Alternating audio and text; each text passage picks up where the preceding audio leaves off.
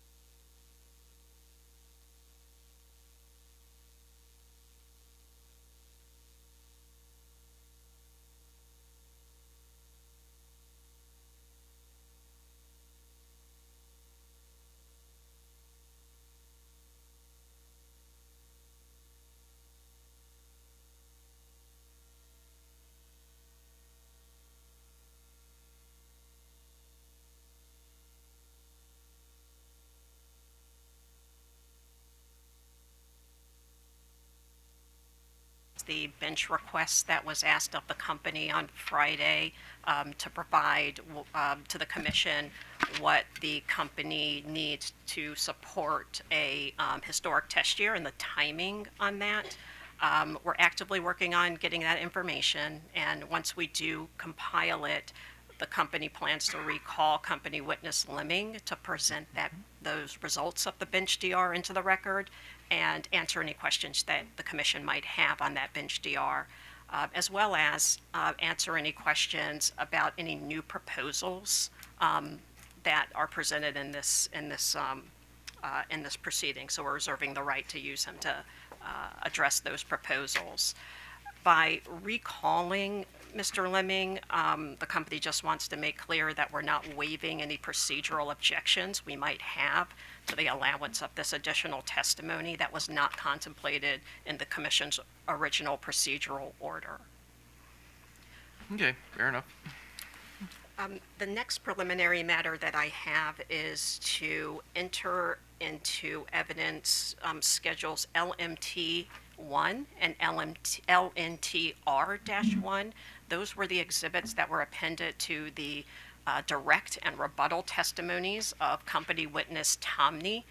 This was the one that you may recall the print was too small, and the company offered to refile a version that has the numbers enlarged. We did file that right before 9 o'clock this morning, so it is now in the record.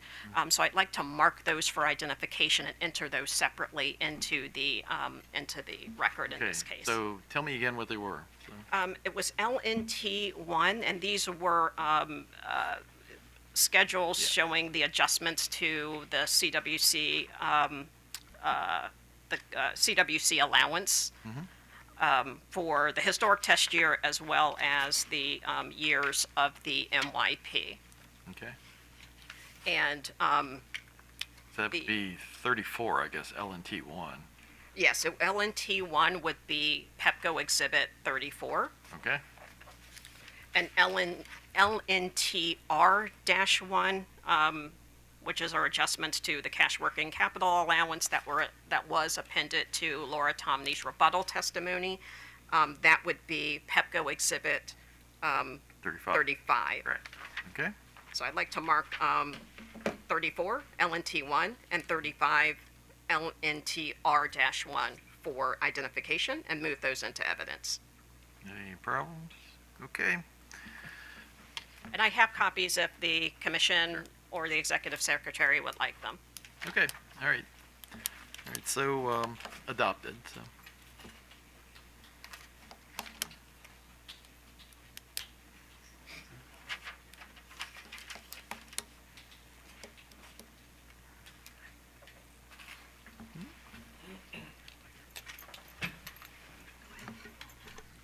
And those are the complete the company's preliminary matters. And Mr. Chairman, if you're ready, Pepco's ready to call its next witness whenever you are. Yes, go ahead. Okay, Pepco would call Lance Schaefer to the stand. Here's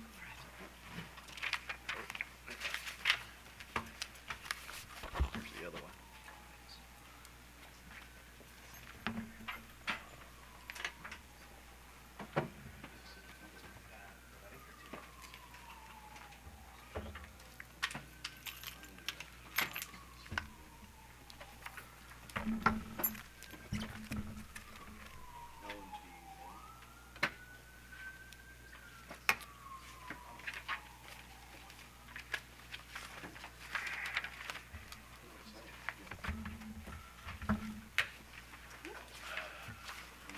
And Mr. Court Reporter, if you could please swear the witness.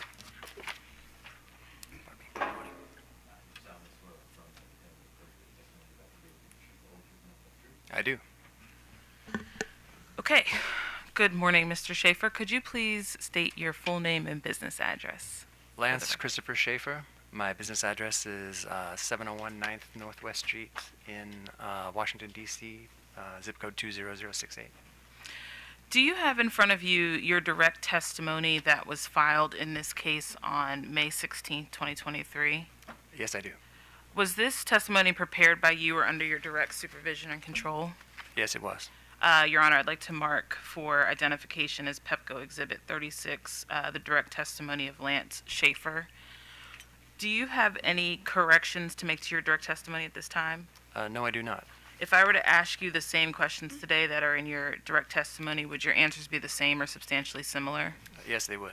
Your Honor, I'd like to move that Pepco Exhibit 36 be admitted into evidence. So admitted. Mr. Schaefer, do you have in front of you your rebuttal testimony that was filed in this case on January 26, 2024? Yes, I do. Was this testimony prepared by you or under your direct supervision and control? Yes, it was. I'd like to mark Lance Schaefer rebuttal testimony for identification as Pepco Exhibit 37. So marked. Do you have any corrections to make to your rebuttal testimony at this time? No, I do not. All right, if I were to ask you the same questions today that are in your rebuttal testimony, would your answers be the same or substantially similar? Yes, they would. Okay, Your Honor, I'd like to move that Pepco Exhibit 37 be admitted into evidence. So admitted. Okay, and we have brief live rejoinder. Okay.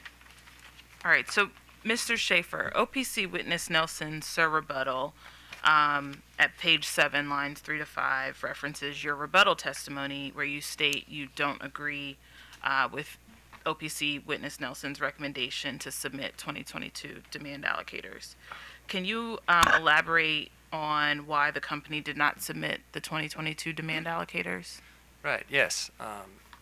One thing I'd like to highlight here is that there's a significant difference between the demand data that we use for the development of the allocation factors in the class cost of service and, say, billing determinants, for example, which are typically available after a certain amount of time after a historical period has passed, right?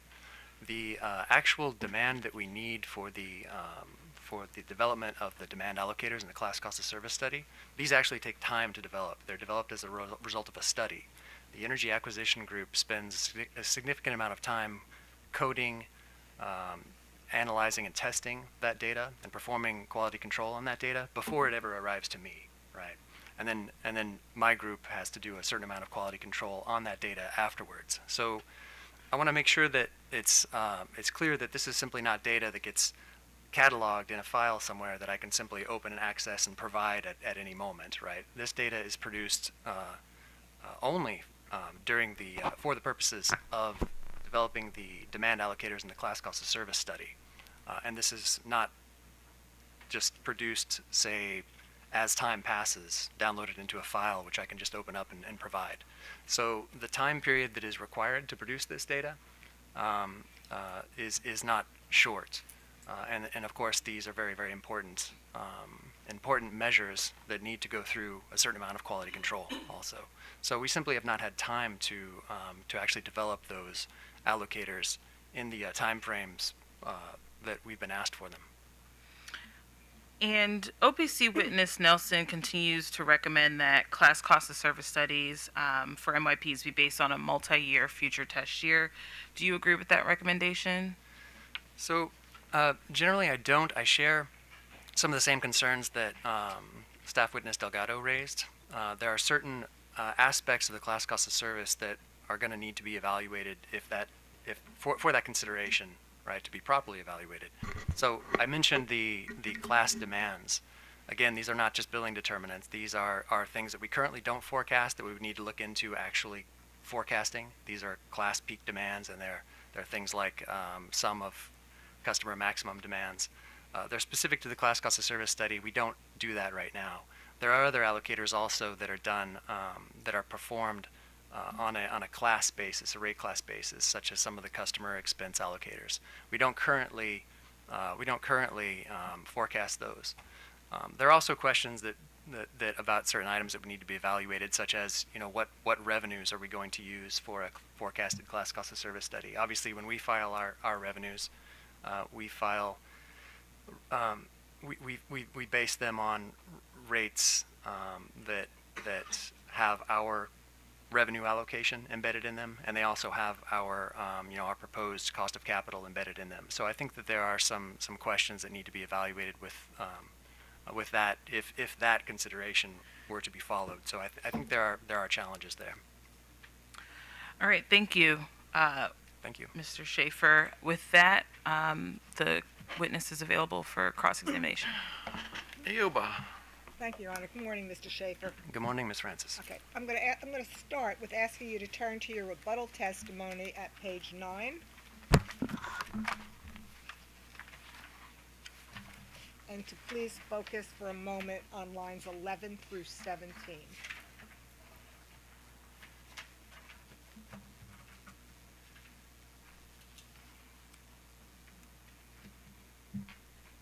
Okay, I'm there, thank you. On the reference lines, you suggest that AOBA witness Bruce Oliver's argument regarding the out-of-date nature of Pepco's class cost of service study results is based solely on the company's use of 2 bridge years.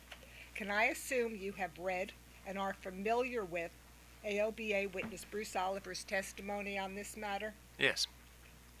Your Honor, I am going to ask the witness a couple of questions on Mr. Oliver's testimony. Since Mr. Oliver is going to be up today, I think it's best if I just mark the whole testimony and I'll admit it when he takes the stand rather than doing it piecemeal. Is that okay? Sure. Okay. I gave this morning, I gave the court reporter as well as the executive secretary copies of Mr. Oliver's testimony. I'm about to hand the witness a copy of Mr. Oliver's direct testimony.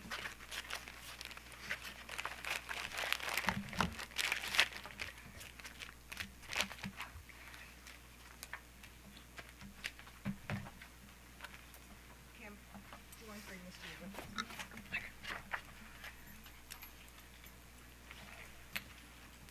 Your Honor, at this time, I would like to mark the direct testimony of Bruce R. Oliver, the direct testimony as AOBA Exhibit 9 is the number I have. Yep. Okay.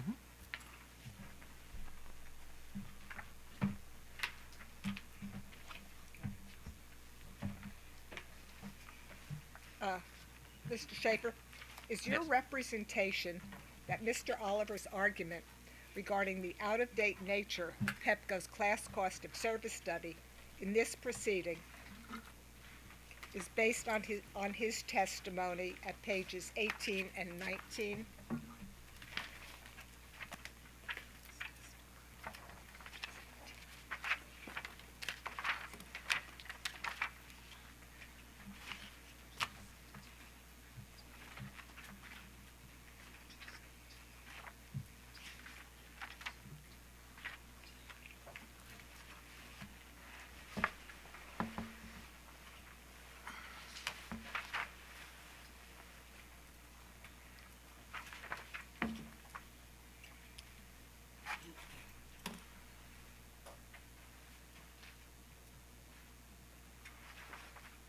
It's at least in part based on this passage, yes. Now I'm going to ask you to please turn to page 55 of Mr. Oliver's direct testimony.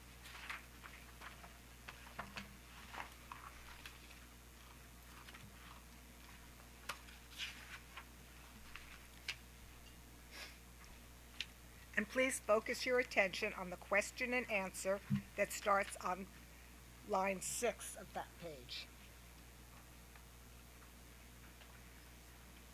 I'd like to take a moment and read those lines.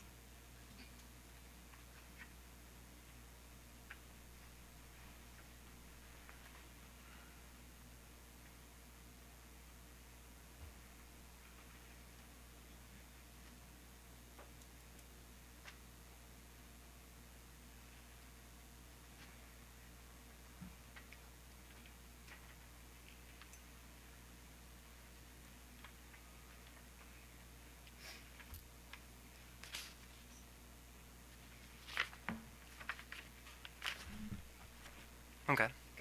Now, does the discussion on lines 12 to 15 on page 55 identify the influences of declining KWH deliveries and minimal customer growth for non-residential classes as an additional concern when considering the representativeness of Pepco's reliance on class cost of service results for 2022 throughout the period for which rates are set?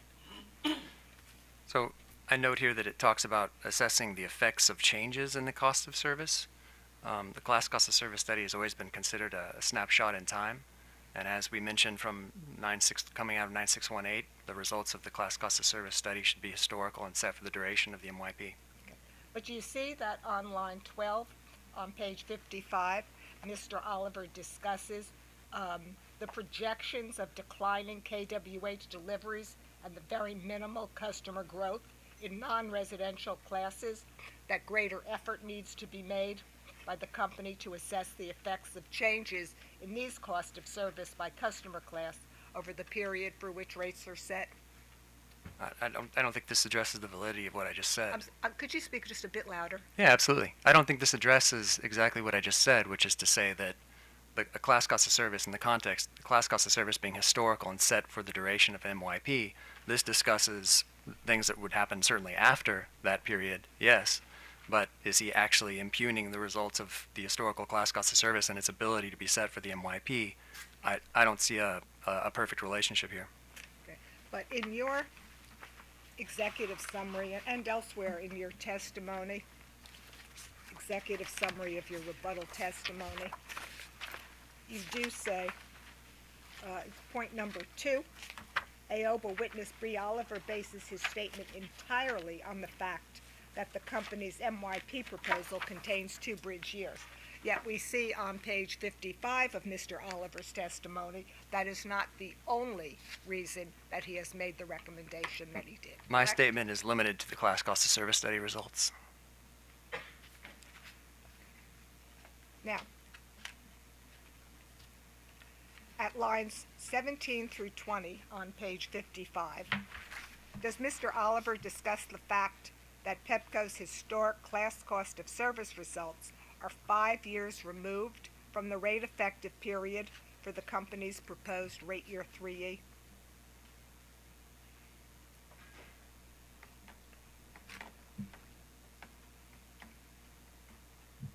It says in this case that the commission is asked to set rates for the MYP on the basis of cost allocation results. I mean, I'm reading the statement here, Ms. Francis, but that are 5 years removed from a proposed rate effective period. So the answer to my question is yes, correct? Objection asked and answered. Now, at page 10, lines 2 and 3 of your rebuttal testimony,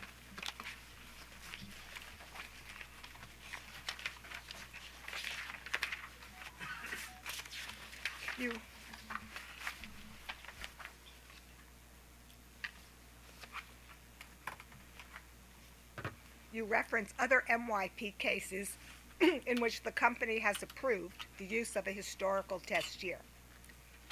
Can you tell the commission which of the 3 prior cases that you reference, case number 9645 BG&E, case 9655 Pepco, and case 9692 Delmarva, involved the use of 2 bridge years between the historic period on which the class cost of service study was premised and the first MYP rate year? I believe none of those do. Am I correct that none of the 3 prior cases that you reference on line 3 on page 10 include a request of an extended rate year 3 or an MYP rate effective period that extended 57 months, 4 years and 9 months, beyond the historic period used for the utilities filed class cost of service study? That's my understanding, Ms. Francis.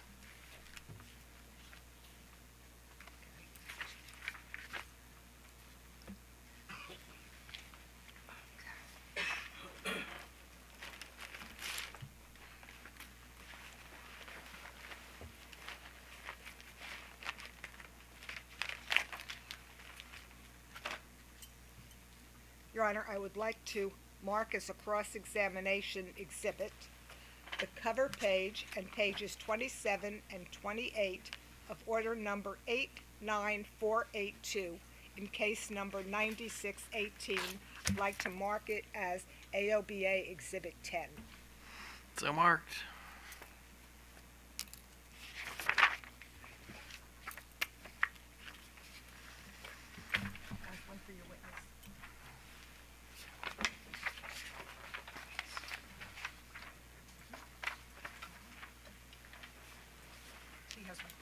Oh, thank you.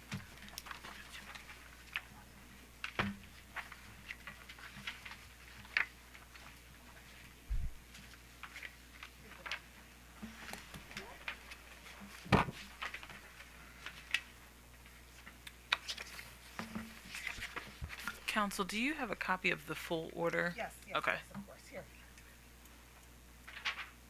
Would you like to see it now? No, that was me. Okay. Just wanted, Okay. yeah.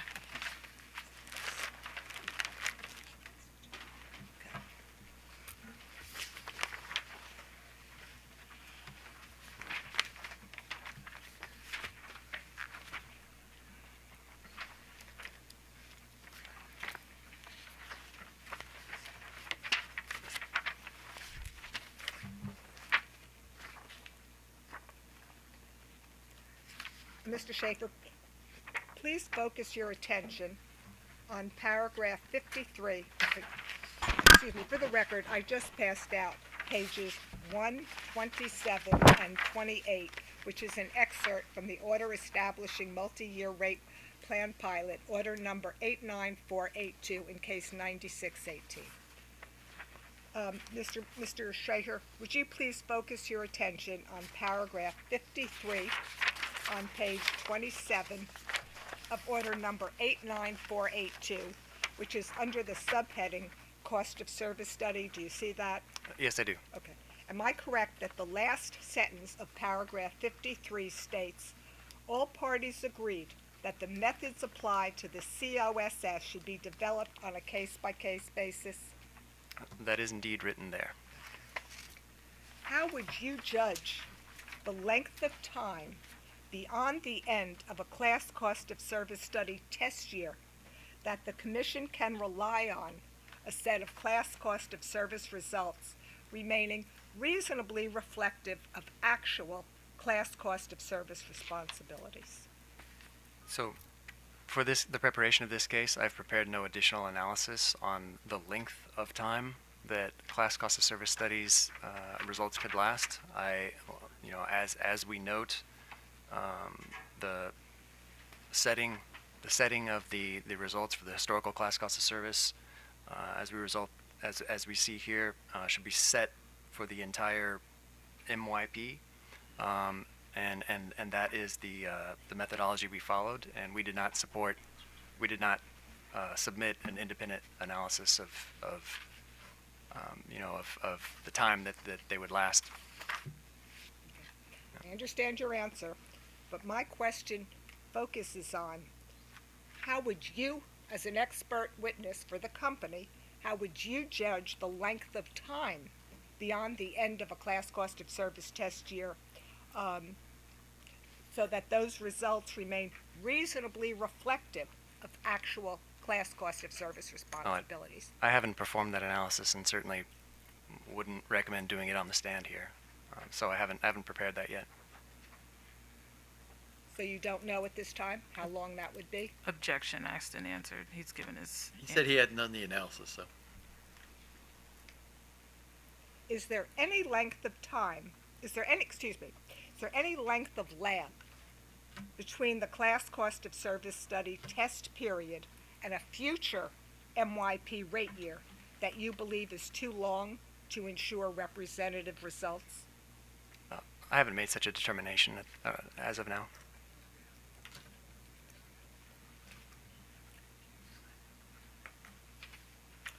Would you accept that there is nothing in the Commission's determinations in case number 9618, order number 89482, that discusses or addresses a situation in which the first year of an MYP is lagged 2 years from the period used for the class cost of service study test year? I don't remember any indication of periods being addressed in this order.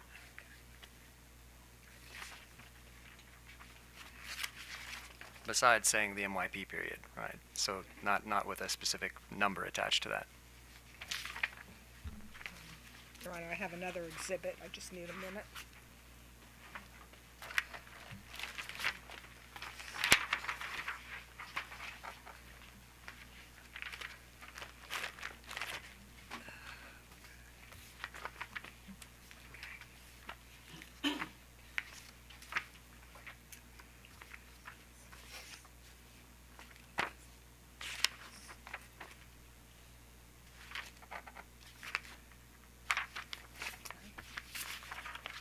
Your Honor, I am going to ask the witness a few questions on witness Blazunis's PRB-7, and I have a copy for the witness. I am not going to mark it as an exhibit because it will come in directly right after Mr. Schaefer leaves the stand, so I was not going to mark it as an ALBA exhibit unless you wanted me to.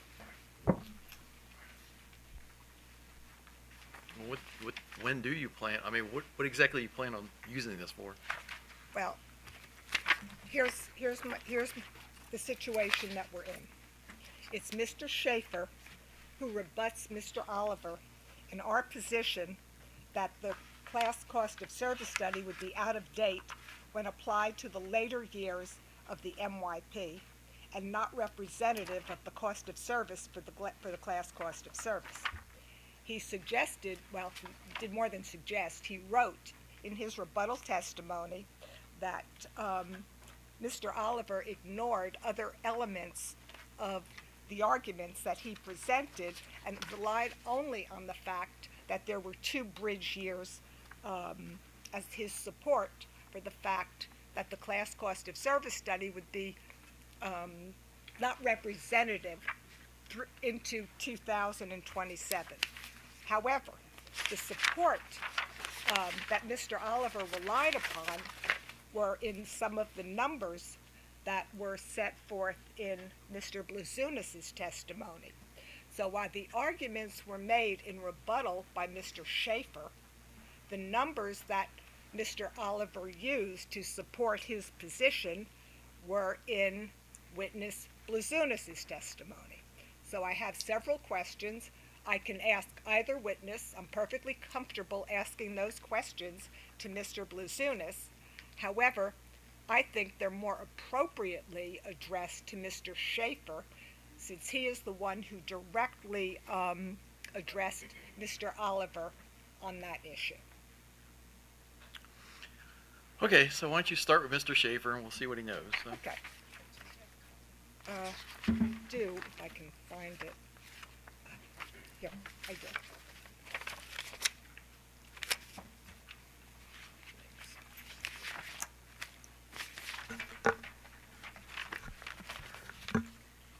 Now, I'd like you to look at what has been previously marked in his filed testimony was witness Blazunis schedule PRB-7,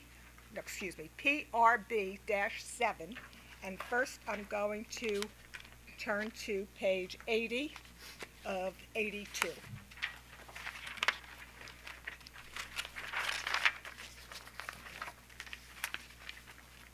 In the bottom half of the data presented on this page, witness Blazunis addresses the GTLD rate class, and on lines 1, 2, and 3 of that page, witness Blazunis shows forecasted billing determinants for each proposed MYP year for the GT rate class. Is that correct? Do you see that? Yes, I believe I'm at that Okay. spot Wait. you've described. Okay. Would you agree that the forecasted numbers of GTLD customer charge billing units is essentially flat over the years shown? So if we want to be precise, rate year 1 shows 3,291, rate year 2 shows 3,300, rate year 3 shows 3,300, and rate year 3E shows 3,300. Correct. Now, so you would see that between rate year 1 and rate year 2, there is a forecasted growth of 9 customer months, or less than 0.3%, and there is no growth rate after rate year 2. Is that correct? I'm going to just object again. Mr. Schaefer is not the witness that sponsors this exhibit to ask him to opine on the growth numbers and changes. That may be something more appropriate for witness Blazunis. Well, why don't I just ask him to accept that subject to check? And I'm sorry, what were you asking me to accept? I am Subject to check asking you, again. between rate year 1 and rate year 2, there is a forecasted growth of 9 customers for customer months. Is that correct? Yes, as I read earlier. Okay. And would you accept subject to check that that's 0.3%? Certainly. Okay. And there is no growth after rate year 2? Correct. Okay. You are talking of customer month growth Correct. and only customer account growth.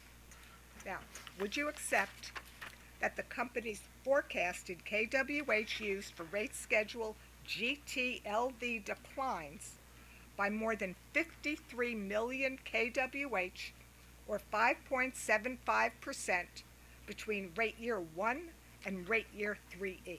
Would you accept that subject to check? Counsel, what line are you on? I am looking at the company's forecasted KWH use. Okay. You can see, do you see that? Yep. Okay. Declines by more than 53 million KWH or 5.75% between rate year 1 and rate year 3E. Would you accept that subject to check? So the numbers I'm seeing here appear to correspond to your description. Now, please turn to page 77 of 82.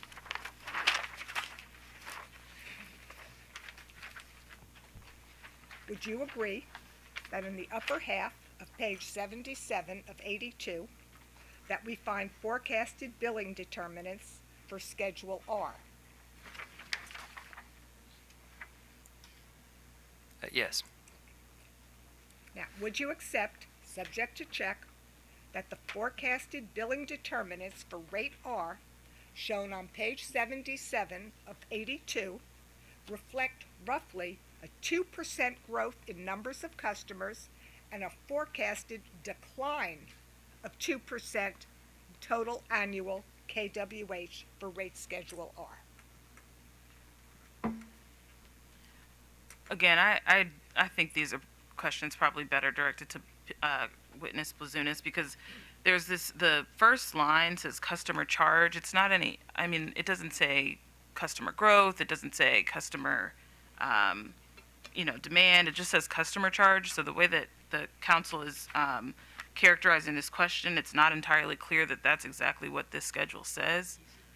So I object again and think these are better questions for witness Your Honor. Blazunas. Okay, I have this question, one after, in regard to these numbers. Again, I am certainly prepared to ask the next witness about them. However, this witness, Witness Schaefer, is the one who specifically rebutted Mr. Bruce Oliver. I understand. So you're just asking him to identify numbers on the schedule, that they exist, correct? I am asking him to identify that for rate schedule R, these numbers show a 2% growth in numbers of customers as well as a forecasted decline of 2% in annual KWH for rate schedule R. And you can identify that? So there are summer and winter KWH.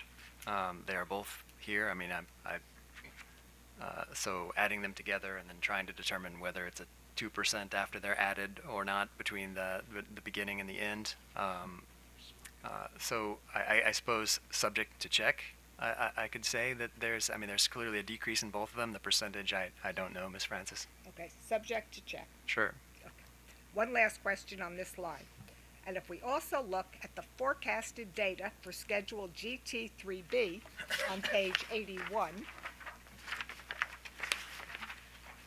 of 82, would you accept that we find no change in the number of customer charge billing Sorry, units? one moment, Ms. Francis, sorry. Thanks. Page 81 of 82. Okay, and the class you were referring to was Schedule GT-3B. 3B. Okay. All right, And thank you. would you accept that we find no change in the number of customer charge billing units, it's constant at 108, but a more than 20% decline in KWH use, subject to check? Okay, for the first, clearly the the number 108 is in each year, so I can identify that there's no change in the 108 in each year. And would you accept, subject to check, that there's a 20% decline in KWH use? It appears subject to check that that's approximately the decline. Thank you. One last question. Am I correct that the company has provided no analysis that shows the effects of these differing forecasted growth rates by rate class on the company's cost of service by rate class for the future MYP rate years? So you're asking me if I have looked at the changes in the forecasted billing determinants and if I have somehow applied them to the historical class cost of service study, which covers the 12 months ending March 31st, 2022. Is that the question? I'm asking you if the company has provided an analysis in the record of this case that shows what these effects of these different forecasted growth rates by rate class on the company's cost of service by rate class for the future MYP rate years. Oh, we have not performed a future class cost of service I have performed an historical class cost of service, not a future class cost of service. So no, I have not submitted anything that indicates a change to a study I have not performed. Your Honor, that is all the questions I have. I think I would like to move the admission of AOBA Exhibit 10 into evidence. No objection. So moved. And I'm concluding my thought. What's that? I've concluded my thought. Sure, okay. OPC. Thank you, Mr. Chairman. Good morning, Mr. Schaefer. How are you? Good morning. I'm all right. How are you doing? Good. My name is Jacob Auslander, and I'm going to be asking you a few questions. Before I start the substance of my questions, can you just briefly explain to me what a class cost of service study is? Well, sure. A class cost of service study has several different purposes, but a class cost of service study will look at a designated period and will attempt to determine for lack of, I'm probably being boring here, but the cost of service to the individual rate classes over that period. I can, if you have more specific, questions Yeah, about that. I do. Let me ask you, why is a class cost of service study needed in a rate case? What's its purpose? Well, we're talking about in a rate case, what we have done is we have looked at an historical period, and we've determined over that period the class cost responsibilities for the overall system, right? So you're looking at each individual rate class, determining the costs that are associated with providing service to that class. You're getting some valuable results, such as their actual returns and then their returns in relation to the system. And then you're getting some valuable information about unbundled costs, unbundled unit costs, such as customer-related cost, demand-related cost. And would you agree that the results of a class cost of service study would be accurate as of the period that it examines? I'm not sure I understand your question. Sure. You mentioned that you conduct a class cost of service study for using data from a designated period. Right. And so would you agree that the results of that study then would be accurate as of that designated period's data? So there's probably a couple of different sections you might have to get a little more detailed. I'll say it in relation to ours, right? The study that we produce. We produce a historical class cost of service study, and so the results from that period are describing a certain historical period. They're serving as a snapshot in time of the returns and of the unit costs of those classes.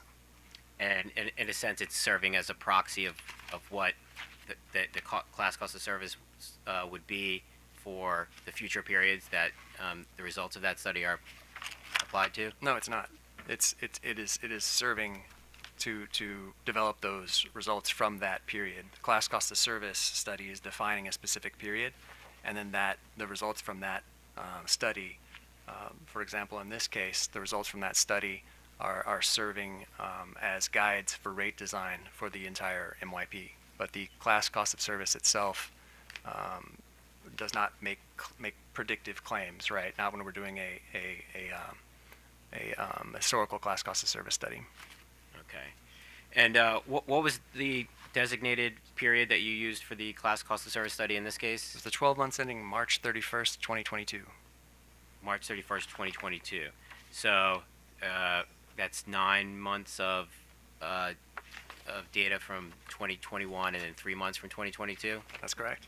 Okay. Do you remember what historical test period you used in the previous multi-year rate plan case number 9655? I believe it was March 31st, 2020, the 12 months ending. Okay, yeah, that's what I have as well. And subject to check, because I'm not going to ask you to remember, or maybe you do. Do you know what date Pepco filed its first MRP on? If I told you it was October 26, 2020, does that sound right? Wait, October.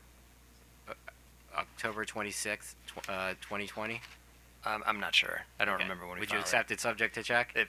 If you've checked it, I have. Mr. Auslander, you seem like an honest guy. Right. Um,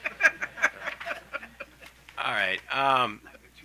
And then I think that you've just mentioned that the class cost of service study is that you performed in this case is set for the duration of the MYP. that's correct. Okay. Let me ask you that. What does it mean to base a class cost of service study on a given year's demands? I'm sorry. Do you mean? Could you explain that a little bit? Yeah, you use demand to inform the. I mean, that's one of the factors that you look at in the class Yes. cost of service study. Yeah. I'm just asking you, what does it mean to use that input in a class cost of service study? Okay. I'm still not 100% sure that I'm at your question, but you can redirect me Sure. or something. So obviously, demand is an important input into the class cost of service study. We take class demands and we develop a number of demand allocators that we use in the class cost of service study, right? So traditionally, when we filed traditional test year demands, we have used a historical calendar year demand, and then based on in this particular proceeding, based on the recommendation of staff, we've been using a 4-year average per customer demand to develop our demand allocators, which are used in the study. So, if that is getting at your question, Mr. Auslander, I is. hope. I mean, we're using demand, the demand that we use, whether it's for a calendar year or whether it's the 4-year average per customer demand. Those demands are forming the basis of the allocation factors, which then go into the class cost of service study, and then anything that's allocated based on a demand allocation factor is the inheritor of that. And then I guess ultimately that is that factors into the ultimate rate design in the case. So the class cost of service is a tool that informs rate design, right? It's not necessarily a prescriptive tool, right? We know that when we perform a class cost of service study that, typically commissions don't take the results of the class cost of service study and translate them, 100% into recommendations, and we certainly don't for rate design, right? But they are a tool. They're one important factor that goes into the rate design. Okay, thank you. I'm going to hand you an exhibit that I'd like to ask you a few questions about.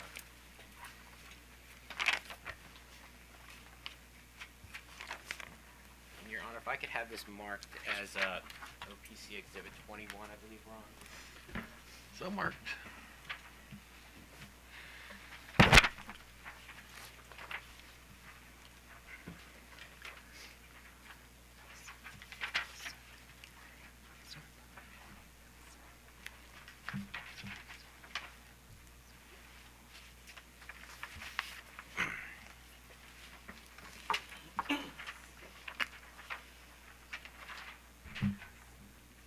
And I'll just help you identify this.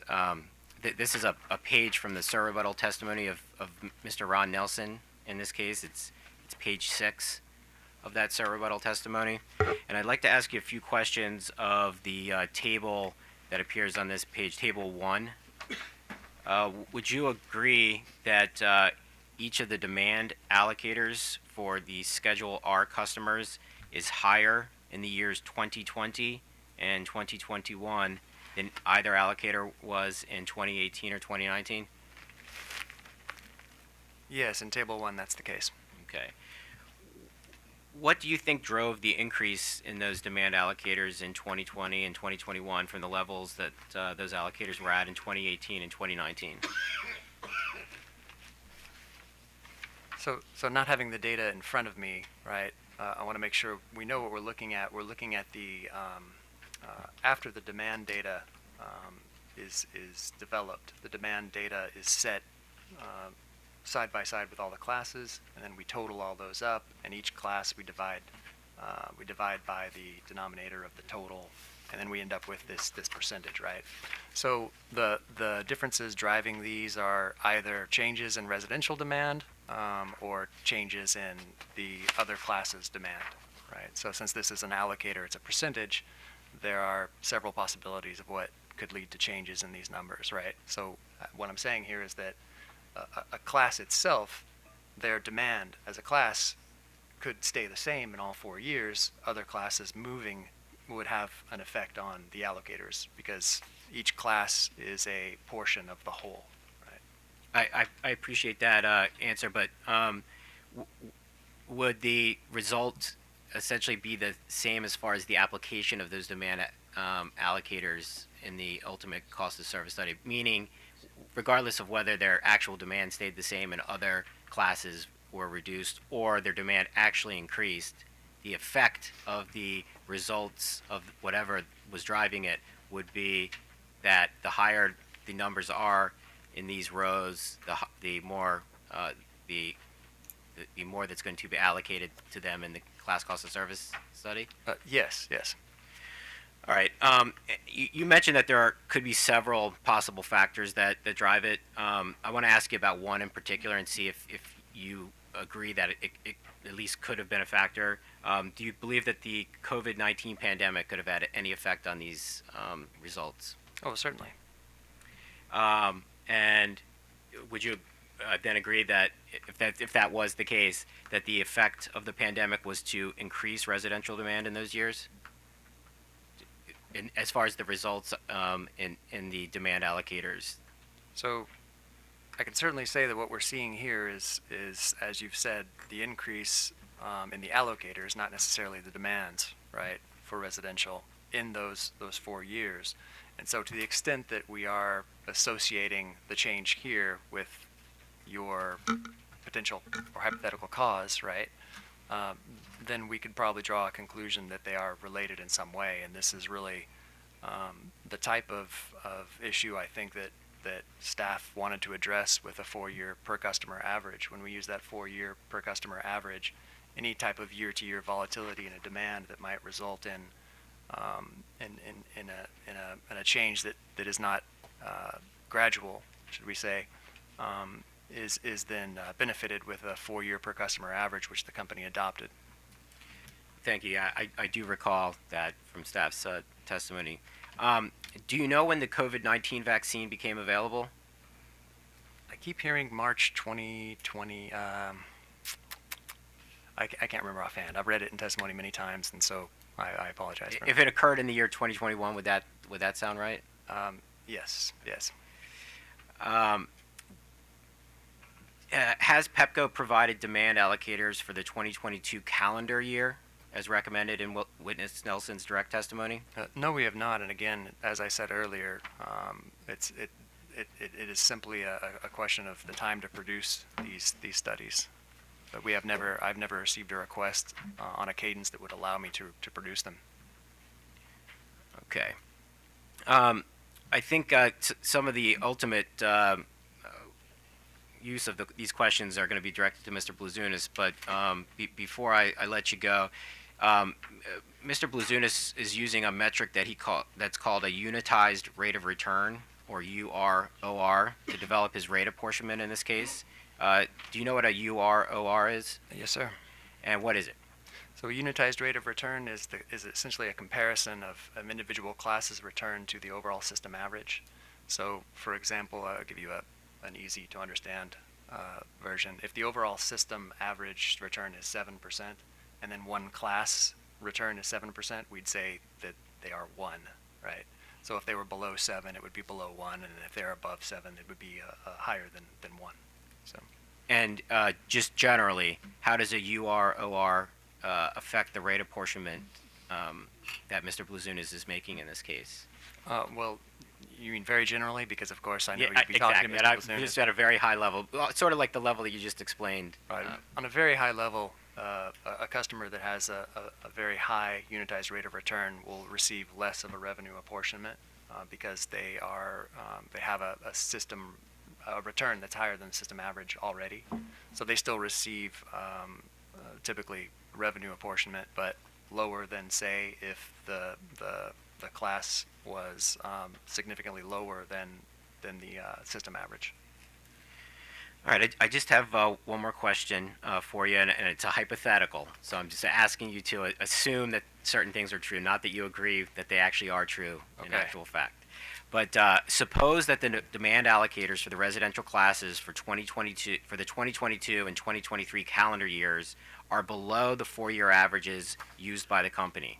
If that was the case, would you agree that if those lower annual figures were used rather than the company's 4-year averages, that the class URORs for Schedule R prior to apportionment could increase? Well, I think this goes back to what you were saying earlier, right? There are other factors besides a class's individual amount of demand that influence this. For example, it's kind of interesting, but when we look at 2018 versus 2020, we see that on a per customer basis, the demands for the residential class were higher in 2018 than they were in 2020, right? And we think, hey, everybody's working from home. Why aren't the demands higher in 2020 than they were in 2018, right? So there's not that clear relationship that we can establish between, if the demands for the classes are a little bit lower, would their costs, what would happen in relationship to the allocation factor that they have here? And that's the same thing that we see actually for 2021, where the residential demands were lower, but their allocation factor that Mr. Auslander pointed out was actually higher than it was in 2018 when the residential demands were actually higher. So higher demand does not always equal higher allocation factor. There are other factors. But would you agree that if the demand allocators are higher, and those figures were used, that the class URORs would also be higher? So if the allocation factors were higher? Yeah, if the numbers in the chart on OPC Exhibit 21, if these if the demand allocators were higher, then that's going to lead to I guess it would lead to a higher URO, or is it inverse? No, I think you reversed it, because we're talking about the cost that's allocated to residential. So generally speaking, the more, and this depends on the revenue also, right, Mr. Auslander? It's not just cost, right? It depends on how much revenue we're getting in from the class as well. But generally, if you're speaking on the basis of costs allocated to a class, if this allocation factor is higher, more costs have been allocated to that class. If this at least demand, because this is what we're talking about here, right? We're looking at demand allocation factors. So the demand allocation factor is higher, then more demand allocated plant and related infrastructure and cost will be higher as well, right? And you're asking me to say, would that result in a UROR that moves in a specific direction? Again, there's a whole other side to this. There's the revenue side. So without looking at that, I really can't answer your question. Okay, well, thank you very much. And thank you. No more questions for the witness. Prince George's County. Seeing none. Walmart. No questions. Staff. Good morning, Mr. Schaefer. I don't believe we've met before. My name is Ruthie Herman, and I'm appearing today on behalf of the Commission's technical staff. Well, very nice to meet you, Ms. Herman. I've seen your name many times. So. Oh, I'm sorry about that. Oh, no. No problem. Mr. Schaefer, may I ask you to pull out your rebuttal testimony Certainly. and take a look at page 20, lines 15 to 24. I'm sorry, you said page 20 first? Page 20, yes, sir. Okay. And, which yeah. lines? Thank you. Lines 15 to 24. Okay, thanks. And Chair Hoover, at this time, I want to request permission to distribute a copy of that page to the members of the bench and the court reporter. Sure.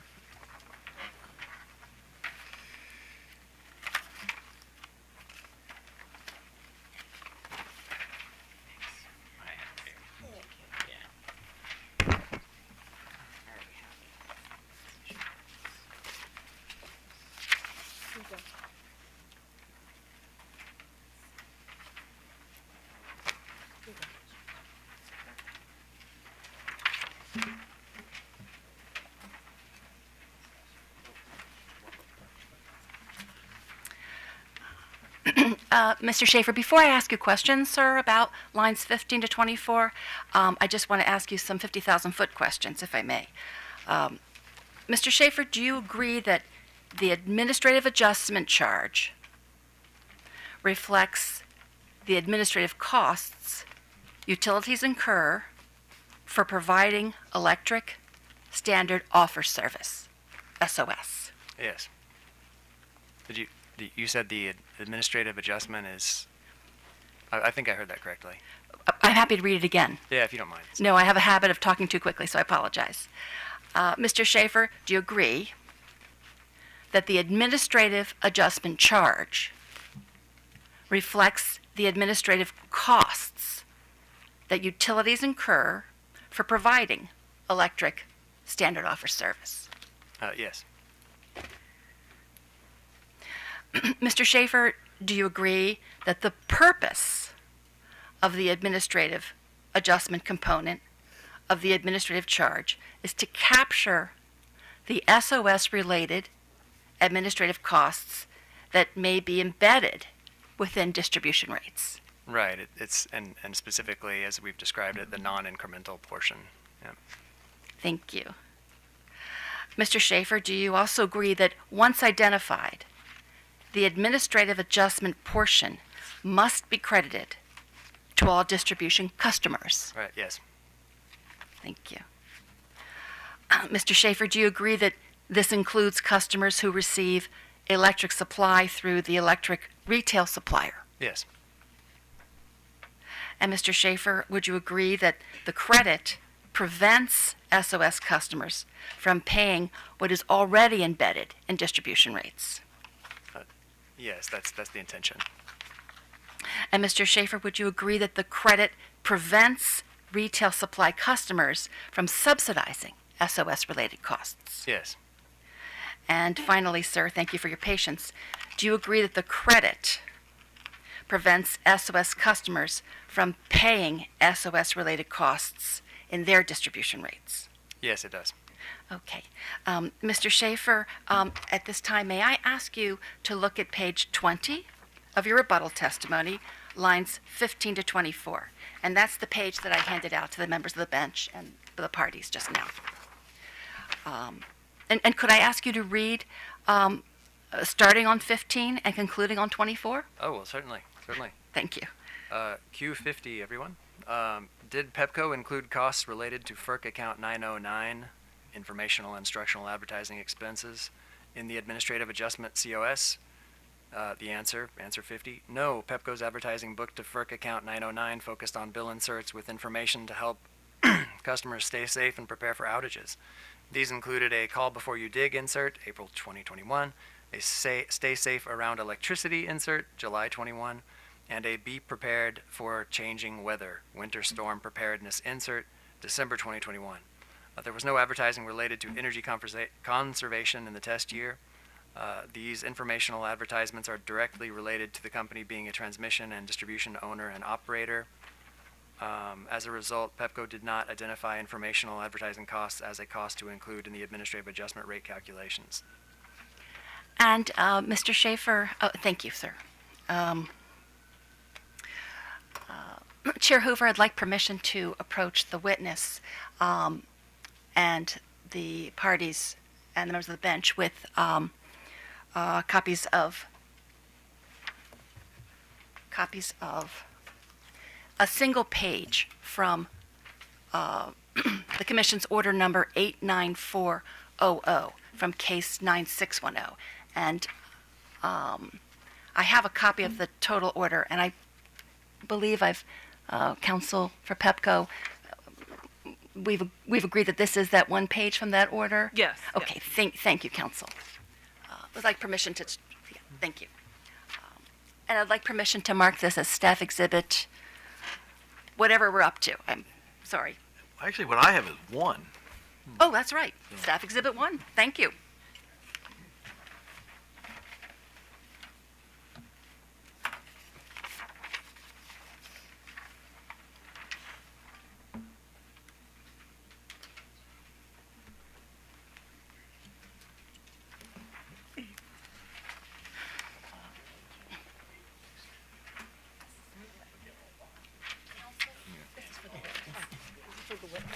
an extra?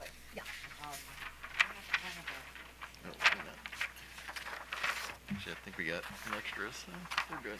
You got one? And just for the record, I've distributed page 39 from order number 89400 from case 9610, mail log 227889. And this is one page from the order of the matter of the application of Baltimore Gas and Electric Company for adjustments to its electric and base rates. And would like to mark this as Staff Exhibit 1, sir. Some work.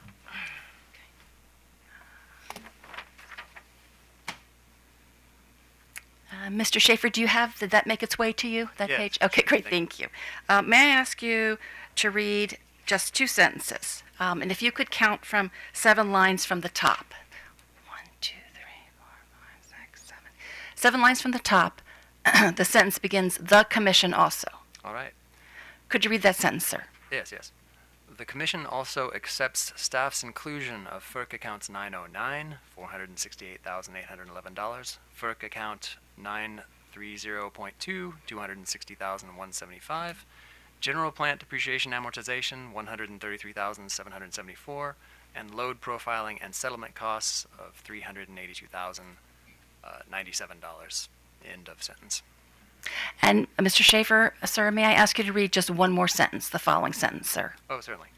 The Commission's determination to adopt BGE's cost allocations as modified in part by staff as discussed above results in $13,569,649 in costs to be allocated to SOS. Thank you, sir.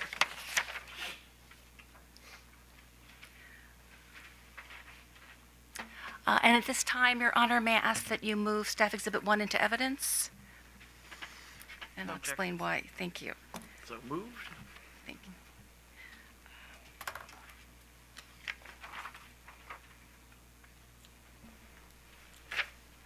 you. Chair Hoover, I'd like to ask permission to approach the witness and approach counsel and the members of the bench with copies of Pepco's response to staff data request number 82-1.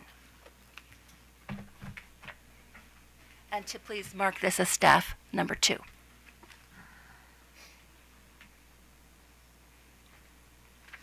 So marked.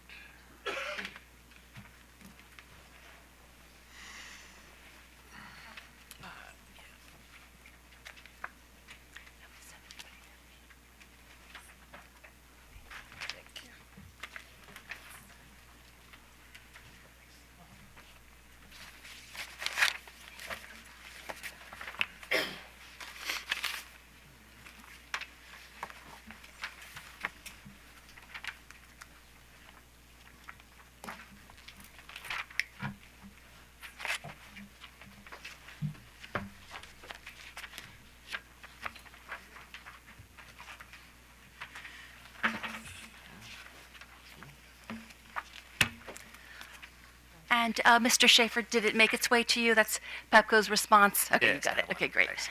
Thank you.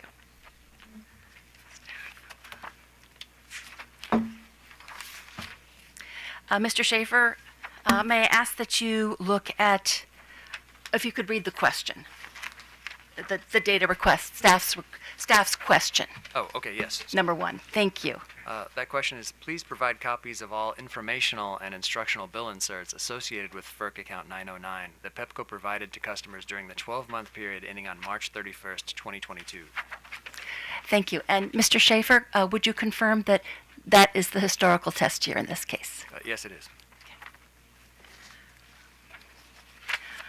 And Mr. Schaefer, could I ask you to look at attachment V as in Victor?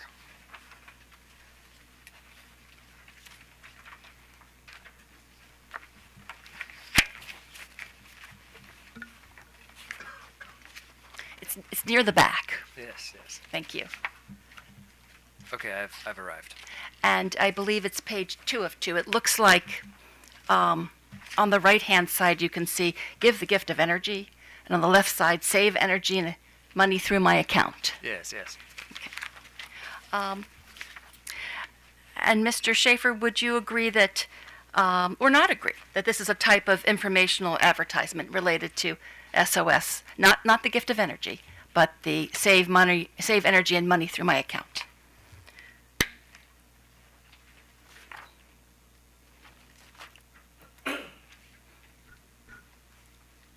And again, I'm referring to the blackened portion that's to the left side of attachment V. And take your time, sir. Thank you.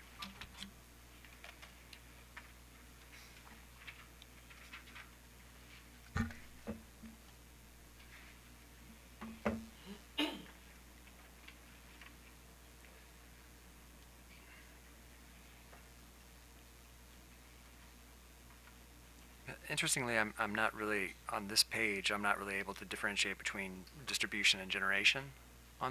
So you were asking specifically about SOS, right? I could be, I'm going to look closer just in case my eyes are, hold on.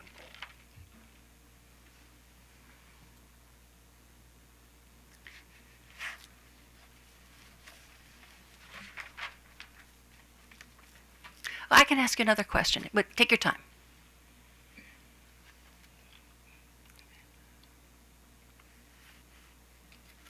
Okay, I don't see a specific reference to just SOS here, but I don't see a lack of well, you know, but I don't see a direct reference to SOS. But go ahead with maybe your Okay. second question. So I'm not really asking for a direct reference to SOS. Maybe I could rephrase this. Could the information there assist customers with SOS, perhaps? So yeah, I think this information could encompass both distribution and generation. Do you think that this is likely a cost that retail suppliers could include in their rates? I think it's possible that they could include a similar type of item. Okay. And again, do we agree that this attachment V, and I'm looking at the chart in the front, came out of the historic test year? Oh yes. And I'd like you, and I'm almost through with my line of questioning. Thank you so much for your patience, sir. No problem. Now I'm going to go to one of the inserts not from the historic test year. It's attachment E, as in Edward. Okay.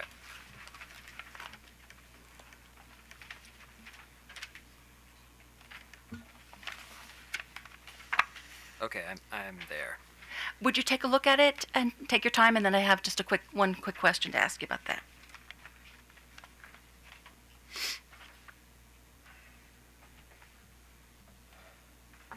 Okay. Okay, and had this been in the historic test year, would this be something that would likely assist SOS customers in understanding their bill? If it had been. If it had been. Sure, yeah. It's If not. if it had been in the historic test year, this is the type of information that would assist customers with their SOS. Okay. Now, earlier, we looked at the order number 89400, the sentences you read there.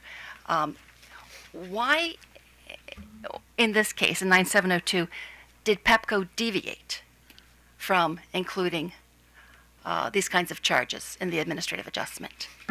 When we looked at that account, we did not initially see any information that would have been related to SOS, and so our choice was, I think logically, since we did not see that at the time, to not include any costs for 909 in our calculation. And do you feel differently now that we've looked at attachment V? So what I would say is that there appears to be a small amount in 909.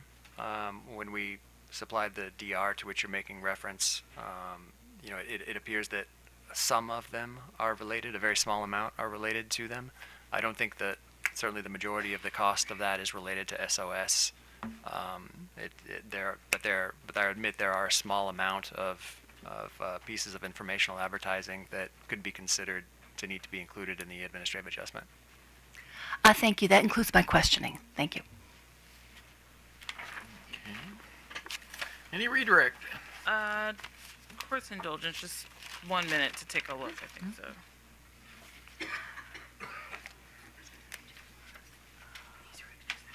Oh, thank you. I made too many copies. Yeah.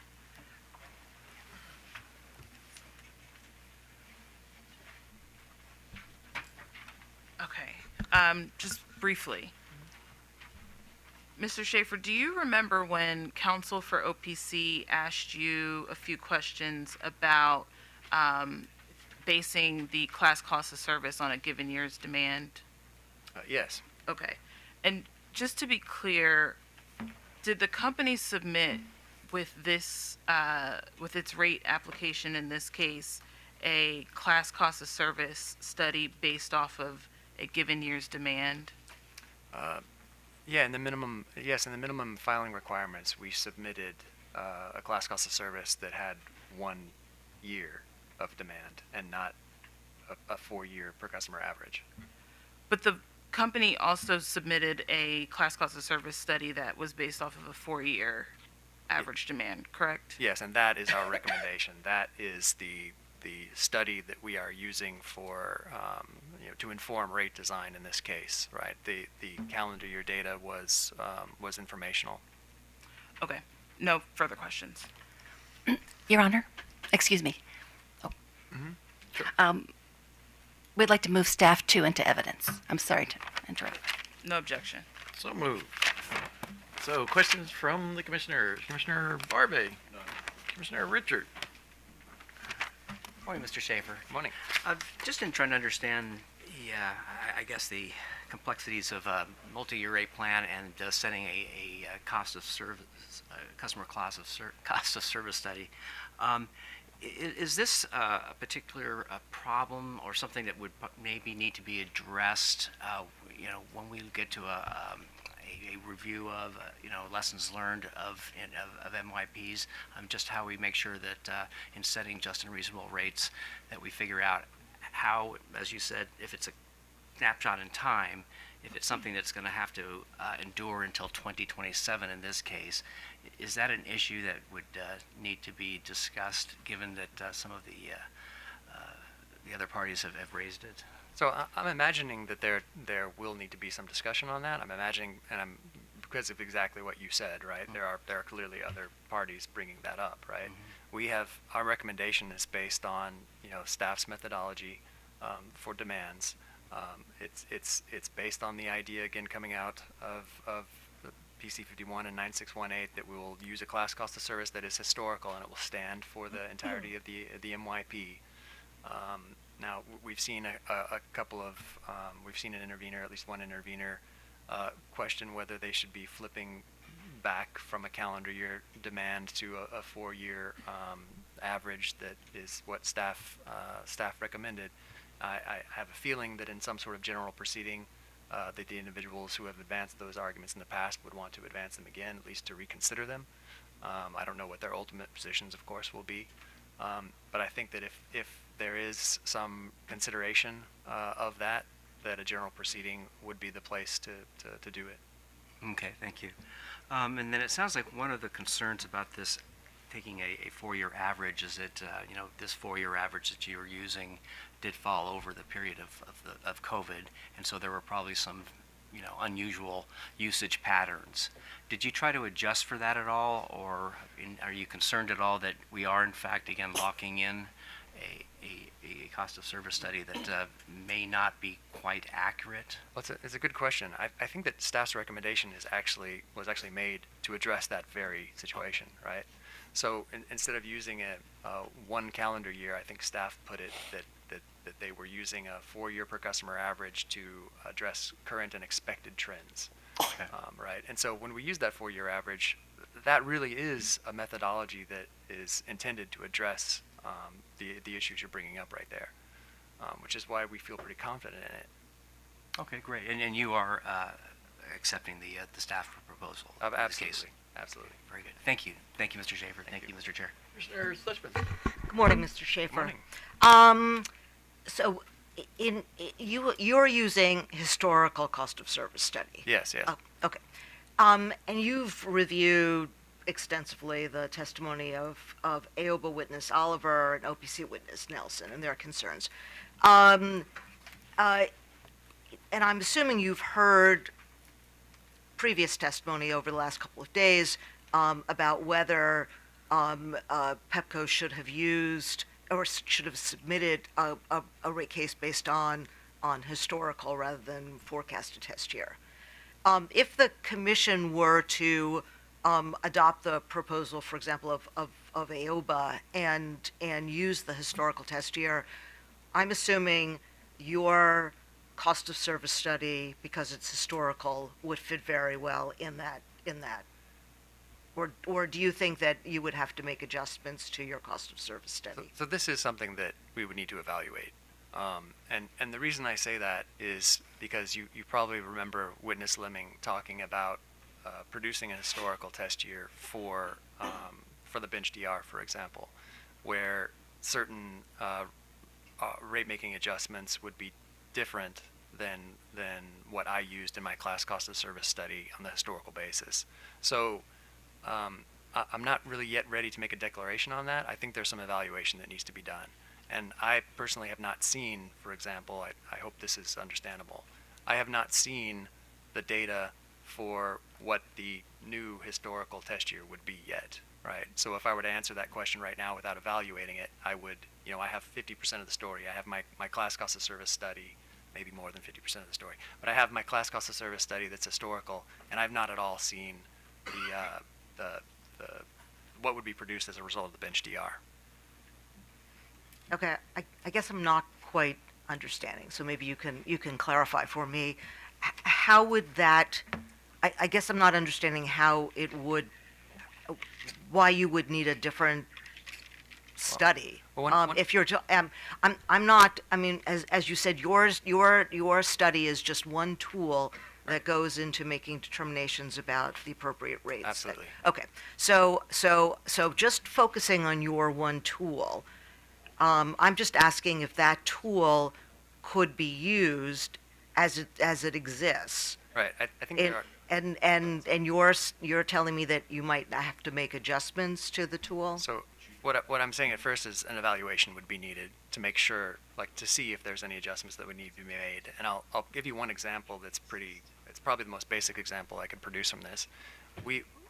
Our support of a multi-year rate plan and the class cost of service that's in that has adopted staff's methodology of a 4-year per customer average, right? Staff's 4-year per customer average was proposed in the context of an MYP in order to smooth year-to-year volatility in demand to represent current and expected trends. Now, will anyone else, we've never used that in Maryland in an historical test year filing, a traditional test year filing, right? We've never used those 4-year average demands. So Okay, what did you use in previous cases where the historical test year was Right. used? One calendar year of data. Okay. So, yeah. So that's and again, it's just it speaks to an evaluation that's necessary. So Okay, and do you have a sense, and I'm putting you on the spot, so you may not be able to answer that. Do you have a sense of how much time and the effort that would involve making the determination about what you need to do? it's going to involve just talking to some colleagues about the test year that they put together for this bench request. So I don't think it's a whole lot of time. Okay. I don't have a number of days or anything, but I don't think it's an extensive amount of time. I do think that other interveners are going to have their opinions about it also. Again, I've adopted staff's methodology for the demands, for example. When we convert that to if you were to convert that to something that was necessary to support the bench DR, I don't know what opinions my friends here are going to have, but we can certainly come up with ours. Okay, thank you. That's all I have. Okay, none for me, so thank you very much. Thank you all very much.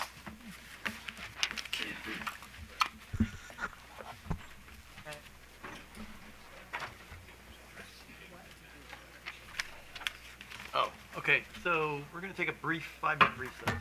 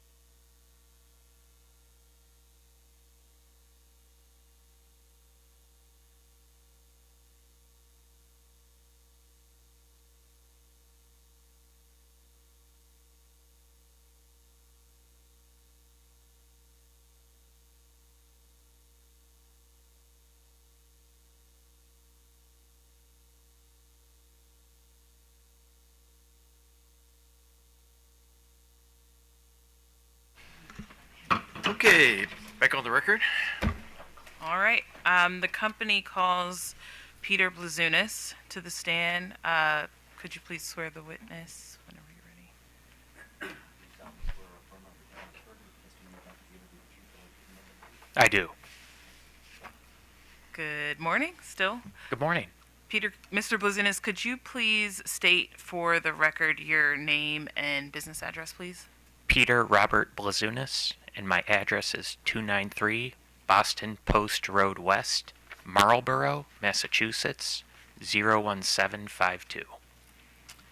And Mr. Blazunas, do you have in front of you your direct testimony that was filed in this case on May 16, 2023? I do. Was this testimony prepared by you or under your direct supervision and control? It was. Your Honor, I'd like to mark Peter Blazunas' direct testimony for identification as Pepco Exhibit 38. So marked.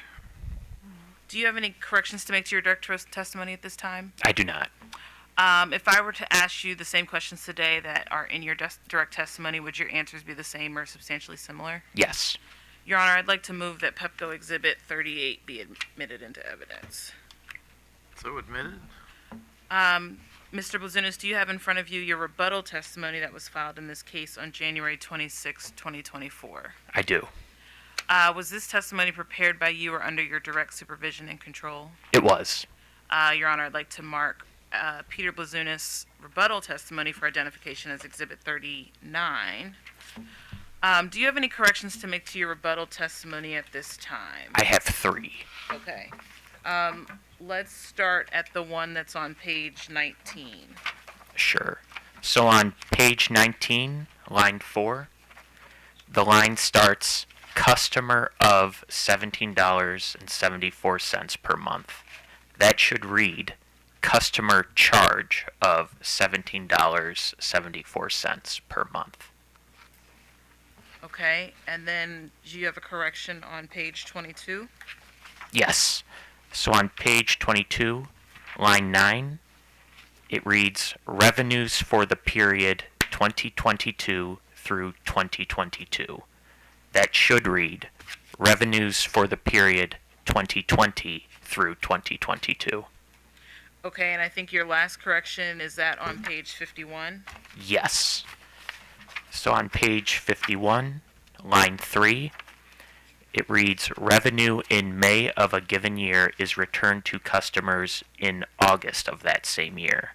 It should read, revenue in May of a given year is returned to customers in July of that same year. Okay, and with those corrections, if I were to ask you the same questions today that are in your rebuttal testimony, would your answers be the same or substantially similar? Yes. Your Honor, I'd move that Pepco Exhibit 39 be admitted into evidence. So moved. And would like for leave to conduct brief rejoinder. Mr. Blazunas, you've had a chance to review OPC witness Nelson's rebuttal testimony. Yes. And OPC witness Nelson has testified on page 21, line 5 of his rebuttal that he recognizes that when the company claimed that its proposal, as well as staff's, more closely adheres to commission precedent in terms of striking a balance between cost causation and gradualism, the company was referring to my bill impacts approach rather than the two-step method upon which I focus in my rebuttal testimony. Do you agree with Mr. Nelson that when you made that statement, you were referring to his bill impacts-based approach and not his two-step method? No, I was referring to both of them. So, and just to make it clear, the quotation he was using in his response comes from page 8 of my rebuttal testimony. The Q&A related to that contains that quote is, what is your recommendation based on these results? And these results are related to the prior Q&A, Q&A 7, which includes a Table 1 revenue allocation results comparison, which includes both the OPC two-step method and the OPC bill impacts-based approach. And then the only other thing I'd note is that within the same Q&A, I do make direct reference in the last 3 lines of that response to the proposed two-step method. And then switching gears to staff witness Hoppeck's rebuttal testimony. Staff witness Hoppeck recommends that the commission accept Pepco's proposed tariff language change for Schedule TN and to transfer the 5 unmetered scheduled GSLV customers to Schedule TN. How do you respond to staff witness Hoppeck's recommendation? The company does not oppose that recommendation. And then another recommendation that staff witness Hoppeck made in his rebuttal testimony was to allocate revenue to the streetlight classes at the same percentage increase as the system percentage increase in revenue. How do you respond to that recommendation? The company does not oppose that recommendation. Okay, and then turning to the discussion on the bill stabilization adjustment, Mr. Blazunas, did you hear Mr. Corsi's examination or testimony yesterday? I did. Did you hear his explanation about how the company's bill stabilization adjustment addresses the issue associated with the overstatement of the effect of solar in the forecast and its effect on customer rates? I did. Could you please address this same issue and how the BSA interacts with that possible over forecasting? Certainly. So within my direct testimony, I have a section related to 4 directives regarding the BSA coming out of the case number 9655 order. And one of those directives has to do with how the BSA interacts with any forecasting errors. And so this whole issue of the potential overestimation of solar within the forecast is a potential forecast error. So if I were to refer people to my direct testimony, I can give a quick cite. It is page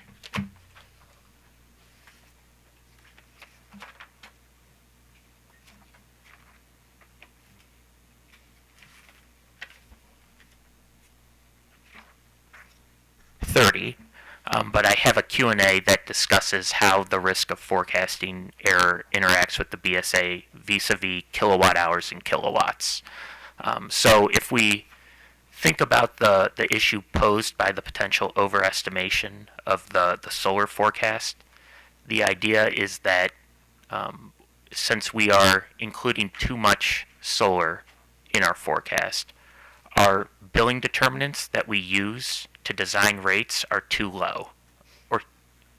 Too low.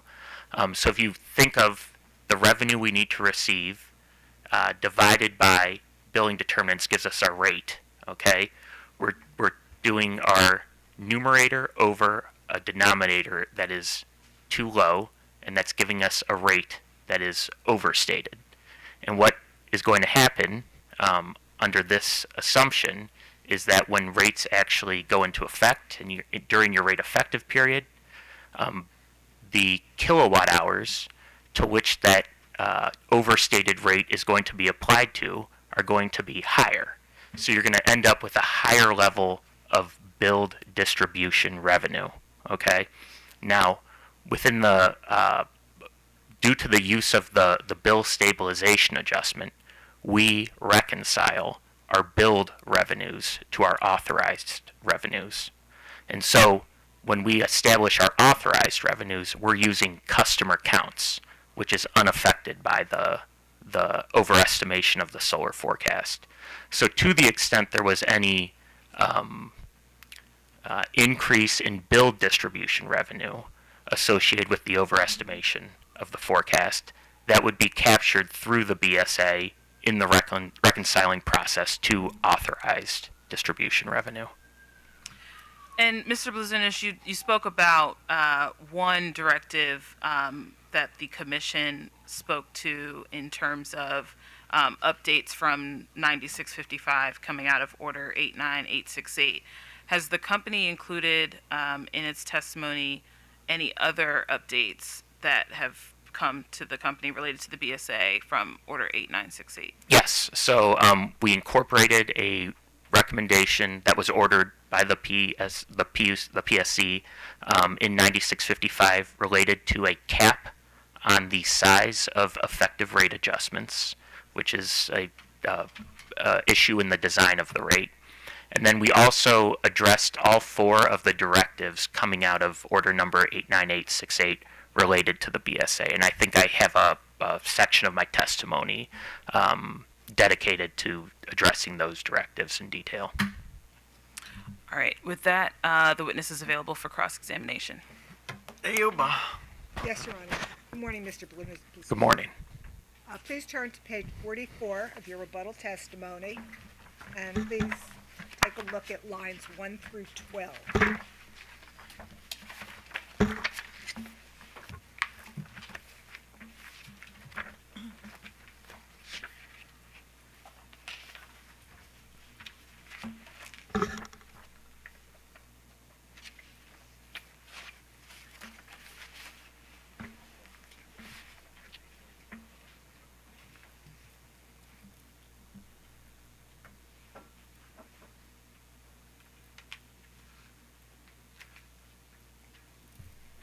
I'm there. Now, am I correct that your discussion on page 44, lines 1 through 12, suggests that AOBA witness Bruce Oliver's proposal for socialized recovery of COVID-19 period revenue decoupling adjustments would represent an inappropriate departure from Commission precedent on this issue? So I would say that my use of the term commission precedent probably was too strong insofar as I am not an attorney. But I do think it is informative that the commission has not considered the socialization of BSA deferral amounts due to COVID in prior MYPs. Do you accept that reductions in electricity use by commercial customers in Pepco's Maryland service territory during the COVID-19 pandemic were the direct result of governmentally imposed restrictions on business and personal activity? Could you restate the question? Sure. Do you accept that reductions in commercial customers' electricity use in Pepco's Maryland service territory during the COVID-19 pandemic were they the direct result of governmentally imposed restrictions on business activities and personal activities? I would accept that some level of reduction would be due to the shutdowns. Is it your position that normal levels of business activity could have been maintained by Pepco's commercial customers despite governmentally imposed restrictions on business activity during the COVID-19 period? Could you repeat the question? Is it your position that normal levels of business activity could have been maintained by Pepco's commercial customers despite governmentally imposed restrictions on business activities during the COVID-19 pandemic? I guess the way I would put it is the businesses would have the level of usage that would occur under the conditions they were ordered to meet. And that would affect, would you agree, the normal levels of business activity? Yes. Now, at page 44, lines 4 through 8 of your rebuttal testimony, you indicate the Commission did not even consider socialized recovery of COVID-19 under recoveries balances in either of the two MYP proceedings for other utilities that you reference. Is it your position that the absence of a consideration of an issue can establish precedent? Objection. That's asking for a legal conclusion from Yeah, this I think witness. so. Yeah, so. I'm sorry. Your Honor, I didn't hear what you said. I'm sorry. I said, I think she is correct. It does call for a legal conclusion, which I check you're not a lawyer, correct? I'm not. Yeah. Your Honor, the witness used the word from Commission precedent in his But testimony. he also explained what he meant by, his non-lawyerly use of the word precedent, so. I'll move on.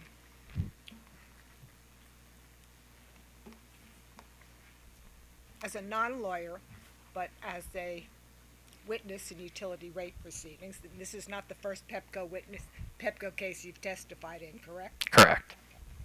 Are you able to cite any other examples of situations in which an issue that was not considered in a case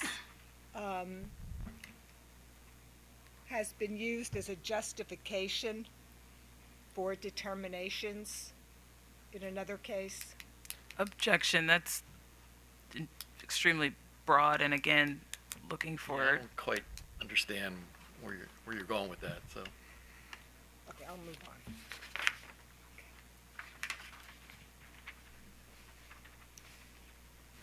Is it your position that all rate determinations for Maryland utilities must be identical regardless of the issues litigated in each case and regardless of the facts presented in proceedings for each utility? No, but I do think that it is informative and helpful to see what has occurred in other proceedings throughout the state. Your Honor, I am now going to pass out 3 cross-examination exhibits. It's in one packet. Do you want me to hand one of these? Yeah, please. Okay. Do you need another one? Yes, please.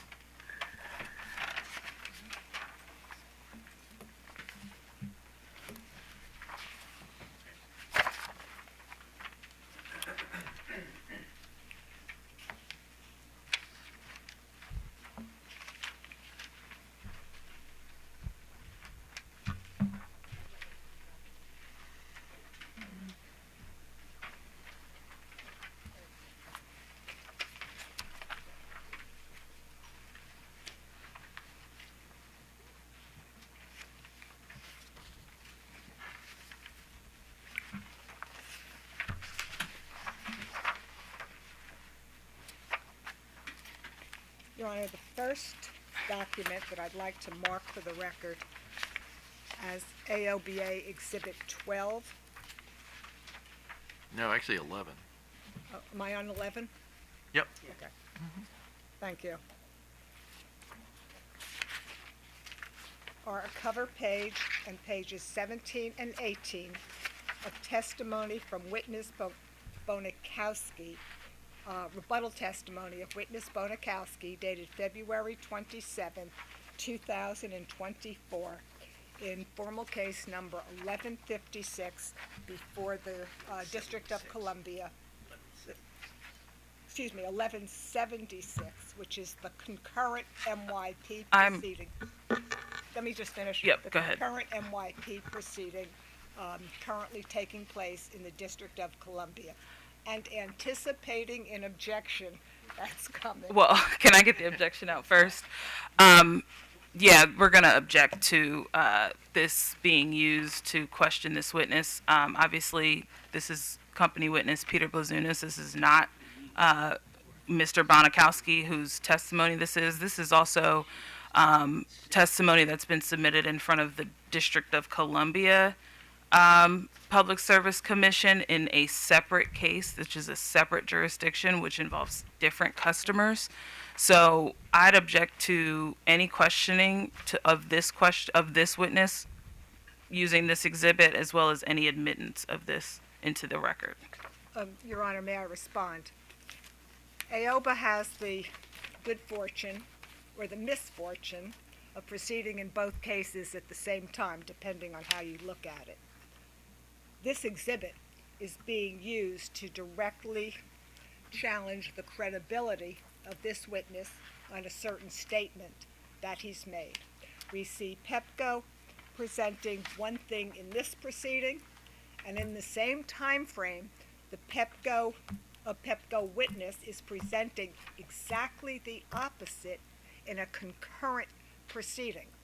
I think I should be allowed to question the witness, and if he can answer, he should be able to answer the questions that I'm going to proceed in regard to this. He's made some statements about, let me find his statement.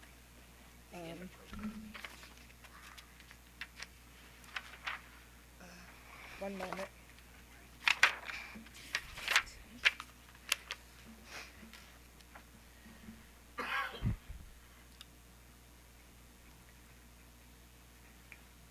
He's made some statements that it would not be appropriate to socialize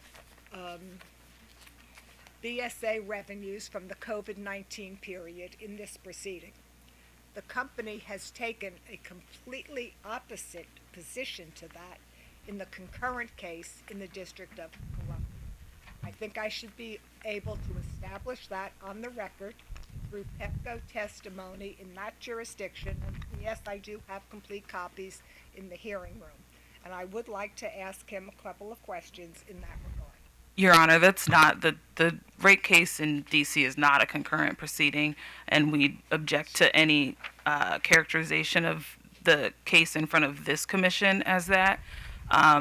Again, it's for a completely different service territory for our District of Columbia customers that we have advanced a rate case, and quite frankly, for AOBA to put, our council to put testimony from that case that has not even been considered by that commission is highly inappropriate and attempt to create an inconsistent statement for this witness who is not a witness within the DC rate case is inappropriate. Your Honor, I don't know what counsel for Pepco means by it's not a concurrent case. The schedules are overlapping, and the cases are running at the same time, although with not the exact dates. We've had testimony submitted in DC. The testimony that I am about to reference, hopefully, has been filed publicly on the District of Columbia website.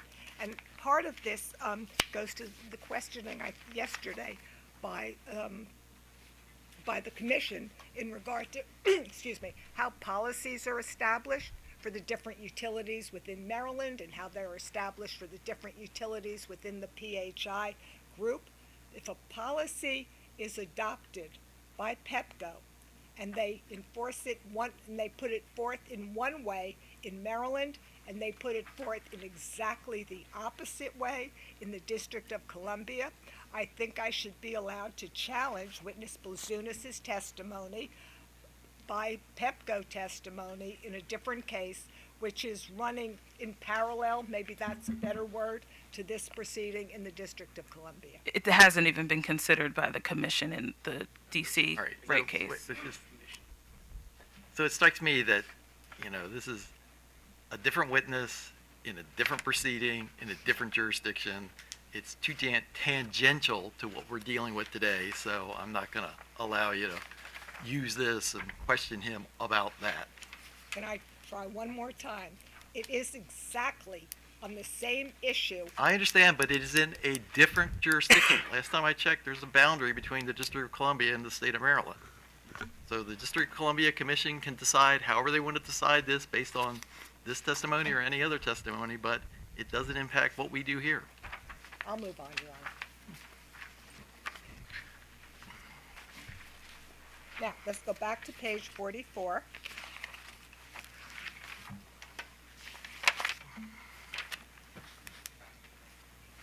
At page 44, lines 11 through 12 of your rebuttal testimony, do you state, quote, that any structural change in revenue decoupling should be considered on a statewide basis?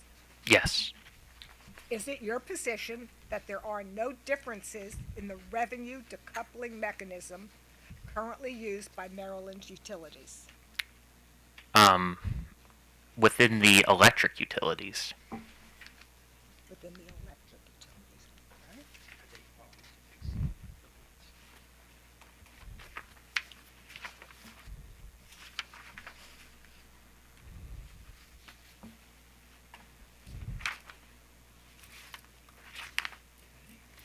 Is it your position that consistent terms for revenue decoupling mechanisms among Maryland's electric utilities is more important than equitable treatment of customers by rate class within each utility?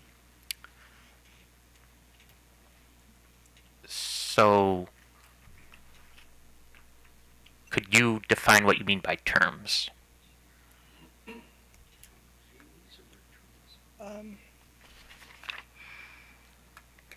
how the revenue decoupling mechanism is designed, the terms that you've set forth in drafting the revenue decoupling BSA mechanism in Pepco's Maryland service territory.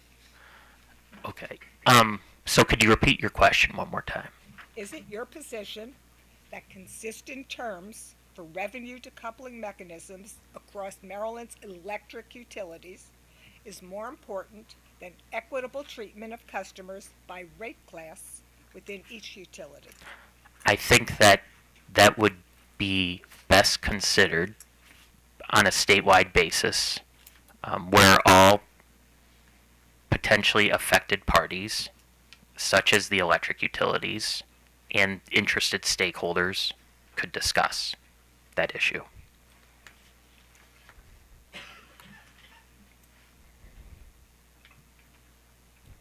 At page 30, your rebuttal testimony, lines 10 through 13.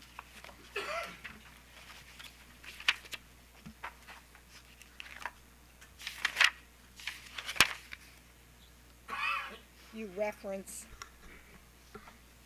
ALBA witness Bruce Oliver's assessment that, quote, there is no direct relationship between the company's cost to serve each rate class and the numbers of customers served under each rate schedule, end quote. Am I correct that your rebuttal testimony provides no demonstration of a cost basis for the company's effective rate adjustments? I'm sorry, could you point me again to what you were quoting? Let's look at page 30. Just read to yourself first, lines 10 through 13.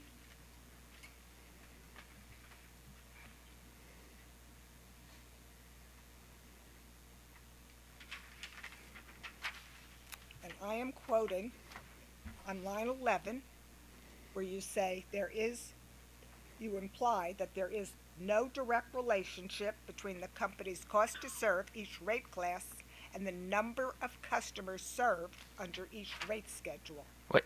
I'm sorry, I'm a little confused. My line 10 through 13 reads, he states that these adjustments are premised on the assumption that there is a direct relationship between the company's cost to serve each rate schedule and the number of customers served under each rate schedule. Yes. So I'm getting a little confused because Let me clarify.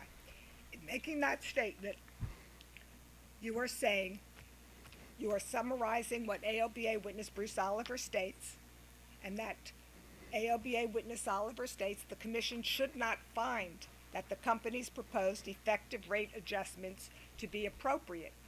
He states, and then you quote Mr. Oliver, and then you summarize what Mr. Oliver is saying, that this may be generally valid for non-demand metered classes, but it is not valid for demand metered classes, and in that paragraph you rebut Mr. Oliver. Is that correct?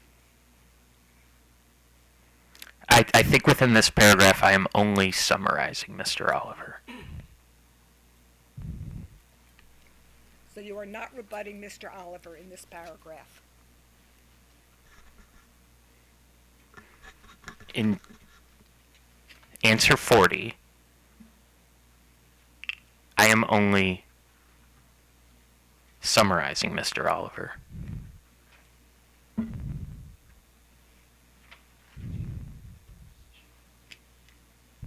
So do you agree with Mr. Oliver's arguments?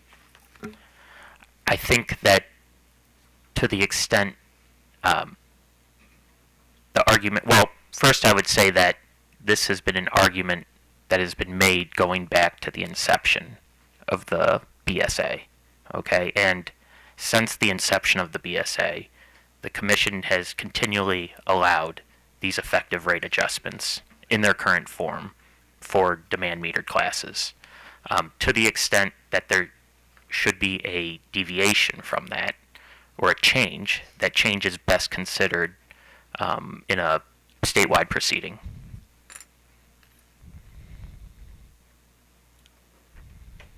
Are you able to point me to any reference in the record of this case, and by anything specific, I mean a page and a line number or an exhibit number or a schedule that quantitatively demonstrates the cost basis for the effective rate adjustments that Pepco has used to adjust revenue at present rates within the company's rate design analysis. What do you mean quantitative With basis? numbers, with numbers. So within PRB 7, I demonstrate the calculation of the effective rate adjustment.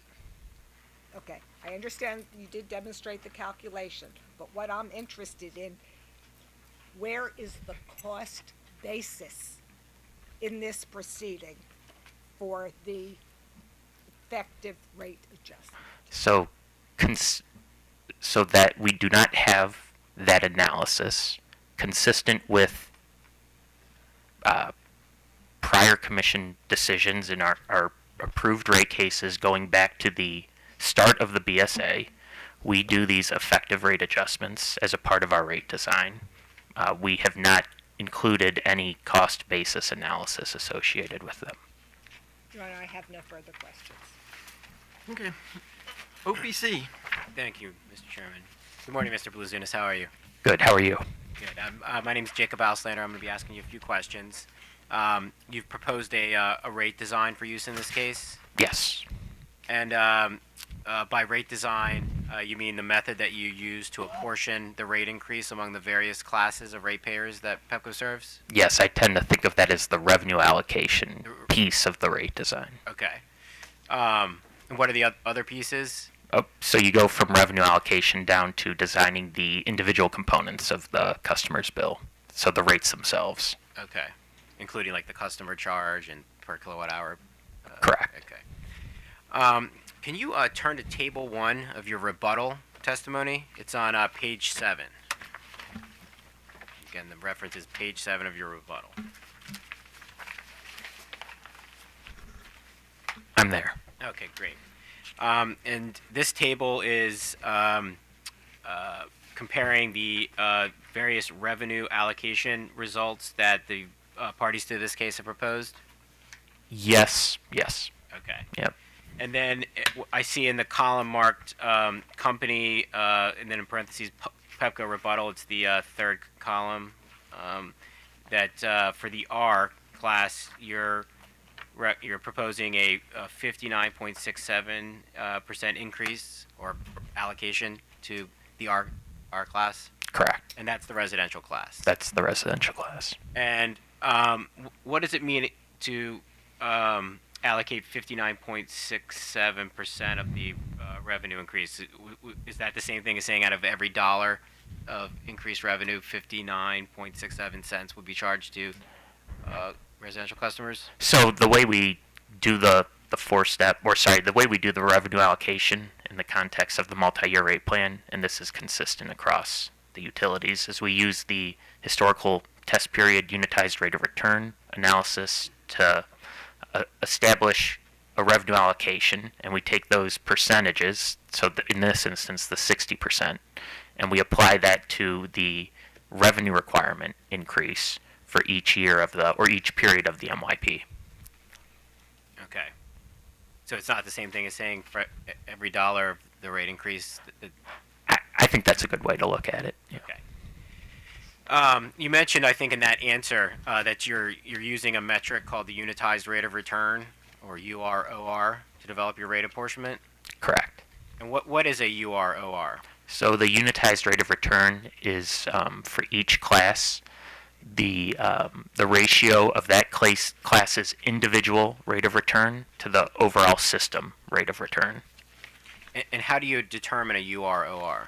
So you're to calculate the ROR, you're going to do operating income divided by rate base, okay, and then for that'll give you and you have that broken out for each of the different classes in the cost of service study. And what you'll do is you'll get a kind of a system unitized rate of return, which is easy because it's just the system rate of return over itself, so it's 1, okay, and then for all the classes, you're going to say, for residential, for instance, if you had a system rate of return of 8%, and the residential class was returning 4%, it would have a UROR of 0.5. Okay, and if you had a class that was returning 12% compared to a system average of 8%, it would be 1.5. So that's kind of how to think of the UROR. Okay, and how does the UROR affect the rate apportionment that you're making in this case? So the UROR is used to help guide the rate apportionment. So we look at the unitized rates of return. Within the four-step, basically what we do is looking at the unitized rate of return analysis. We try to identify the rate classes that are earning well above the system average rate of return.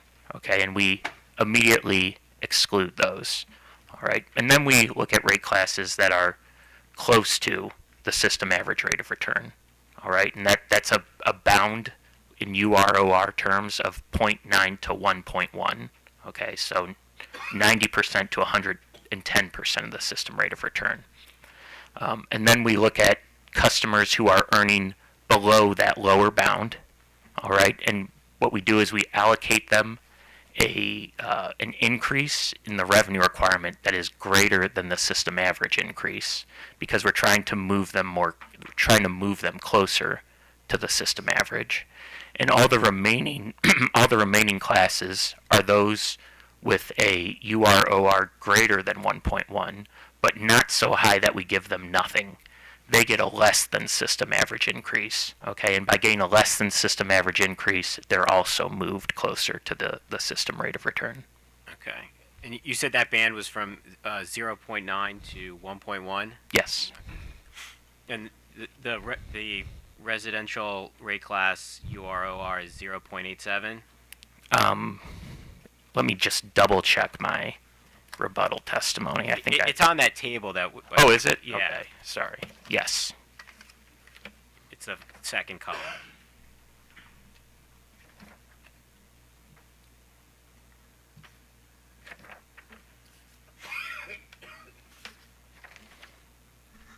Yes. Okay.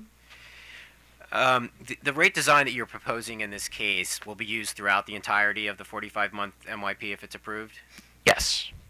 You were mentioning some of the ways that the BSA addresses, in your rejoinder, you were mentioning some ways that the BSA addresses some of the potential criticisms that some of the parties have made regarding the solar forecast, for example. Yes. Is there a similar mechanism to increase or decrease a class's rate if the UROR for a given class changes during those 45 months?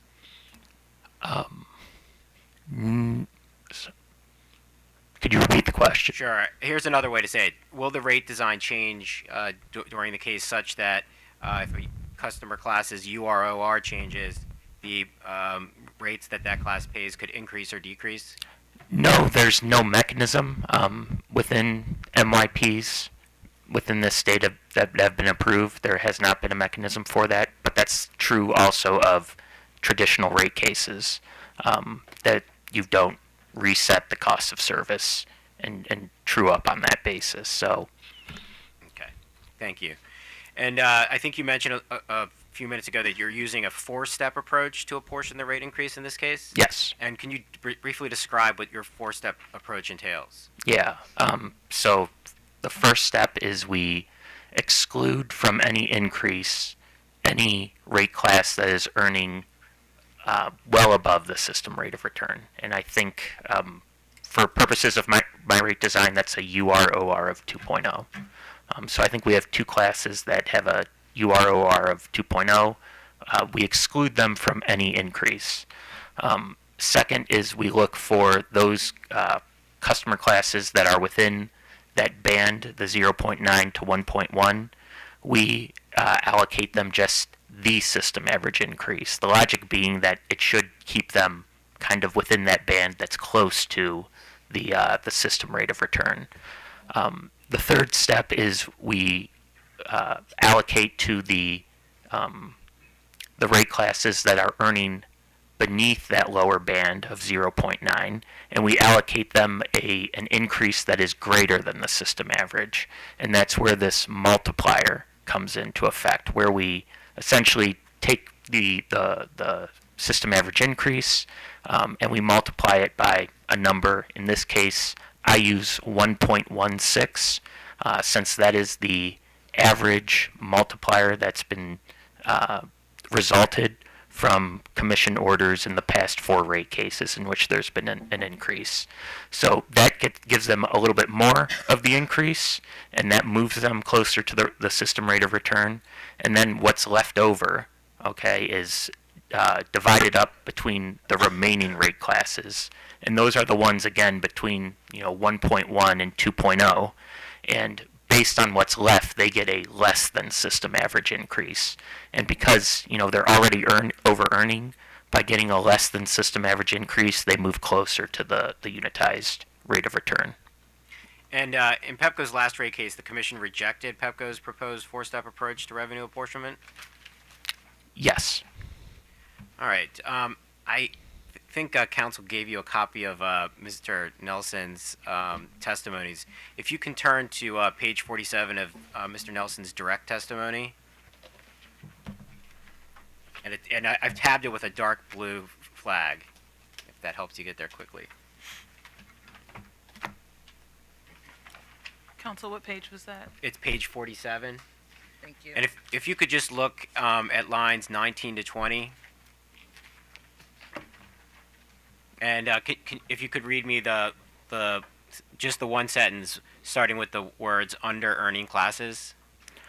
Under earning classes with positive URORs had URORs ranging from 0.67 to 0.91 prior to the revenue increase. And then if you look, if you refer back to the table 1 on page 7 of your rebuttal testimony, would you agree that the range between URORs for the under earning classes in this case ranges between 0.12 and 0.87? As presented, yes, but I would note that based on staff witness Hoppeck's recommendation regarding the revenue allocation, the street lighting classes, regardless of their current UROR, are going to be allocated the system average increase. Okay, yeah. But there's still, even if you use the next lowest rate class, the lowest under-earning rate class is UROR for TM-RT at 0.39. I see that, yes. And you would agree that the range between 0.39 and 0.87 is greater than the range between 0.67 and 0.91? Yes. And yet the company is proposing the same above average increase to every under earning class in this case? Yes, and I think that's reasonable, given that, as I show in, I can't remember which staff DR, but staff witness Hoppeck notes this in his rebuttal or rebuttal. The residential rate class has been under earning in all of the past 5 rate cases.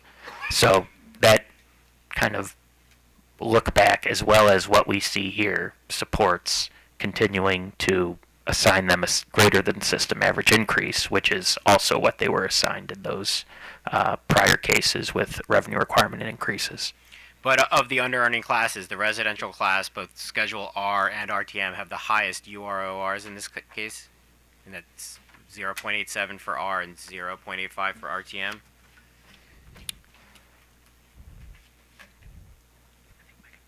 That's true, although I would say I would be curious to see if that were the case in these prior recent cases as well. Yeah, I'm not saying about the prior cases. I'm just saying for this case. Yes. All right. Can you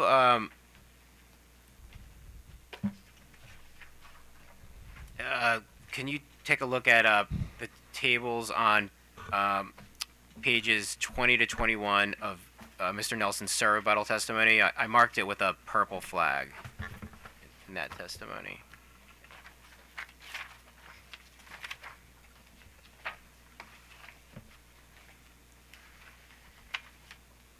I'm there. Okay, so there's table 4 that shows the bill increases between rate year 1 and rate year 3E of this proposed MRP under the company's proposal versus OPC's two-step proposal, first for Montgomery County, and then if you go over to page 21, you'll see a corresponding chart for the bill increases in PG County. Do you see that? I do.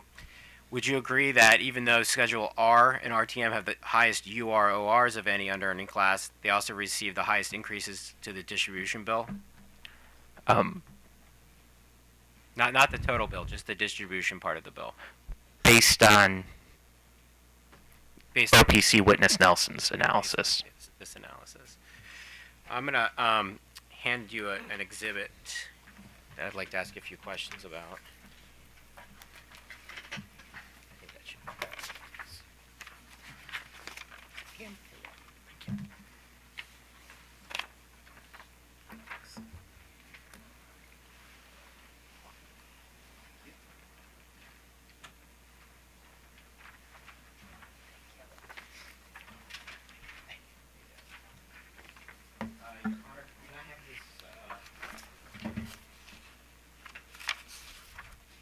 Can I have this marked as OPC exhibit, I believe, Martin, 22? That's right. Can you identify the document that I've handed to you, Mr. Bluzunas? This is the company's response to OPC data request number 18-3. And what does this DR, what did OPC ask Pepco to do in this data request? OPC requested, please calculate the updated class ROR and URORs resulting from the company's proposed revenue increase over the course of the multi-year rate plan, including the formulas and inputs used to calculate those values. And what was the company's response? The requested analysis has not been performed. Would you agree that the parties cannot accurately determine the final URORs resulting from the company's proposed revenue increase over the course of the multi-year rate plan? Well, a few things. So first, in the context of multi-year rate plans that have been done thus far, we have not done forecasted class cost of service studies, so we can't estimate the ending unitized rate of return based on the company's proposal. But I think it's key to recognize also that it's always only an estimation. We do not know until after it occurs what the actual unitized rate of return is going to be during the rate effective period.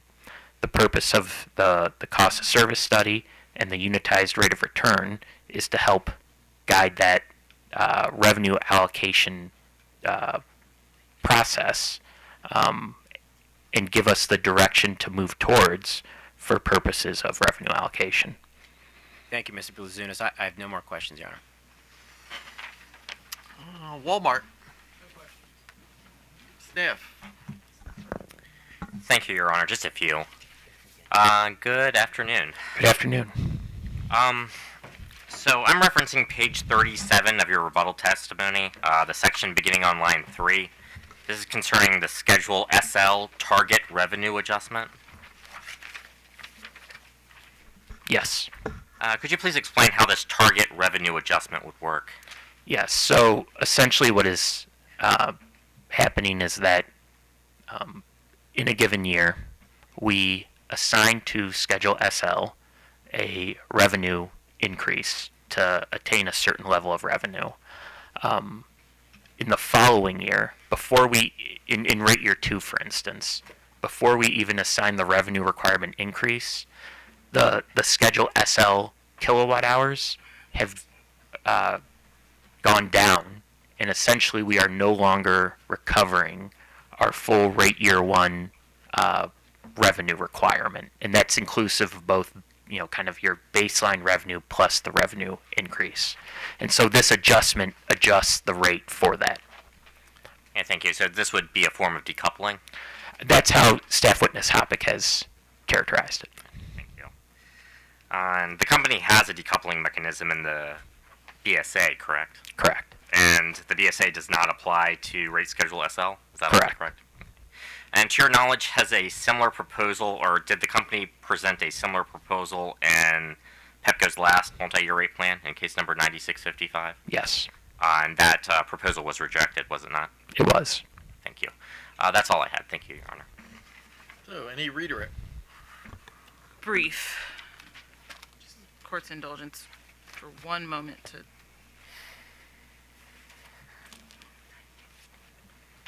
Mr. Blazunas, do you recall, I think it was OPC counsel asking you about the commission not approving the four-step method, four-step revenue allocation method in 9655? I do.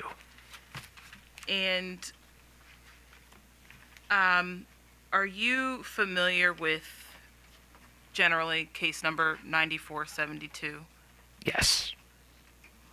To your knowledge, did the commission approve a four-step revenue allocation methodology in that case? It did. It applied to a revenue decrease, but it was a four-step methodology. And then are you generally familiar with case number 9418 in front of this commission? 9418. I am aware of 9418. Okay, let me I'm not going to ask that question. And then, actually, no further questions. So, any questions from the commissioners? Commissioner Barbe? Commissioner Richard? Maybe just one. A couple of different discussions. This is a question within regards to BSA and kind of more of a state policy. You mentioned in your testimony that you're aware of PC, I think it's 59, Yeah. which is for basically looking at low income and energy assistance customers.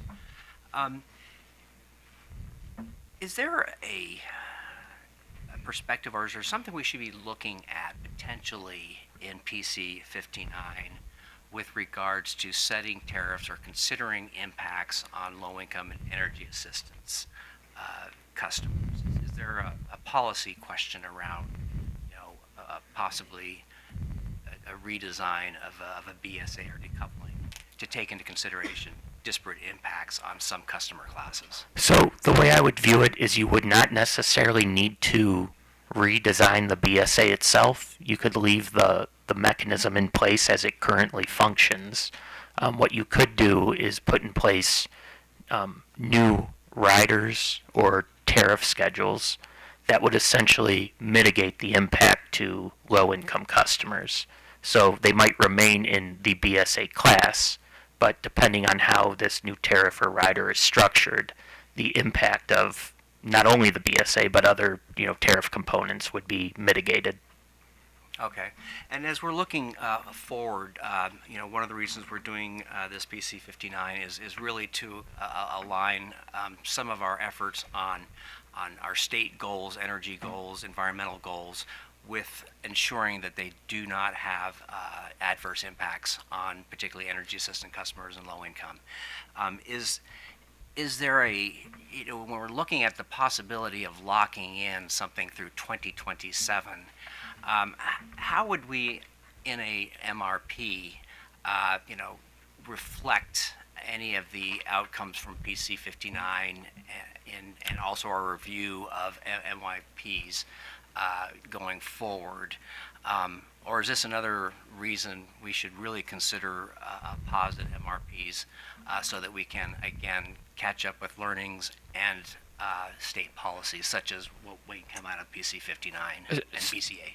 Gotcha. So I think it's two things. So when I hear the phrase locked in, the way I think about it is, if I'm looking at my rate design, I am establishing rates for the 45-month period, base distribution rates, okay? But there is the MYP adjustment reconciliation rider.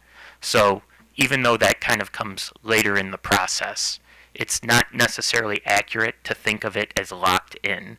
There is that reconciliation process. So to the extent that the company is over collecting or under collecting, that's reflected through that reconciliation process and that rider.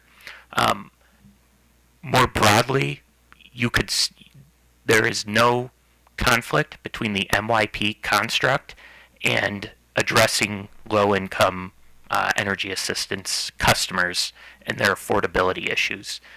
That can be, within other jurisdictions, for instance, they often have other tariffs that are not necessarily related to base distribution that might provide a credit for components of the base distribution bill to these low-income customers. So, even though the base distribution bill might reflect what was approved, the base distribution tariff might reflect what was approved in the MYP, for instance, you could have elsewhere in the tariff a rider that would provide a credit to these customers, okay, that would, address those concerns, mitigate the affordability issues, and you could also set up cost recovery of that outside the context of the MYP as well. So I don't necessarily view that as in conflict with the MYP construct. Okay. Yeah, sounds pretty complex, but so you're suggesting that even if there were an MYP in place, we could engineer something to try to again address what could be disparate impacts based with just a generic kind of across the board BSA adjustment. Well, maybe the way I'll just use an example if that works, and I'm going to make it up, okay? But let's say we were to put in place a credit that would credit to an identified low-income customer class the customer charge. Okay, so instead of paying, so basically what would happen is on their bill, they would have, a $8.88 customer charge, and you would perfectly offset that, and let's just call it, rider, low income, okay, rider LI. So we would be able to do that without touching base distribution rates.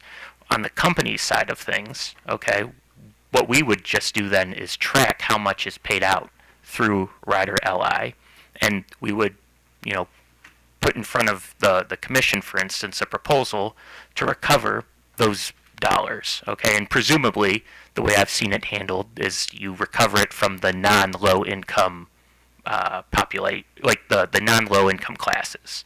And so I wouldn't view it necessarily as that complex under the MYP construct. Okay. Well, thank you. I appreciate your answers. Yep. Thank you, Mr. Chair. Commissioner Fleischman. We're at afternoon, so good afternoon, Mr. Blazunas. So I'm assuming you heard my question of the previous witness about using cost of service, the cost of service study, to the extent that the commission decides to go with a historical test here as opposed to an MYP. So in terms of the revenue allocation methodology that you are proposing for MYP, could you explain to me what methodology you would use to the extent that we went with the historical test year? So I'm downstream of both company witnesses Lemming and Schaefer. So what I would essentially do is You swim a little upstream and what I would end up doing is whatever company witness Schaefer ended up using as the class cost of service study okay.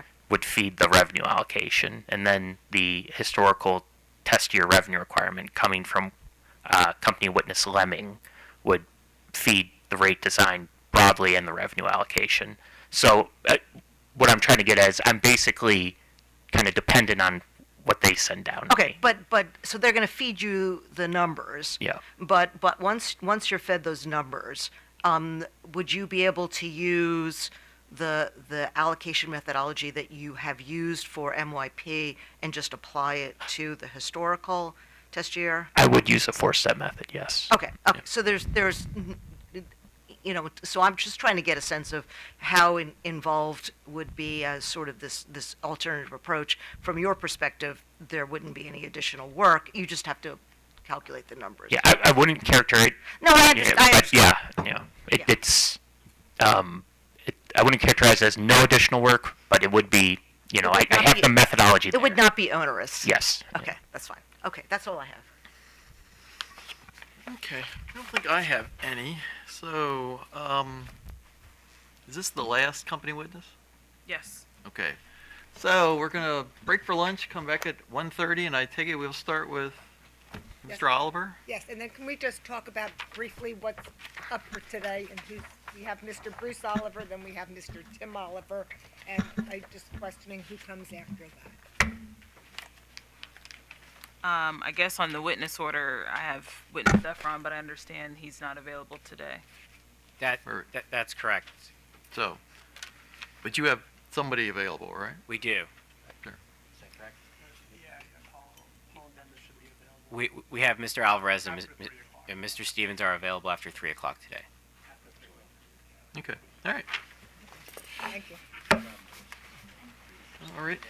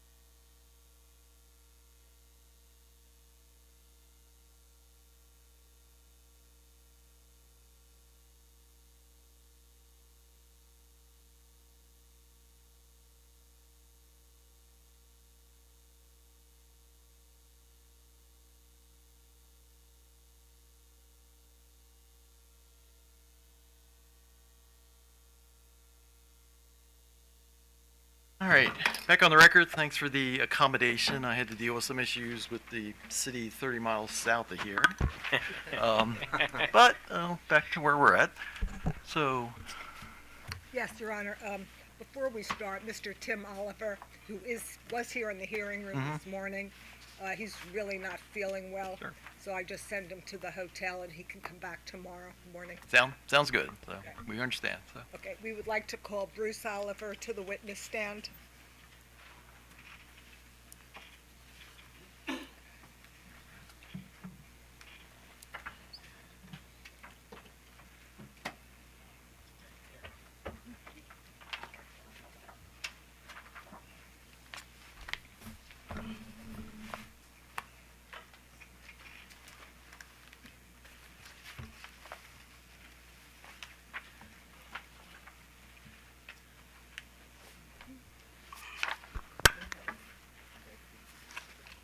What's that? Yeah, sure. Yeah.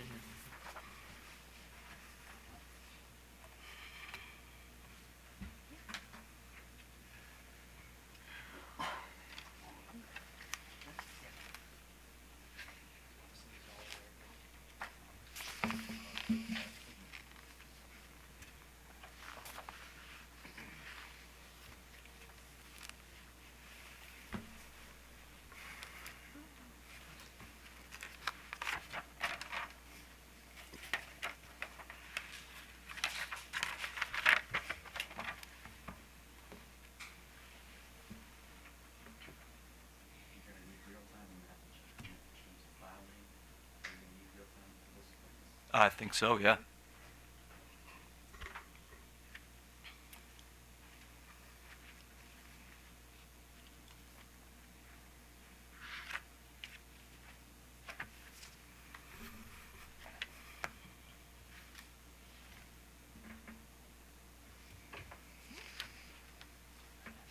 Yeah, no problem. Take your time.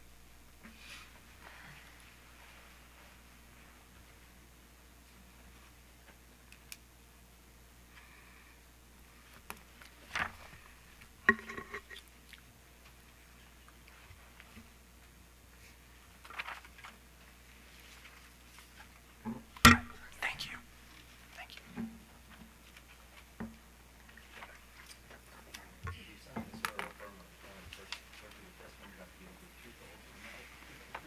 I do. Mr. Oliver, please state your full name and business address for the record. My name is Bruce Richard Oliver. My business address is 7103 Lake Tree Drive, Fairfax Station, Virginia, 22039.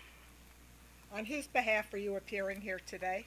I'm appearing on behalf of the Apartment and Office Building Association of Metropolitan Washington.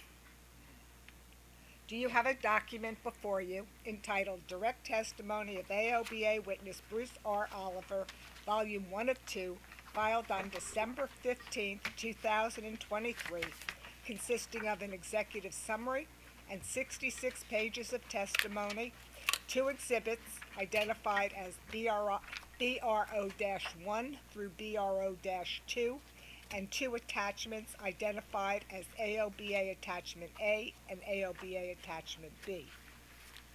I do.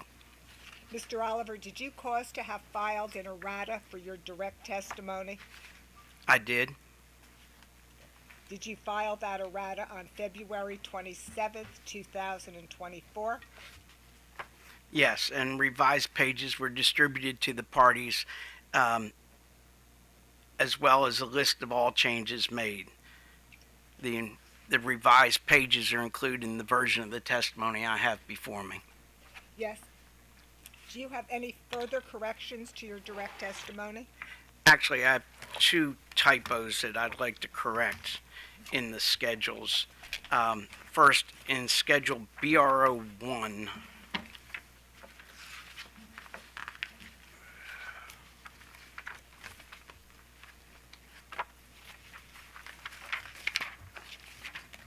on the second page, the 5th project listed is, if you look under project numbers, listed as 75099, that should be 75097. It's for commercial service connections. And you'll find that the number's tied to what's in the company's AIF filing that's referenced for that project. Secondly, in Schedule BRO2, there's a minor typo in the third column of data. It says 9705 minus 9655. It should be 9702 minus 9655 for the change.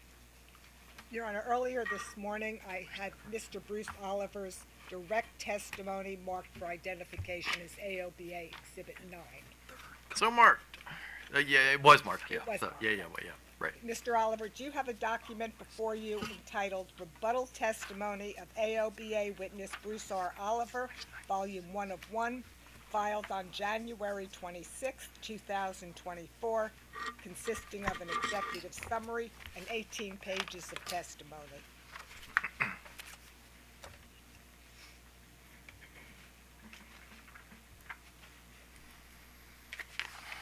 I do. Your Honor, I ask that this rebuttal testimony be marked for identification as AOBA 12. 12. So marked.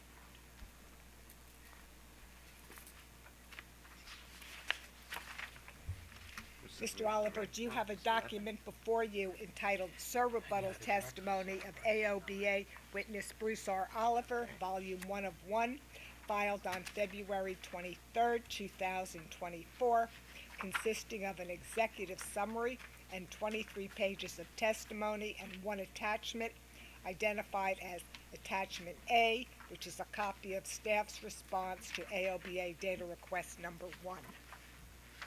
I do.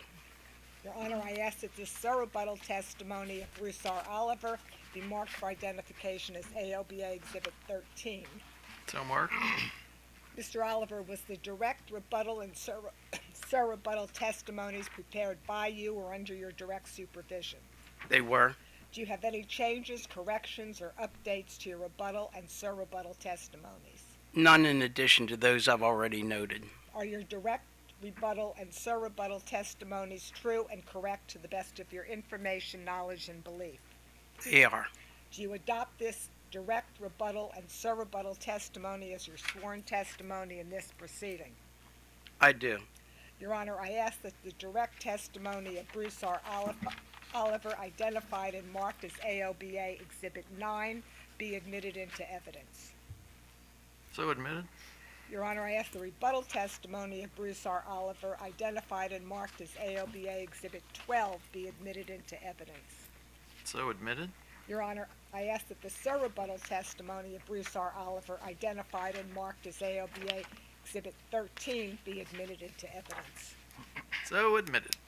Thank you, Your Honor.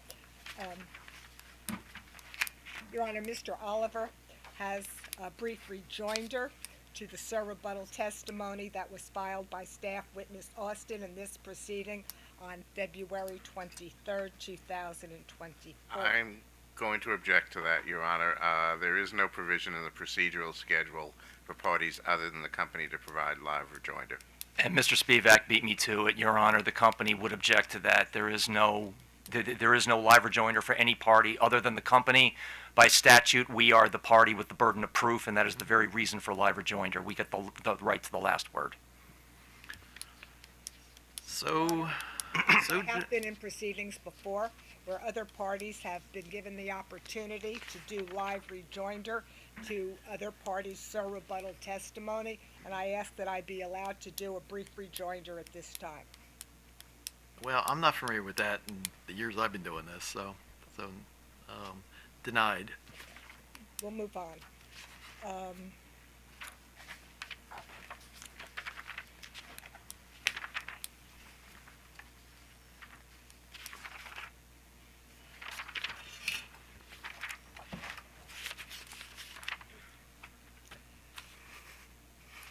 Mr. Oliver, the Commission has asked OPC and AOBA to respond to the question of if there is sufficient information in the record of this proceeding for the Commission to make a revenue requirements determination based on a historical test year? Are you able to respond to that question now? Your Honor, before he answered, the company notes an objection. Once again, there's no live Well, rejoinder. actually, it's just not, I view this as differently because this was generated by us. Correct. Not by another party or you or anybody else. This is on us. So Okay. I'm going to We'll let s- him respond. We so. still like to note an objection. I understand. So all right. Thank you. This is in specific response to Yes, the Commission's yes. concerns. Okay.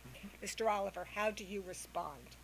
I submit that the current record already provides sufficient information to permit such a determination. Although Pepco witness Lemming suggested during questioning by the Commission that it would take several months for the company to compute rate-making adjustments necessary for Pepco to present a historical test year revenue requirement, his position is undermined by the rebuttal testimony of Pepco witness Schaefer. At page 2, lines 8 through 11 of witness Schaefer's rebuttal testimony, witness Schaefer indicates that he has updated the company's class cost of service study, quote, to reflect the updated historical test year rate-making adjustments presented in the rebuttal testimony of company witness Robert Lemming. In other words, the rate-making adjustments that witness Lemming suggests would take 2 months have already been computed. My only caveat is that the company's historic test year costs and rate-making adjustments have been computed on the basis of an implicit assumption that Pepco's historic test year costs were prudently incurred. AOBA's position is that the record of this proceeding lacks the necessary evidentiary foundation for such a determination. However, determinations regarding the prudence of Pepco's historic test year costs and the recovery of any resulting over or under recovery of revenues is a matter that this Commission can determine through separate considerations of the company's requested rider MRP surcharge or credit amounts once adequate record for such determinations has been established, either through a separate rider MRP proceeding or a second phase of this proceeding. As we've heard, there's going to be a filing just after, shortly after the conclusion of this case, of the company's rate year 3 reconciliations and a final reconciliation at that point. And it would appear to me that it would be reasonable and appropriate to fold any attempt to address the prudence and to reconcile the costs for the historic test year into that proceeding and flow any adjustments that's made that are necessary to the base rate revenue requirement that's established on the basis of an historic test year through the MRP adjustment rider that's already been established. Mr. Oliver, does that conclude your response to the Commission's questions? It does.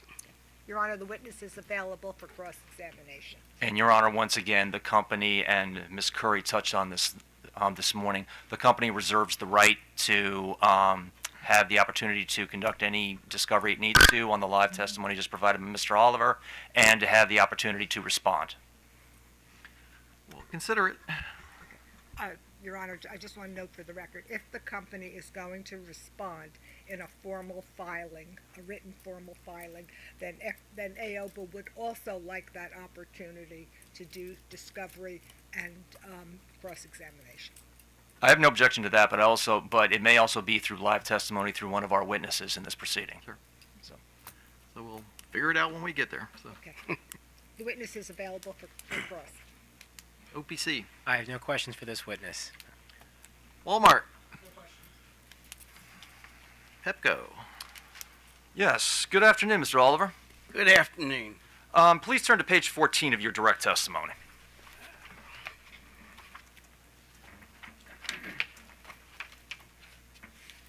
And I'm looking at the discussion beginning at line 1. Let me know when you're there. I am there. Okay.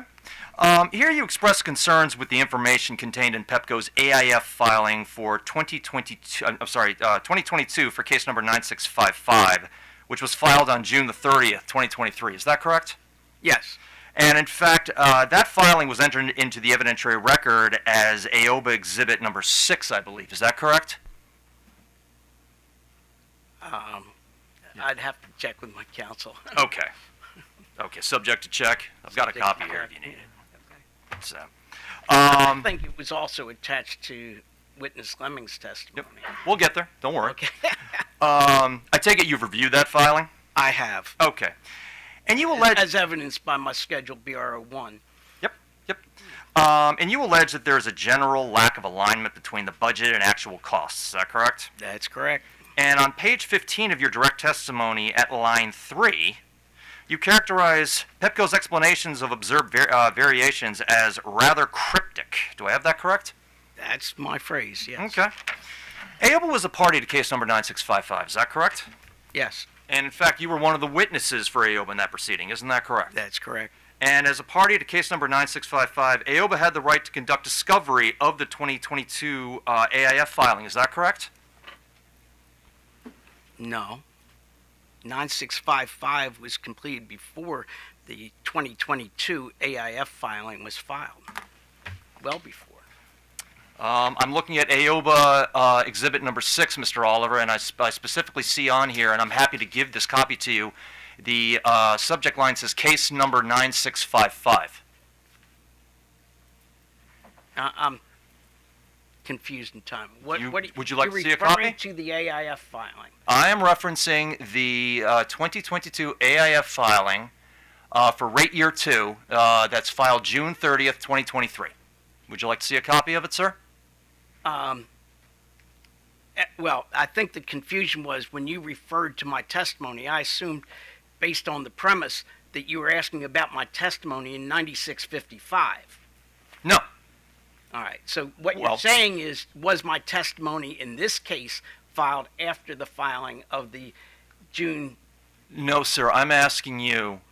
There are documents that are in this proceeding that were pulled in from case number 9655. Isn't that correct? Yeah. Okay. So, but this filing was originally filed in case number 9655, correct? Yes. Okay. And so as a party to that proceeding, you had the right to conduct discovery on this filing. Isn't that correct? You'd have to ask counsel. I believe we did. Okay. And how many data requests did AOBA propound on the company regarding the 2022 AIF filing, regarding the variances that you identify in your testimony in this proceeding? I don't think that any were necessary. I think there is sufficient evidence within Schedule BR01 to make the points that we find compelling. And furthermore, we were thoroughly engaged in 2 Pepco multi-year rate case proceedings at the same time, and the added burden of trying to write additional discovery for that filing while we were very much engaged in writing discovery for the DC case and trying to consider what had been filed in this case and what was happening to the schedule in this case was not within our resources. Okay, we'll get to the resource question. Don't worry, Mr. Oliver. But for right now, do I understand your answer to be that is the number 0 that you propounded, the data requests? We didn't ask any data requests on that filing. Okay, thank you. Now, as I mentioned before, the 2022 AIF filing was incorporated into this proceeding through, and I believe you alleged this, company witness Lemming's supplemental direct testimony. I didn't allege anything. I said that's what my understanding was. Okay. Okay. So, but it was included in company witness Lemming's supplemental direct testimony filed on July the 14th, 2023. Is that correct? I don't know the date of it. I'd have to check. Okay. Subject to check? Subject to check. Okay. How many data requests did AOBA propound on the company in this proceeding, case number 9702, regarding the 2022 AIF filing regarding the variances? Once again, AOBA was in the position where it had to concurrently litigate both MYP filings for Pepco in DC and Maryland. We had propounded a ton of data requests, and in fact, the company has made quite a note of the number of data requests we asked in DC. A lot of the information paralleled between the two cases, and we made the strategic decision that we would rely as much as we could on the staff and OPC data requests, which covered most of the points that we were concerned about. And we did not find it was necessary to propound additional data requests to deal with this filing, particularly when we found the analysis I prepared for this case to be rather compelling. So, once again, just to confirm, the answer is 0. If that's the way you want to characterize it, yes. Okay. And you mentioned, now let me ask you this. You said that you found the staff and OPC data requests that were propounded in this proceeding sufficient for your purposes. I didn't say sufficient. I said they were helpful. And I said it answered a lot of what we were looking for. Okay. We had to work and manage our resources to try to deal with both cases. In fact, in the preparation of our direct testimony, we were facing a schedule where initially, up until the beginning of December, we had direct testimony due in the DC case 1 week before the direct testimony was due in this case. Now, at the last minute, DC extended the schedule in that case to December 15th, but we were essentially, when we got that decision, left with 2 weeks to focus on this case. Let me ask you this, Mr. Oliver. Did AOBA request any conference or like a phone call or anything like that with Pepco to better understand the information that was presented by the company in the AIF filing, or in fact any portion of its MYP? I think that's the company's burden of proof to show what they did. So I take it your answer is no. You'd have to ask counsel about requesting such conferences. I don't request them. Okay, but sitting here today, you can't recall making any such kind of a request. Isn't that correct? I don't make Objection asked and answered. Actually, I think he did answer the question. Okay. Mr. Oliver, let me ask you this. What time frame has the Maryland General Assembly adopted for the litigation of MYPs? I believe it's a 10-month time frame. I don't have the exact language in front of me. Okay, but in this proceeding, the parties have had it 3 additional months. Isn't that correct?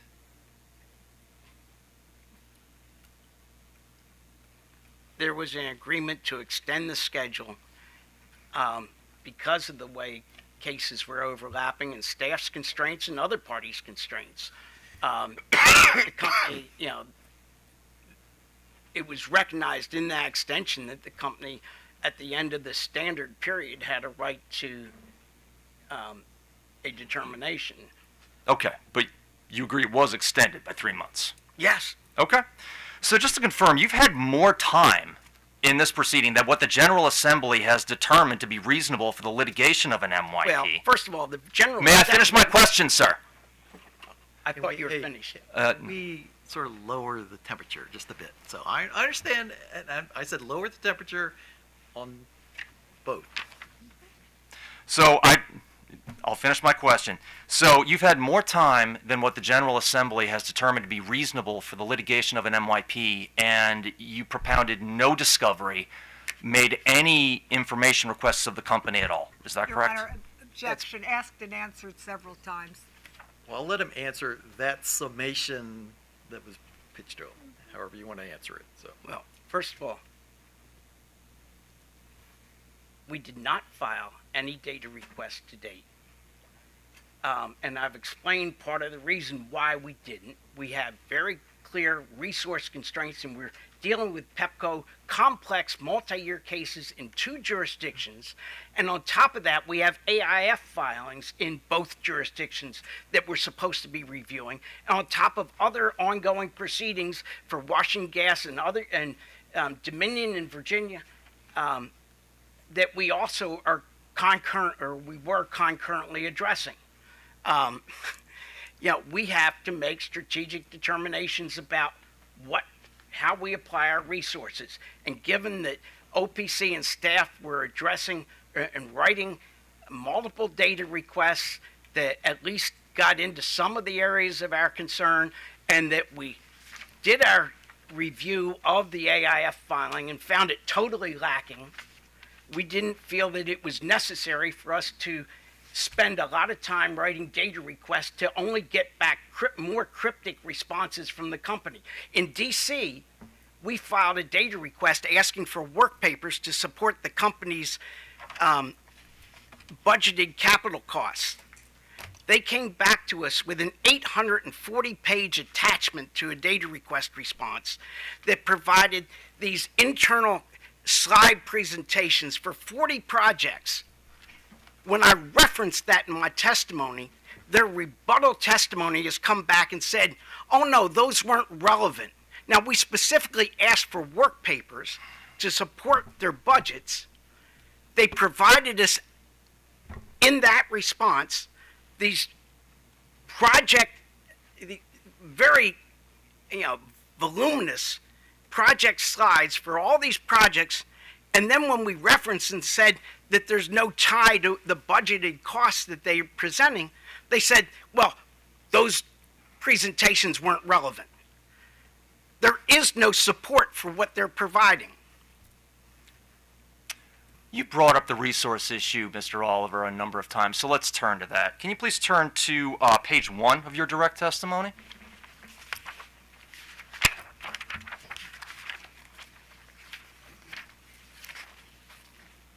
And I'm looking at line 8.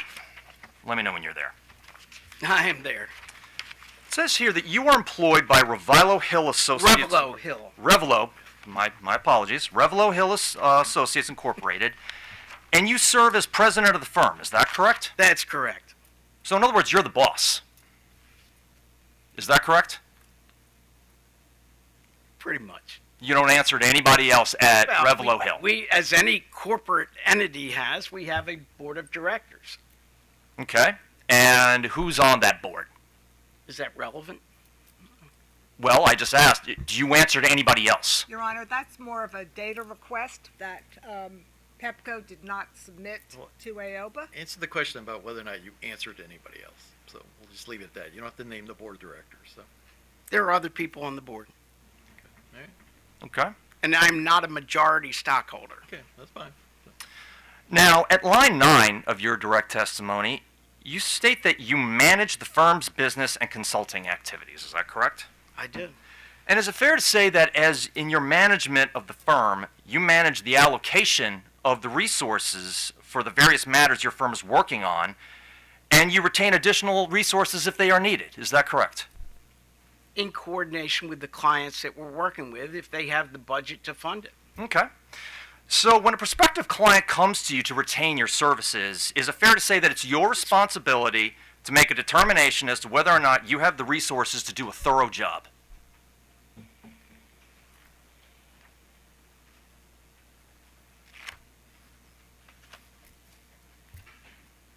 We always do as thorough a job we can with the resources available. Okay.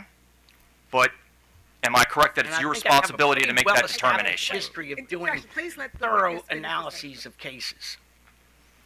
Okay. So is that a And yes? It is Pepco your. is well aware. Again, yes, it's your responsibility. Yes. Okay. And is it also fair to say that you would not take on a matter that is brought to you if you determined that you did not have adequate resources to do a thorough job? The phrase adequate resources and the phrase thorough job are too vague. We often are faced with very amorphous requirements as we start into a regulatory proceeding or other activities. And yeah, you're constantly adjusting how you spend your time and effort, and whether it's adequate or whether you're quite as thorough as you would like to be is something that evolves over time. Okay, but as a matter is ongoing, it's still your responsibility to determine whether or not you have sufficient resources. Isn't that correct? Your Honor, I'm going to object I've because answered that. Witness Oliver has already answered that question a couple of times. Actually, I think he has. So. Okay. Isn't it also correct, Mr. Oliver, that unlike staff or OPC, you're not required to appear in every matter that comes before this commission, isn't that correct? No, I never suggested that we were, but we have requirements on a number of other cases, both for this client and for other clients. Okay, but if a prospective client comes to you, you have the discretion to tell them, you know what, I have too many other matters on my plate, I can't take on any more. Your objection, Your Honor, that's irrelevant, Actually, and he's gone over the same. I actually don't understand the relevance of that question. So, Well, Your I Honor, understand he's not, AOBA is not a statutory party as OPC and staff is. So it seems to me they decide when they want to get into a case, so. okay. Let me ask you this, Mr. Oliver. When AOBA, when they sought to retain your services for this proceeding, did you let them know that you would not have sufficient resources to do a thorough job? Objection, you're asking for Again. confidential communication. I didn't say I didn't do a thorough job. No, you're asking for a confidential communication between an attorney and the client and Mr. Oliver. Your Honor, the witness. Confidential communication. And I agree with Ms. Francis, so. Okay, I'll move on. Mr. Oliver, can you please turn to page 10 of your rebuttal testimony?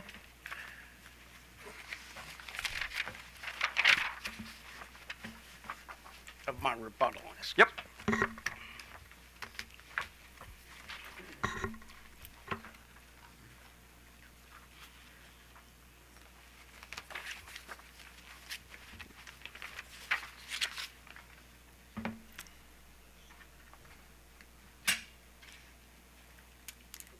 What lines? Discussion beginning at line 14. Okay, I'm there. Here you address your concerns about the reconciliation of rate year 3, which will follow this proceeding, as I believe you alluded to earlier. Is that correct? I'm sorry, 10. Yes. Okay.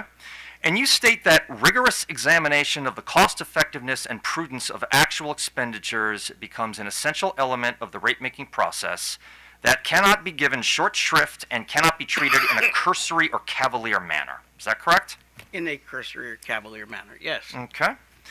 But it was the commission that, didn't they set up the reconciliation process in order number 89482 from case number 9618? 961. That was the MYP order? Yeah, for a pilot utility, which Pepco stepped into unscheduled and threw the whole thing off, yeah. Okay. So it was the commission that approved that procedure, correct? As a pilot activity, Okay. where there was a clear intent from the commission to examine lessons learned and how well it worked and what the problems were in the process if there were problems. So, Mr. Oliver, is it your testimony that in approving that mechanism, the commission was giving short shrift to ratepayers, or was doing so in a cursory or cavalier manner? I don't think anybody at that time envisioned the exact outcomes and the lack of support that the company would present in the subsequent rate case for the costs that they had incurred and the costs that they planned to incur in the next case. Nor did anybody anticipate at that time the dramatic changes in the composition of budgeted capital costs that are evident in the company's AIF filing. The company added over $103 million of projects that were not presented to the parties in 9655. The company budgeted tremendous dollars for projects that it didn't spend. The company overspent significantly. Numerous projects. That was not anticipated by anybody in 9618. So is it your testimony? Well, let me ask you this. The reconciliation of rate year 3 that will conclude after this proceeding, is that consistent with the procedure that was approved by the commission in case number 9618? I believe it is, yeah. Okay. And just to be clear, is it your testimony that that procedure, in approving that procedure, the commission was acting in a cursory or cavalier manner? I answered that. The commission had no idea or a limited understanding of exactly what information would be forthcoming and what changes in the company's budgets would be made in the interim. Okay. In the review that this commission is going to undertake of that rate year 3, is it your testimony that they're going to do that in a cursory or cavalier manner? I would hope not. I think the commission is responsible enough, having learned what's been learned through this proceeding, that they would not do that. Okay. Thank you very much. Those are all the questions I have for you. Okay. Staff. Thank you, Mr. Chair. Good afternoon, Mr. Oliver. Good afternoon. Can we go to attachment A of your direct testimony? That's your resume.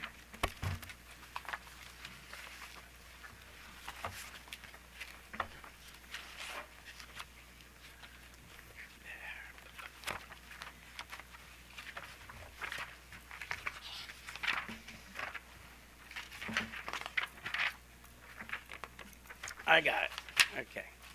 Okay, now the very first line says over 45 years of experience specializing in the areas of utility rates and energy and regulatory policy. Do you see that? I do.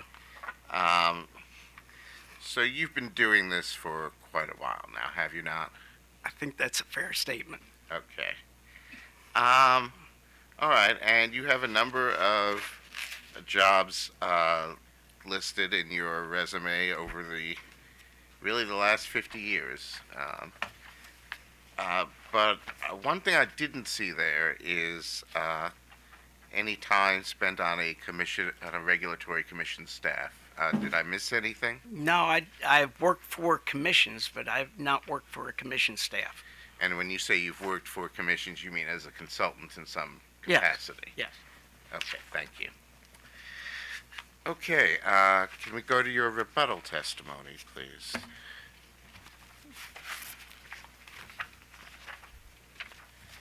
And let's start on page 4, down at the bottom, beginning at line 18. Okay. Now the sentence there,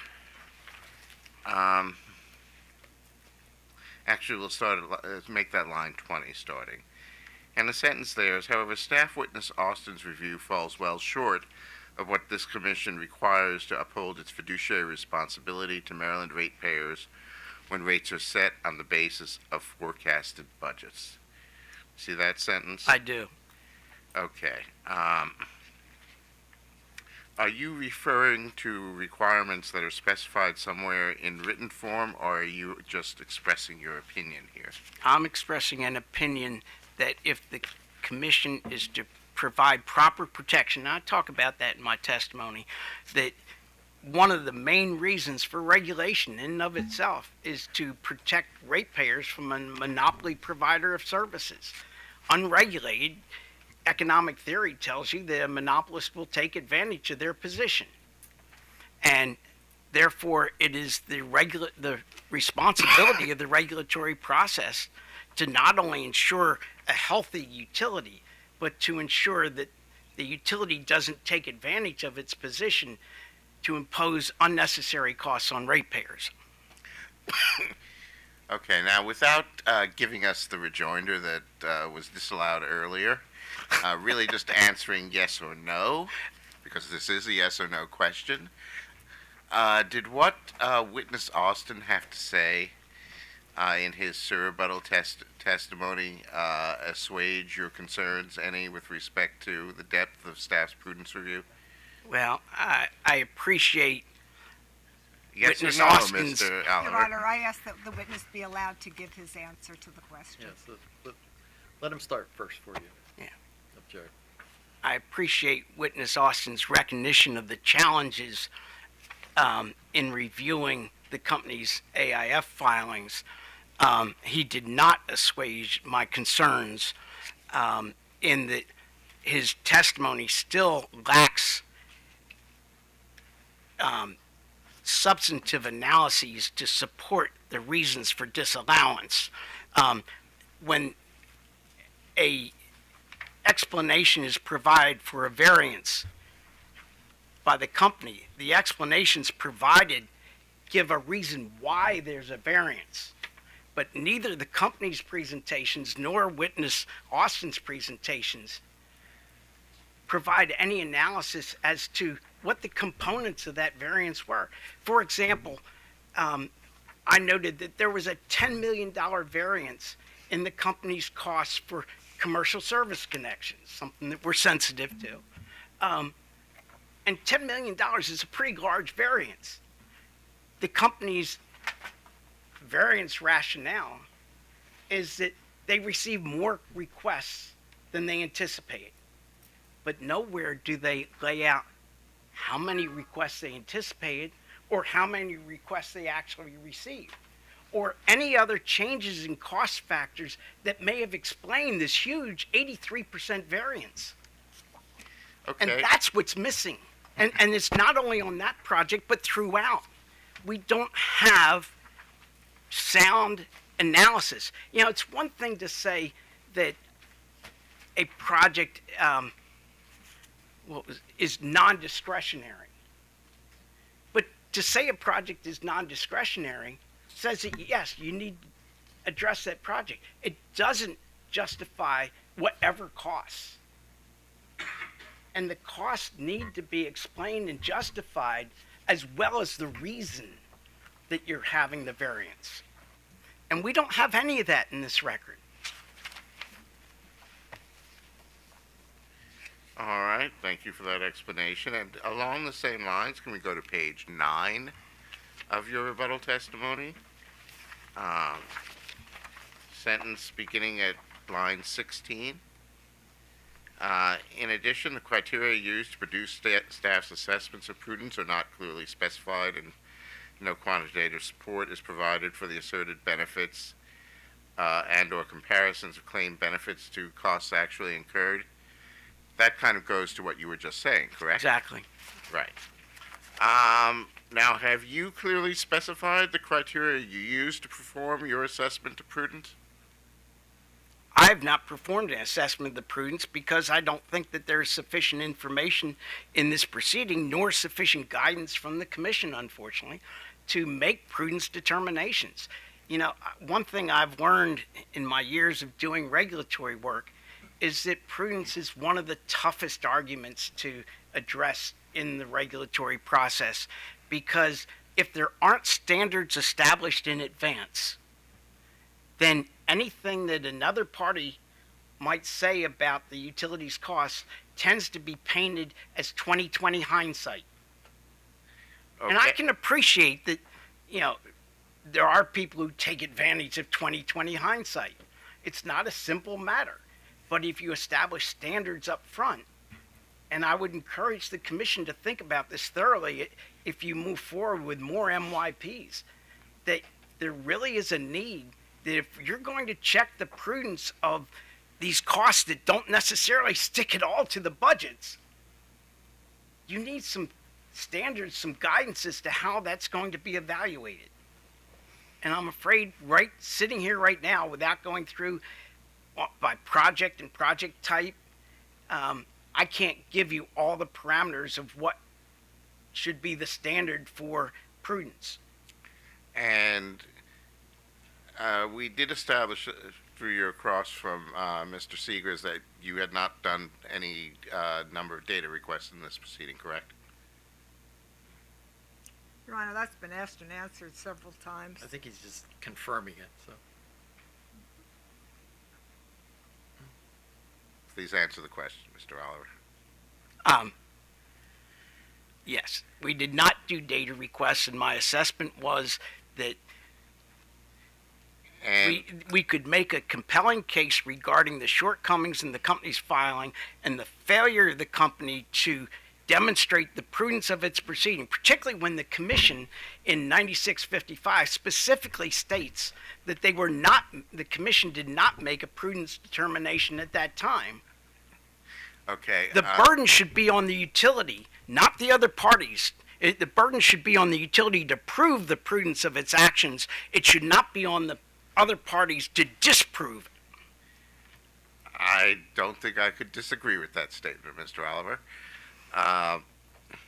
The company does have the burden of proof here. And that said, Is there any place in this record where you have set forth the criteria that you believe should be used in doing a prudence review? Or in particular, a prudence review of the investments that Pepco has made over the course of its first MYP and expects to make over the course of the one that's being litigated now? I think I previously explained that to the commission. Is there any place in your testimony where you set forth those criteria? No. Okay. And I don't think it's the responsibility of any individual party, particularly not an intervener, to step in and tell the commission what those criteria should be. We can give some guidance and make suggestions, but it's ultimately left to the commission to set those criteria. But it is okay for said interveners to second guess staff. To second guess? No. Well, it's to imply that staff has not really done its job here. All I said. No, Objection. Objection. I think staff has done a lot of work on the case, and that wasn't my point. My point is that there is not the information on which this commission can base a prudence determination. Okay, thank you. One last question based on the cross by Mr. Segers. You said that in litigating this case, AOBA and your firm had to make strategic decisions about how to deploy our resources. Do you recall that? I said that, yes. And is that a fair summary of your comment?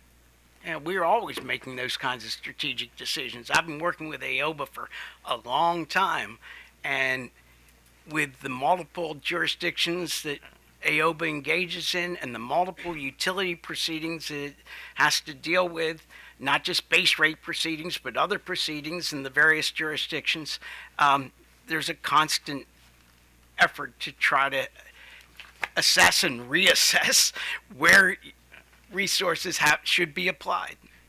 Well, do you think the same might be true of staff? Oh, absolutely. And no, I very much appreciate that staff faces constraints in doing these things. Okay. All right. Thank you, Mr. Oliver. That's all I have, Your Thank Honor. Any redirect? Yes, please. Mr. Oliver, just to follow up on what staff counsel, Mr. Spivak, suggested, at any point in your testimony, did you suggest that staff was not doing its job? No. And at various points in your testimony, did you suggest and state that staff was doing the best job that it could with the information that it had available? And that was what I was trying to convey, yes.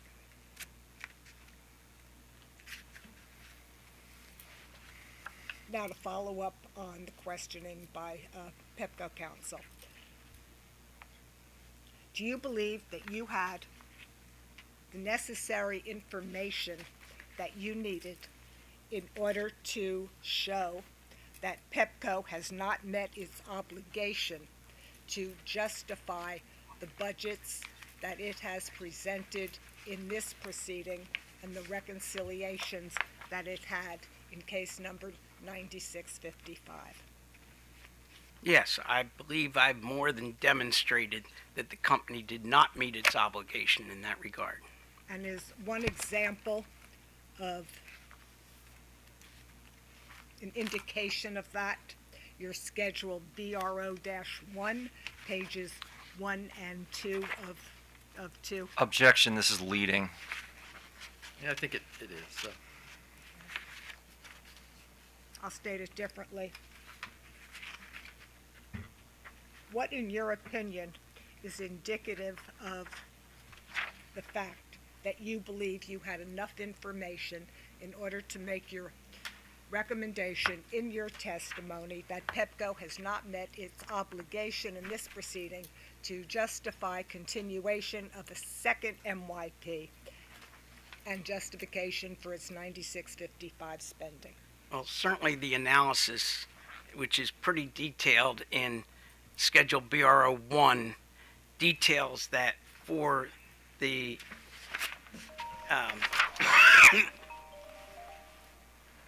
AIF that was filed in June of this year, and noting that that AIF was filed after the rate case. So we had an abbreviated effort to do that on top of a pending rate case.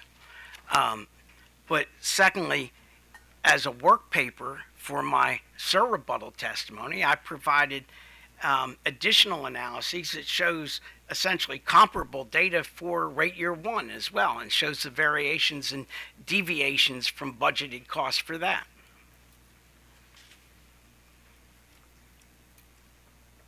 Your Honor, that's all the questions that I have. Shall So- I move the testimony in now or when the commission's finished? I think you already did. Oh, did I move them in? Oh, excuse did. me. Yeah. Right to back. You moved. You're good.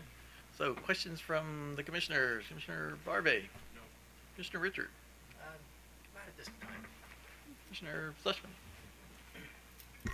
Good afternoon, Mr. Oliver. Have you seen the exhibit that staff put together? That is the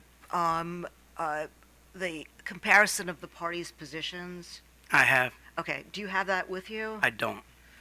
Well, I guess I could give you mine, although I hate to give it away because the chair's secretary sort of made it so that I could actually read it. So, okay. So I'm gonna ask you. Oh yeah. Anybody else's? Yes. Right. Just a question, you're referring to the March 5th filing Yeah, by staff? That's right. That's right. This is just a blow up. Is that the most recent one? Of the Right. information that's in that file. Right.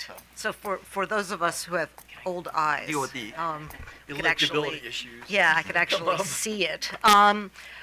Okay, so Mr. Oliver, I'm going to ask you to look to your column, AOBA Direct, Can I share? and I'm going to ask first if you could just review this and confirm for me that these numbers are correct.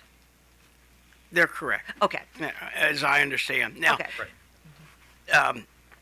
AOBA witness Timothy Oliver was really the key revenue requirements witness, but I'm familiar with Right, and some and of I plan on asking him as well. So I wonder if you could, this is for a single year, Yes. correct? And these the numbers, first page here that we're looking at. right, and these numbers are based on what? If you can tell me where they came from?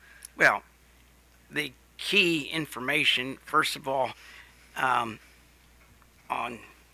the lines aren't numbered, but you can see that it has AOBA's recommended overall rate of return of 7.09%. Right, And then the rate base was and the next line is what the company had proposed, and then there are adjustments to it. okay. So all of these numbers were from the record? Yes. Okay. Oh, absolutely. Okay, and then, As AOBA mentioned in Tim Oliver's direct testimony,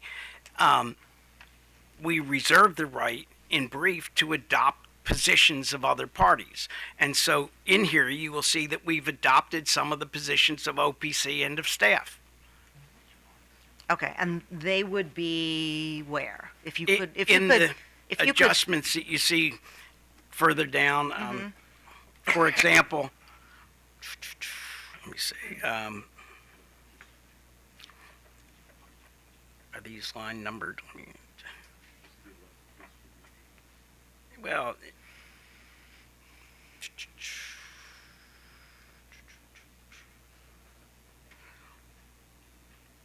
yeah, the electric distribution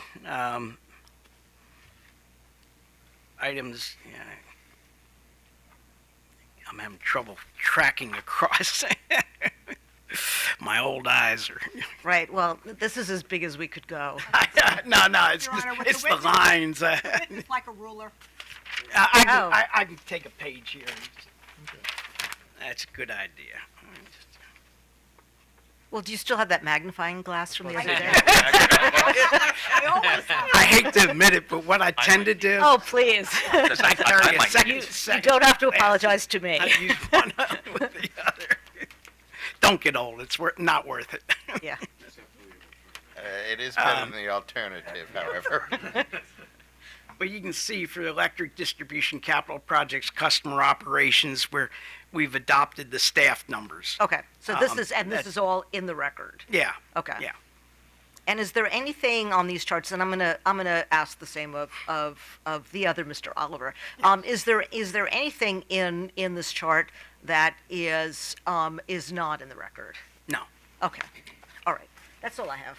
All right, so you've raised some concerns during the cross about the reconciliation process that the commission will undertake to examine the forecasted expenses by the company. And I know you said you didn't necessarily have specific standards in mind, but do you have conceptual ideas that we should consider incorporating in the reconciliation process to make sure that we adequately review the prudency of the forecasted expenses?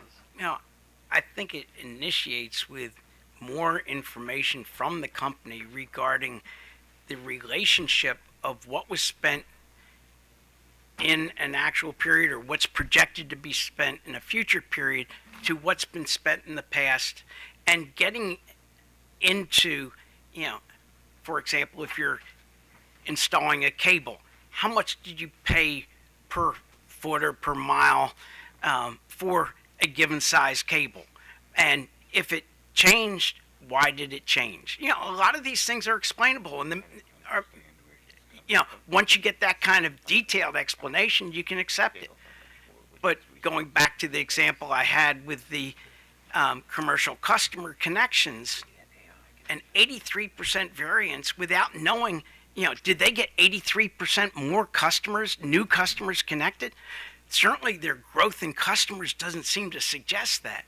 So there must have been some very large projects. And generally, when you get into larger projects for commercial customers, an awful lot of that increase gets picked up through CIAC. And what we found in DC, when the company filed an AIF filing for 2022, they had a large variance, but they said the variance was due to the fact that they hadn't properly estimated the amount of CIAC they would collect. Now, if that had been detailed up front, that would be an easy check. But the company has ardently avoided providing any information on their expectations regarding the CIAC and how much of the cost of projects would be covered by that. You can't talk about commercial customer connections without addressing that and have a reasonable explanation for what's going on. And those are just examples. But it needs to go at least to one more level before you can make appropriate judgments about whether these costs are reasonably and prudently incurred. Okay, thank you. So, where are we turning next, since your other witness is Bruce not Oliver is excused. Yes. Mr. Tim Oliver is Right. hopefully tomorrow? here tomorrow morning. So we move into you? Yes, Your Honor.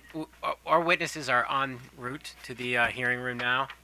So we would like to take a brief recess. To somebody. I'm sorry? Thank you. Yeah, no, I understand. So how long? I've been told that they should be here in the hearing room around 3 o'clock. Okay. If you'd like to make some use of that time, I could enter the exhibits for the OPC witnesses that have been excused. Sure. All right. Let everyone get situated with their exhibit sheets.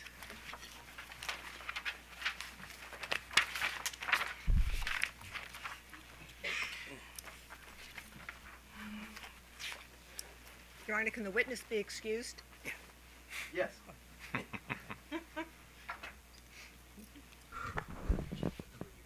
I think we're on 23. We are? Okay. Okay. Could I please have marked as OPC exhibit number 23 the direct testimony and exhibits of David Garrett, filed on December 15th, 2023. Okay, so marked. Can I have it marked as Exhibit 24, the surrebuttal testimony of David Garrett, filed on February 23rd, 2024? So marked.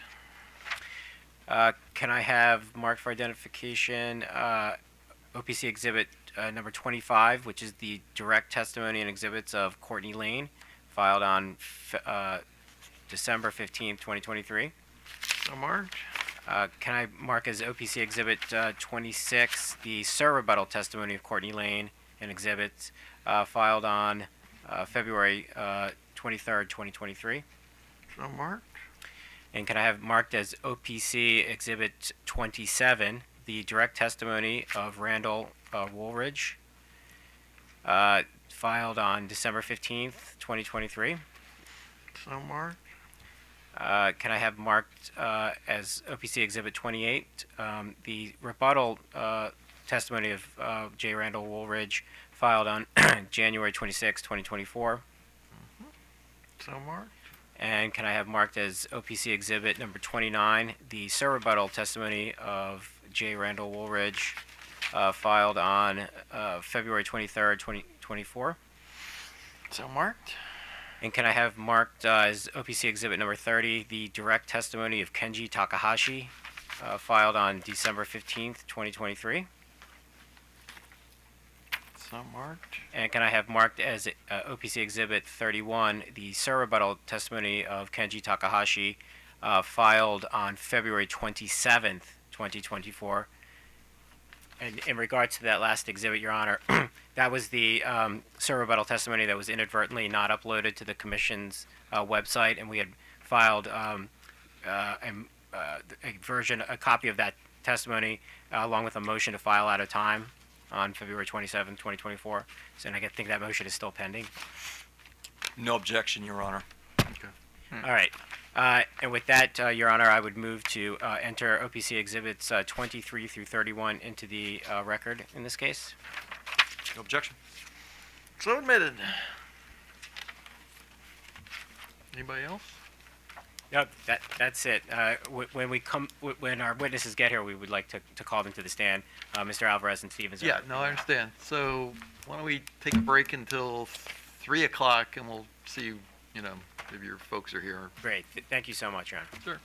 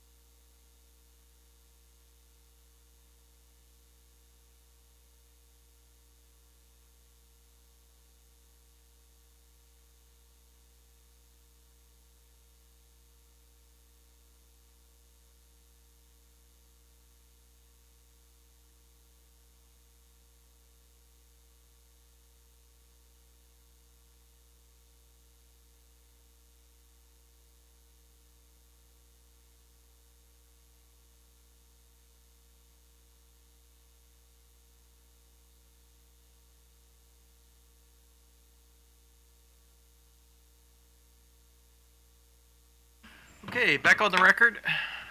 Thank you, Your Honor. The Office of People Counsel calls Mr. Paul Alvarez and Dennis Stevens to the stand. Mr. Chairman, I have my cross segregated, so the testimony that they provided segregates out who sponsors what testimony, and I have my cross segregated into cross for Mr. Alvarez and cross for Mr. Stevens. Well, we actually took them as a package in the BG&E case, so I'm going to do that in this one too. So, but I think they can, switch off between who answers what. Can we borrow that chair?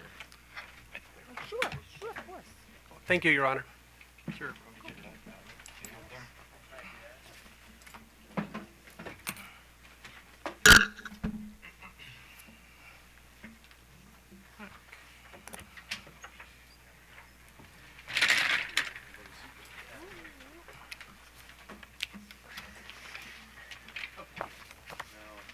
This is Alvarez and Stevens. That's correct. There we go.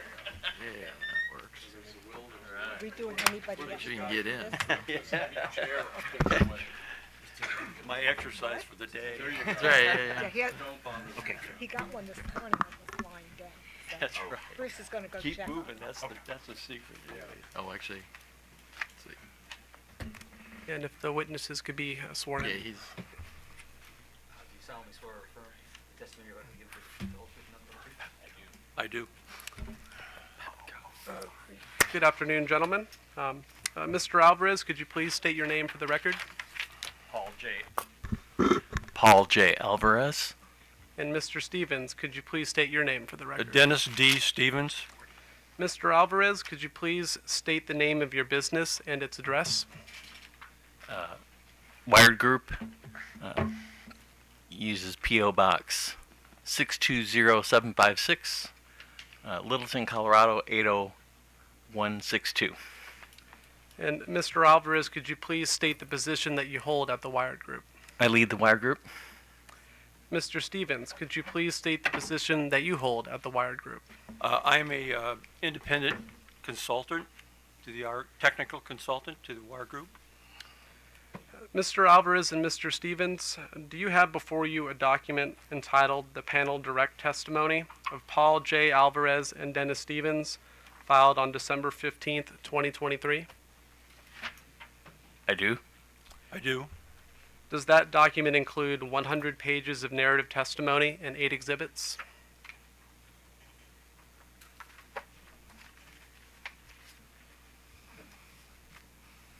It does.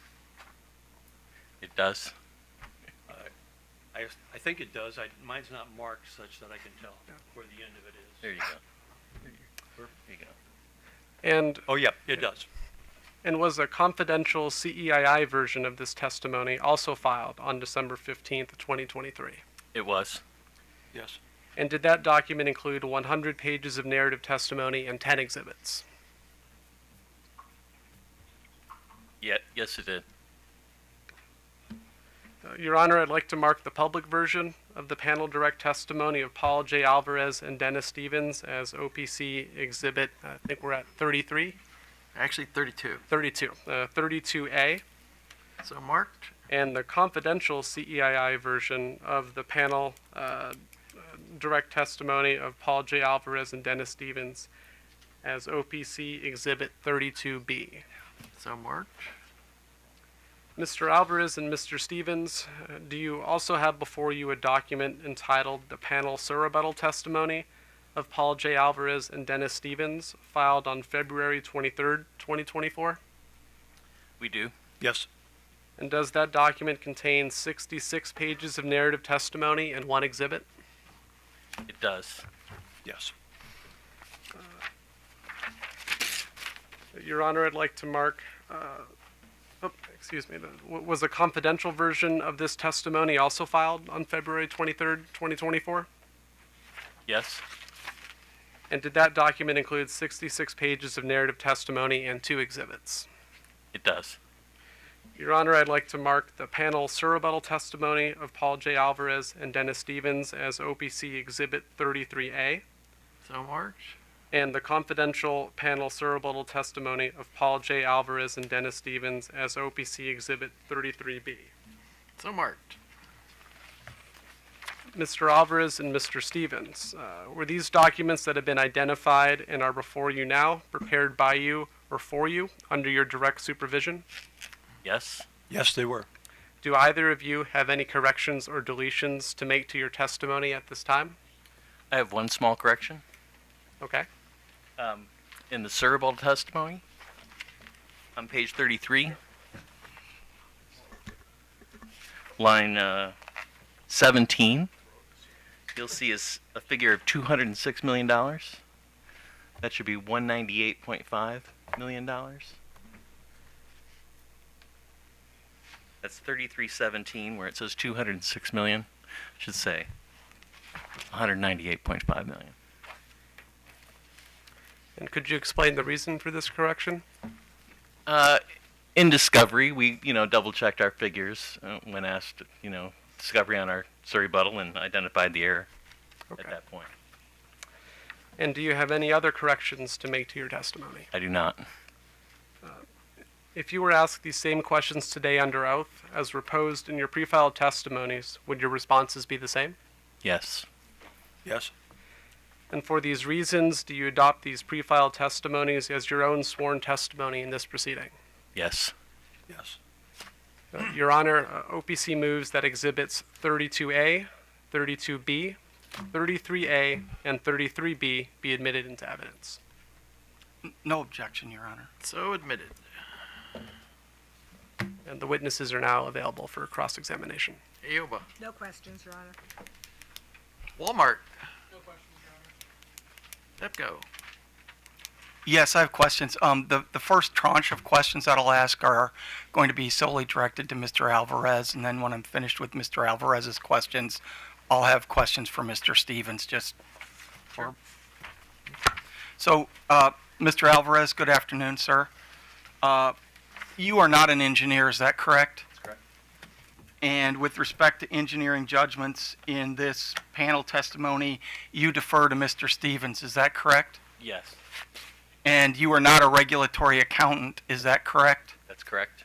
Actually, to make it easier, why don't you just pull them, since he's going to be asking you all the questions, Yeah. why don't you just pull the mic to you? Then you can shift it back when he's done. That's correct.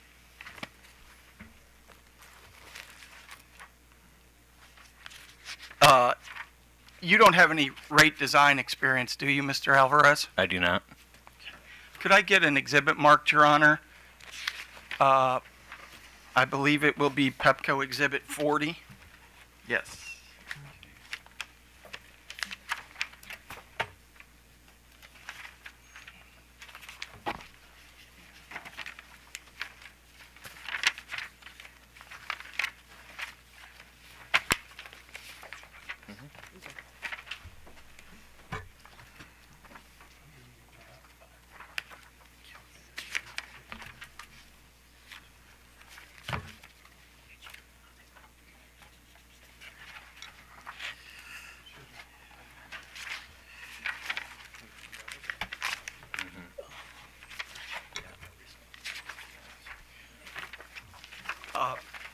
Mr. Alvarez, I have handed you a packet of data request responses. And the first one that I'd ask to be marked as Pepco Exhibit 40 is the Office of People's Counsel response to Pepco Data Request 1-2. Are you the co-sponsor of that data request? I am. And is that true and correct, sir? It is. With that, Your Honor, I'd move the admission of Pepco DR 40. So moved. Second page there, sir, is data request 4-12. Do you see that, sir? I do. And are you the sole sponsor of that one, sir? I am. I ask that that be marked as Pepco Exhibit 41 and ask that it be moved into evidence. So marked and so moved. And is it correct, Mr. Alvarez, that you've had only one position with an investor-owned utility, Xcel Energy, from 2001 to 2008? I probably had a couple different positions from 2001 to 2008, but But generally similar subject matter. Yeah, but your only employment with an investor-owned utility was at Xcel Energy, where you were doing energy efficiency type work. Is that correct? That's correct. Okay. And then, sir, could you look at what I asked to be marked as Pepco Exhibit 42, which is the response to Pepco Data Request 413?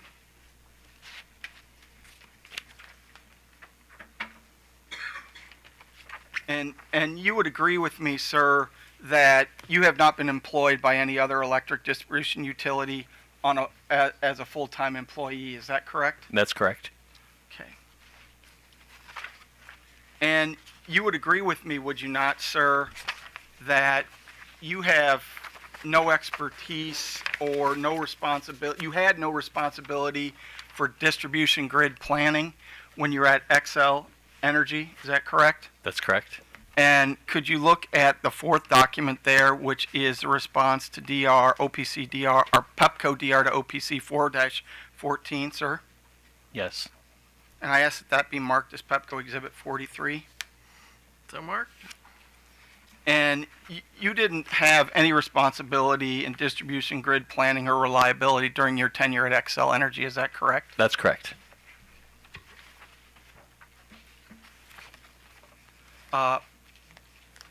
Need to get another DR marked, Your Honor. Oh, I would move the admission of Pepco Exhibits 40, 41, 42, and 43. Okay, you did 40 and 41, but. Oh, I'm sorry. No, it's fine. So, but we got 42 and 43. So.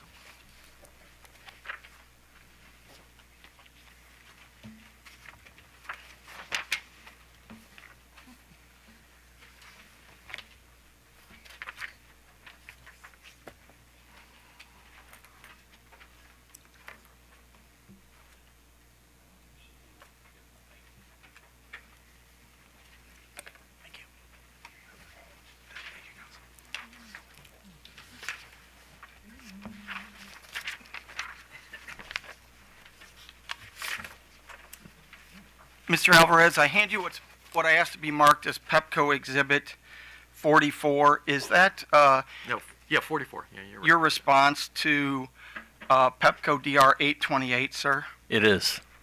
And you would agree with me that during your time at Xcel Energy, you didn't have any responsibility for regulatory matters, and you do not recall ever having prepared any testimony in a regulatory proceeding for Xcel. Is that correct? That's correct.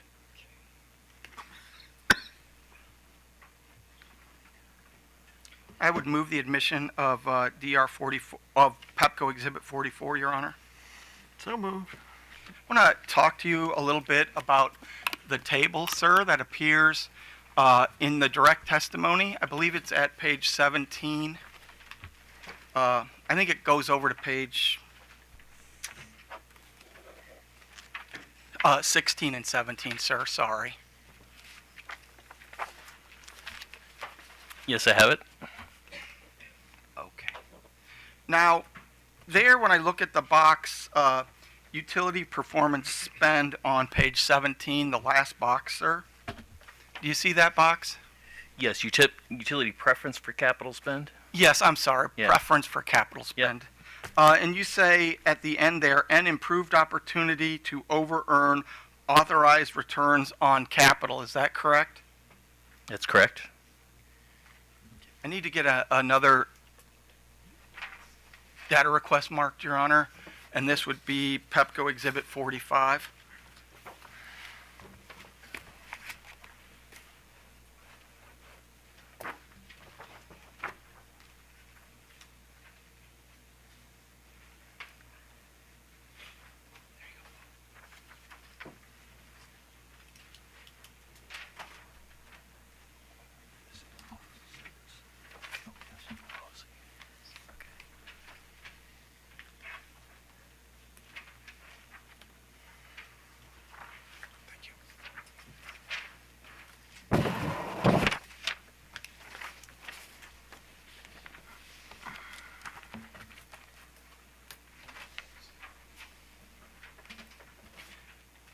Now, sir, when I ask you to look at Pepco Exhibit 45, that's your response to Pepco DR 844, is that correct? That's correct. And you, sir, are the sponsor of that data request, is that correct? I am. And Co-sponsor. Looks like. Co-sponsor with Mr. Stevens. Okay. And would you agree with me that both of you don't take a position on whether Pepco has over-earned its authorized rates of return? I'd agree with that. I agree. Would you also agree with me, sir? Well, with that, I would move the admission of Pepco Exhibit 45. So moved. Would you agree with me, Mr. Alvarez, that the Office of People's Counsel has found a revenue deficiency for Pepco for every proposed year of the MYP? Is that correct? I have not reviewed the revenue requirements testimony in this case. Okay, so you don't know if OPC believes that Pepco has a revenue requirement need? I don't know the answer to that. Okay. No. Did you watch any of the hearings on YouTube? I did watch some, yes. Did you watch the testimony of Pepco witness McKinsey? I did not know. Okay, fair enough. Do you know whether or not Pepco earned its authorized return of 9.55% during rate years 1 and 2 in case number 9655? I do not know the answer to that, no. Now, you would agree with me, sir, that at page 15 of the direct testimony, I believe that's a section that you're responsible for, you note that one of the benefits identified by the Commission of the MYPs were more predictable rates. Is that correct, sir? Yes. I need to get another data request marked.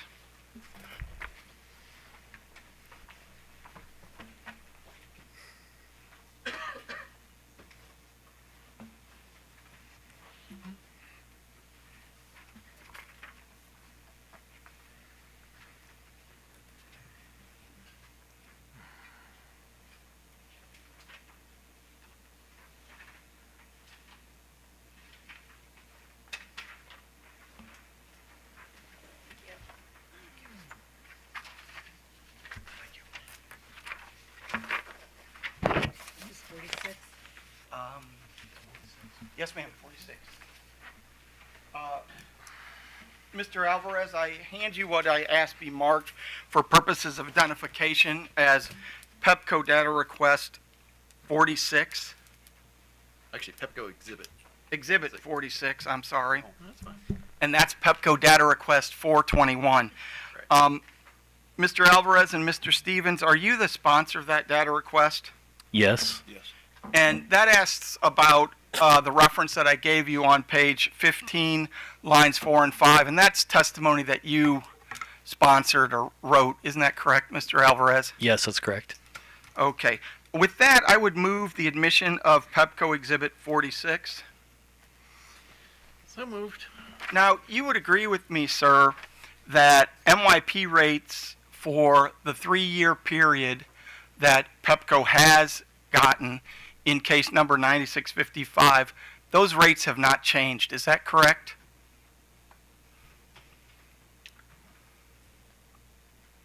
I believe that's correct.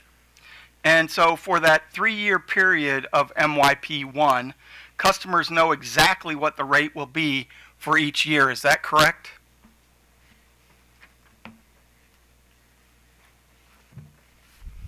I think the only exception I would raise is in the event that, in this case, the commission were to approve requests for recovery of spending under the annual information filing in the 3rd year. That could happen, right? The commission could approve the utility overspent its MRP, requested an adjustment, which the commission could approve, and could let those rates in the third year float up if necessary. Okay, let me ask you this. Is it your testimony today, sir, that rate year 3 spending is included in this case? That's not my understanding, no. It's only rate year 1 and rate year 2, isn't that correct, sir? Yes, but my understanding is that under the annual information filing process, those could be considered in this case. Those could be considered in this case, and you would agree with me that if the annual information filing, and that's about $9 million, is that correct, sir?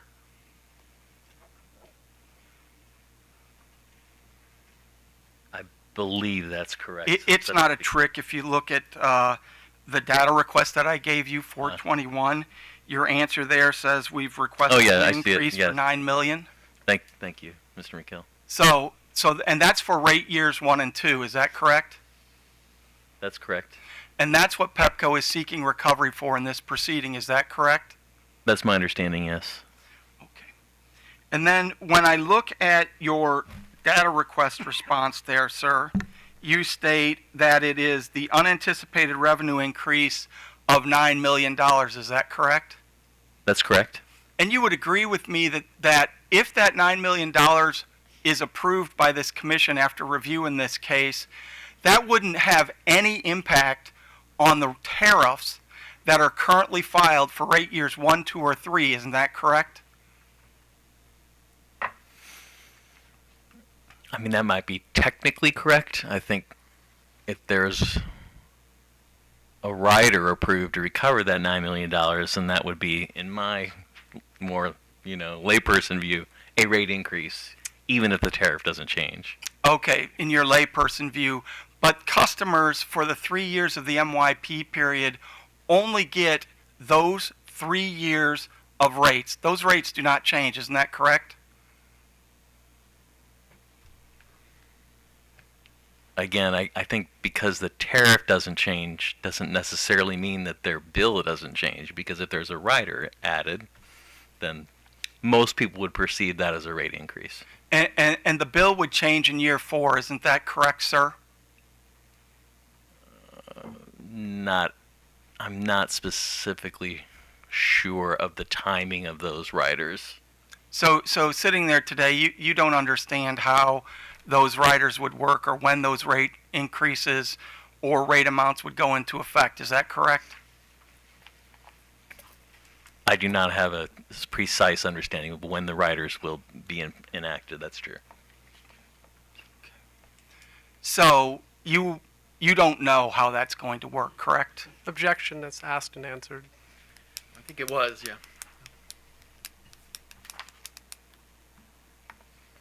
Now, you would agree with me, would you not, sir, that this is the first time that the commission is reviewing the expenditures that are included in rate years 1 and 2 from case 9655?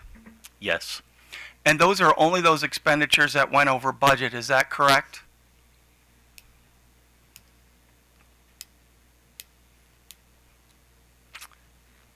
I believe it might be the net of those things that are over and those things that are under, but roughly yes. Yeah, and so for the first 2 years, the net of those things is $9 million. Is that correct?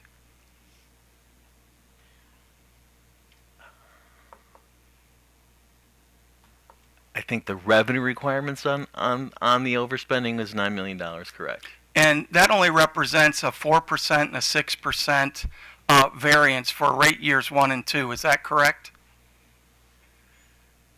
Yes, I think it was an overspend of 4% and 6% for years 1 and 2. Yes, I think that's correct. And you would agree with me that the parties in this proceeding have had an opportunity to review that overspend. Is that correct? That's correct. And indeed, both you and Mr. Stevens reviewed that overspend. Is that correct? We did. I need to get another exhibit marked, Your Honor. It would be Pepco 47.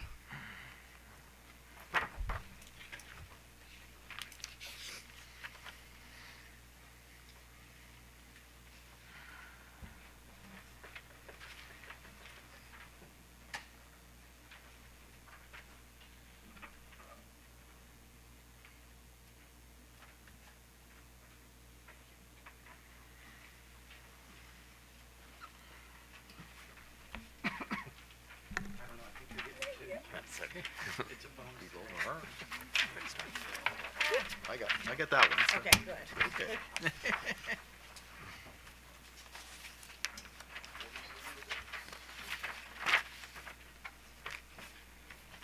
Now, Mr. Alvarez, I hand you what I've asked to be marked as Pepco Exhibit 47, and that's OPC's response to Pepco DR 9-1. Is that correct? It is. And you are the sole sponsor of that data request. Is that correct? I am. And that answer there is true and correct? It is. Your Honor, I would move the admission of Pepco Exhibit 47.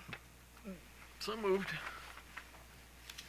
Now, there you indicate that the Wired Group conducted a limited prudency review of electric distribution capital spending during rate years 1 and 2. Is that correct? That's correct.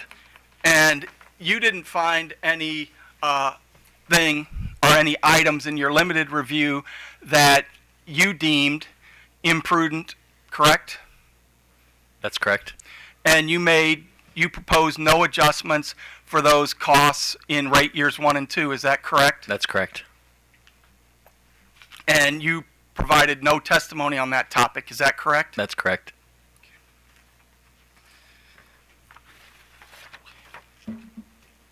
Did you review the other testimonies in this case from other witnesses on your topic, sir? I'm not talking about other topics. For example, did you review staff witness Austin's testimony? He's got 69 kV in there. I would say very briefly. I'm not very familiar with it. Okay, how about you, Mr. Stevens? You're the expert in engineering. Did you review it, sir? Not very much. Okay. So you're not aware that Mr. Austin reviewed all of the projects also that we had in rate years 1 and 2 and came to the conclusion that the companies, taken together, the company's filings and interrogatories from interveners allowed staff to do a careful and thorough review of the reasonableness and prudence of Pepco's actual expenditures in rate years 1 and 2 in the reconciliation? So your question is if I'm aware that that's his testimony? Yes. I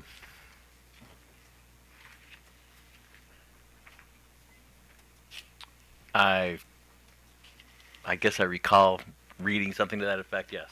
And you're aware that the staff has not recommended any sort of disallowances of the $9 million contained in rate years 1 and 2, isn't that correct?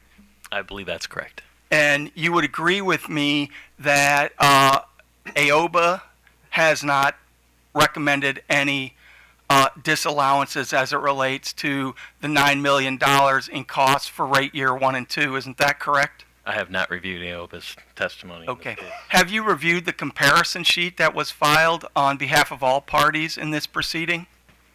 No, I have not. Okay, fair enough. I want to talk to you now a little bit about risk of disallowance. Yes. And you have that, and I believe this is your section of the testimony. If it's not, tell me, and I'm happy to ask Mr. Stevens, but I think it's all you. Okay.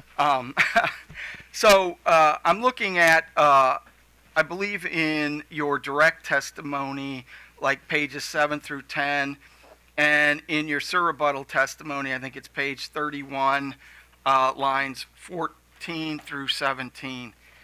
And so in your surrebuttal testimony there at page 31, lines 14 through 17, you would agree with me, would you not, sir, that the commission in the context of multi-year rate plans has made significant reductions in proposed spending by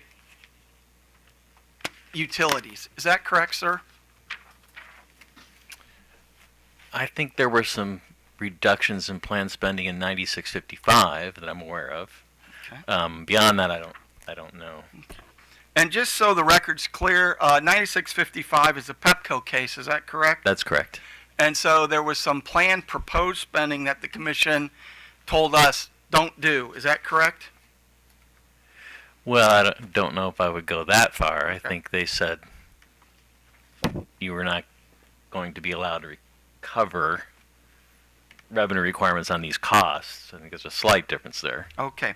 So if you could, sir, turn to page 31 of your sir rebuttal testimony, and I just want to make sure that I understand what you're saying there.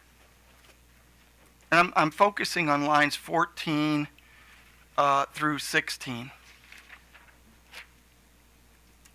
Let me know when you're there, sir. Yes, I note the commission made significant reductions of the capital spending the company proposed in MRP1. And by the company there, you're talking about Pepco. I am. And you're suggesting, or you're stating, that the commission made significant reductions in the capital spending proposed in MYP1. Is that correct? Yes, that's correct. And would you agree with me, sir, that this demonstrates that interveners in a multi-year rate plan have the ability to review projects before they start and weigh in on whether or not those projects should be done? Is that correct? Yes, that's correct. And you would agree with me, would you not, sir, that interveners do not get that ability in a historical test year proceeding? Isn't that correct? That's correct. So would you agree with me that in the MYP context, the MYP context provides interveners with input regarding which projects Pepco should conduct? Is that correct? That's correct. Would you agree with me, sir, that unlike traditional rate making, under an MRP construct, interveners get two bites at the apple? First, they get to argue that projected spending is not needed, i.e. reductions in MYP spending. Is that correct? That's correct. And second, they get a chance to argue that the projects are imprudent or not used and useful, and thus propose a cost disallowance. Isn't that correct? That's correct. Now, the opportunity to seek reductions in spending before the spending occurs does not happen in a traditional base rate case. Isn't that correct? That's correct. I need to get another exhibit marked, Your Honor. I believe it'll be Pepco Exhibit 48. Yes.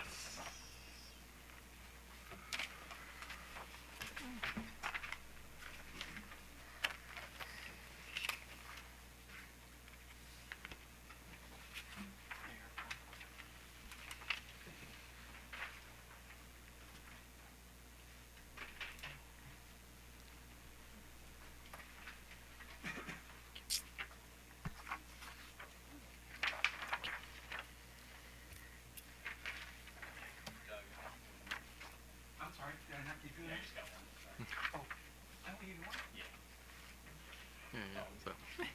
I took the rest, sorry. That's right. I thought I made enough copies. Oh, yeah, I'm sure you did. So. Okay, everybody's good?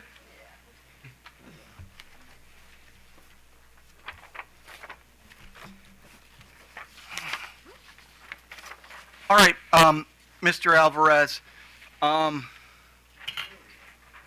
hand you what's been marked, or I asked to be marked for purposes of identification as Pepco Exhibit 48, and that is OPC's response to Pepco DR 435. Is that correct? That's correct. And you're the sole sponsor of that data request. Is that correct, sir? I am. Okay. With that, Your Honor, I would move the admission of Pepco Exhibit. Let me do this. I'm sorry. Yeah, Pepco Exhibit 48. So move.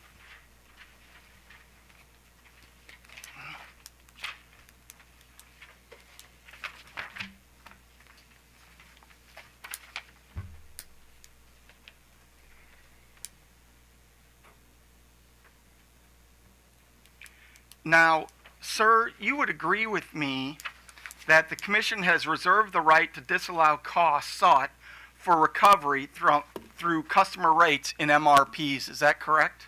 That's correct.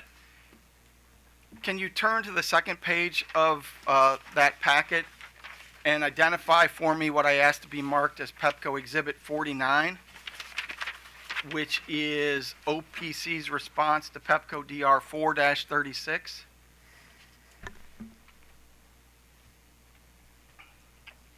And Mr. Alvarez, you're the sole sponsor of that data request. Is that correct, sir? I am. And is the answer there true and correct? It is. Okay.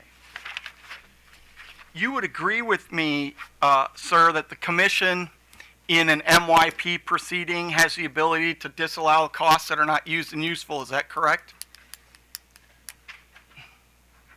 Yes. And you would agree with me that within an MYP proceeding, the commission has the ability to disallow costs that are not prudently incurred. Is that correct?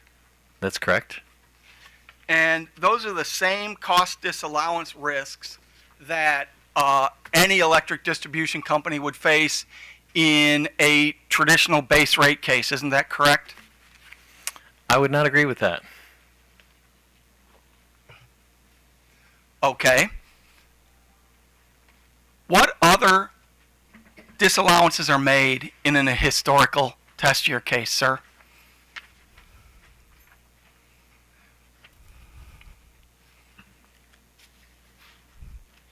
I mean, the commission can disallow costs, historical costs recovered that they've identified are not prudently incurred. But your question was, is there a difference? Can you repeat your original initial question? I thought it was, let me ask is there a difference between the risk a utility incurs in an MRP and the risk they incur in a traditional rate case? And I would argue there is a difference in the risks that a utility incurs in those two scenarios. Well, let me ask you this. Earlier, we identified the fact that in an MRP setting, interveners get 2 bites at the apple. Isn't that correct? That's correct. And let me ask you, how many traditional base rate cases have you testified in, sir? I know there's a data request on this. I couldn't tell you exactly how many. It's probably 8 to 10. 8 to 10. That was your answer to the data request, sir? There was a detailed case-by-case list that we provided you that identified which ones had, historical test year type responsibilities for us. And I roughly think that was 8 to 10. Okay. Now, in a traditional base rate case setting, you would agree with me that you are not reviewing any forward proposed spending. Isn't that correct? It depends on the case. I mean, a lot of utilities will present a grid investment plan along with, a rate case, and so that happens, from time to time. So I understand that there's a grid investment plan. I'm just talking about in a traditional historic rate case, sir. I'm not adding on the grid investment plan. And the question again, I'm sorry? You don't look at forward projects. Yes, that's correct. In a traditional rate case, correct. If there is no grid enhancement plan presented, we are not asked to look at anything prospective. Right. You're just looking at historical costs. You look at if the projects are used and useful. Is that correct? Correct. And whether they're prudent, correct? Correct. And you look at based on a historical test year, correct? Correct.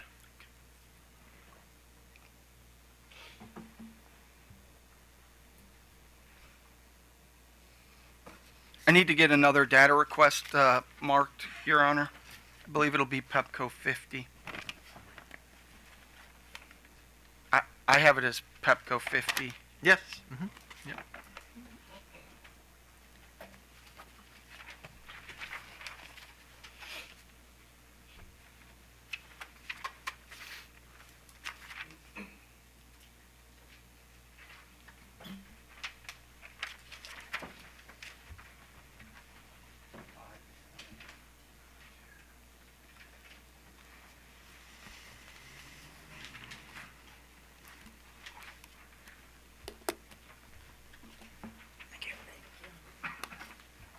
It's 49.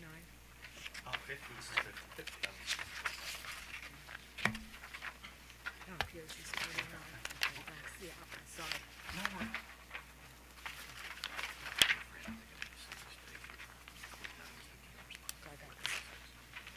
Sir, I've handed you what's been marked for purposes of identification as Pepco Exhibit 50, and that's OPC's response to Pepco Data Request 827. Is that correct, sir? That's correct.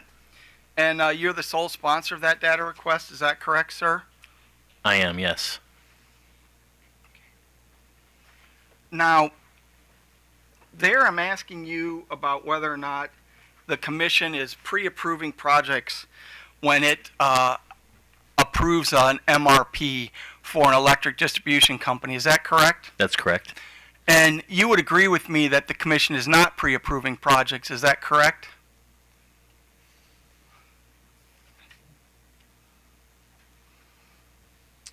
I think it depends on whether you're speaking practically, pragmatically, or legally. Obviously, the commission has the legal authority to disallow costs when it wants to. But this gets back to my answer to your earlier question about the difference in cost disallowance risk between a multi-year rate plan and a traditional rate case. And my position is that because the commission has already approved a capital spending level, which consists of multiple projects, that to then turn around later and identify some of those projects as imprudent when they were clearly listed as part of an approved capital plan is going to be much more difficult from a practical perspective. And that's the difference in the risk levels that I was trying to describe earlier. And in fact, in your testimony, you say in practice, authorizing an MRP based on investments after reviewing the utilities' proposed investments and their associated costs amounts to pre-approval. Is that correct? That's correct. And you're aware that this commission has issued more than one order specifically saying that they're not pre-approving projects. Is that correct? I am aware of that, yes. And so you don't take the commission at its word? Well, again, I think there's a difference between a legal and a practical aspect to this. I think the commission is clearly preserving its legal authority to do so, as it should. But that could be different. That could be different. That could be different. Okay. That could be a different. What do you want to call it? Bar, if you will. And have you seen anything from this commission that indicates that it's a different bar? I have not. In fact, they've said quite unequivocally that they're reviewing every project and they're not pre-approving those projects.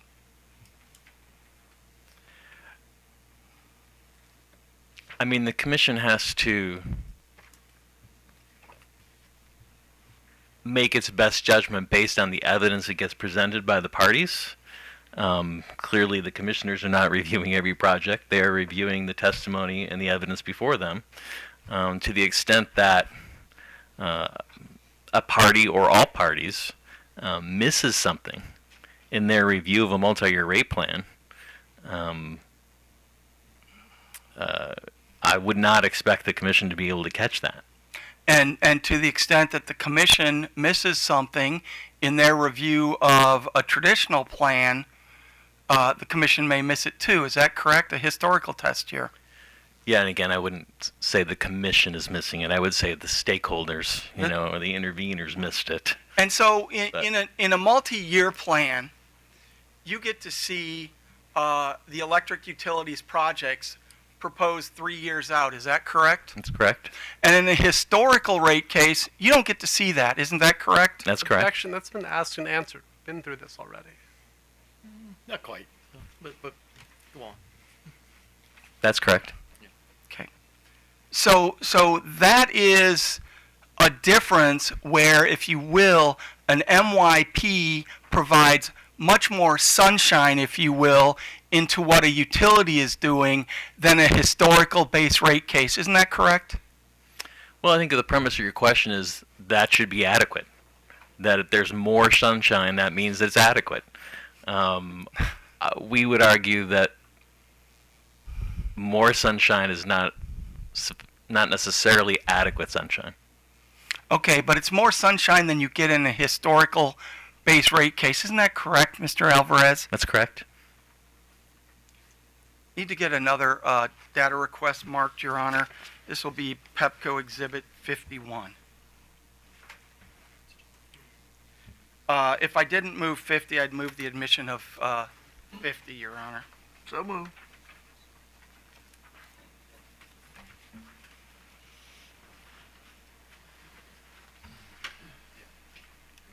And Paul, I think this is one that only you sponsored. Okay.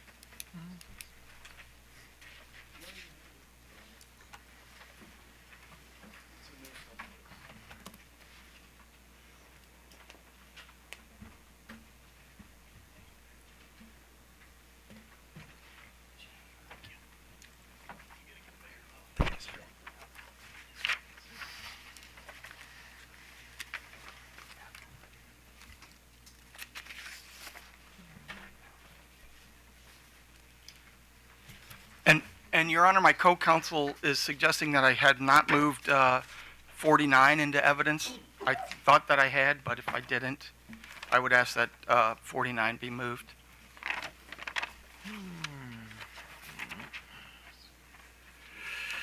Correct. So Thank- moved. Thank you. Apologize for that. Mr. Alvarez, I've handed you what I asked be marked as Pepco Exhibit 51, and that's OPC's response to Pepco Data Request 428. Is that correct? That's correct. And you are the sponsor of that data request, is that correct? I am. Your Honor, I would move the admission of DR 428. So moved. I also handed you what I asked be marked as Pepco Exhibit 52. And that is the response to data request 429. Is that correct? That's correct. And you're the sponsor of that data request? I am. Your Honor, with that, I would ask that DR 429, Pepco Exhibit 52, be moved into the record. So moved.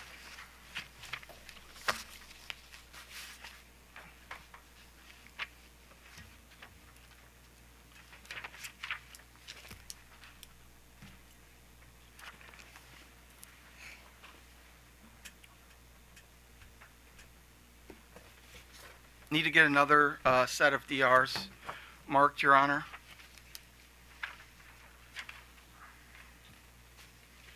And this will be starting out with Pepco Exhibit 53.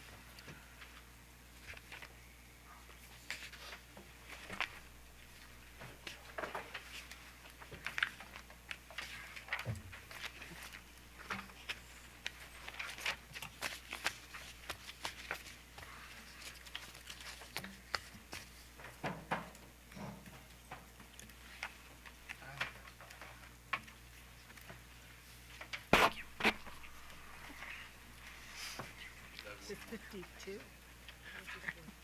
53. Can I have one? Oh, I'm sorry, Fran. It's okay, it's okay. Apologize. Here you go, man.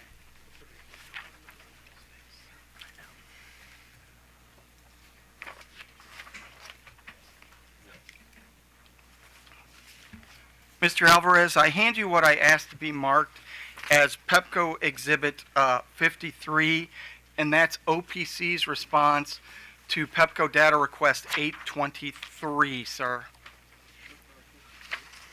Yes. Yes, 53. Yeah. Yep. I'm sorry, Mr. Hill.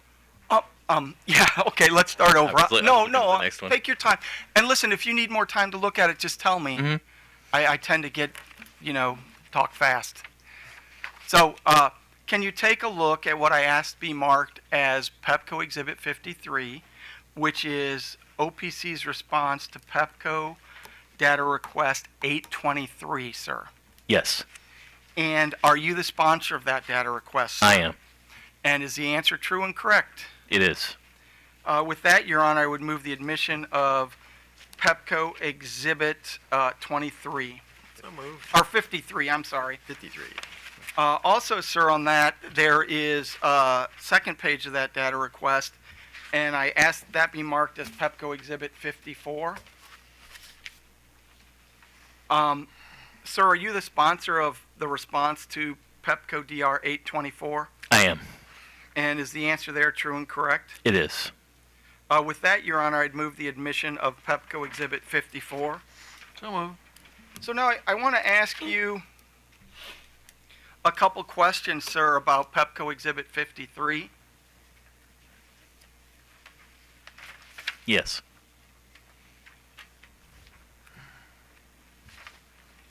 So there you say you distinguish between the difference between cost disallowance related to whether a particular program or project should have been incurred and cost disallowances related to imprudent execution. Is that correct? That's correct. And you would agree with me, would you not, that in a traditional rate case, cost disallowances related to whether a program or project should have been incurred don't happen? I would say they're very rare. I wouldn't say they don't happen. Okay, give me an example in one of the 10 cases that you've been in where that's happened, sir. It's never happened in any of the cases that I've been involved in. Okay.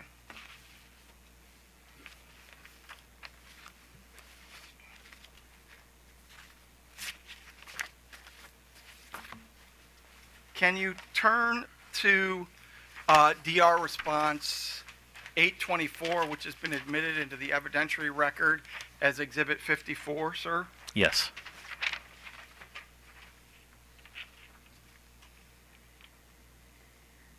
And right down in the middle of the second paragraph there you say, in further support of his assertions, in Mr. Alvarez's experience, regulators rarely disallow costs under any rate-making method, let alone a rate-making method in which investment plans approved for cost recovery before final prudence review occurs, such as multi-year rate-making. Is that correct? That's correct.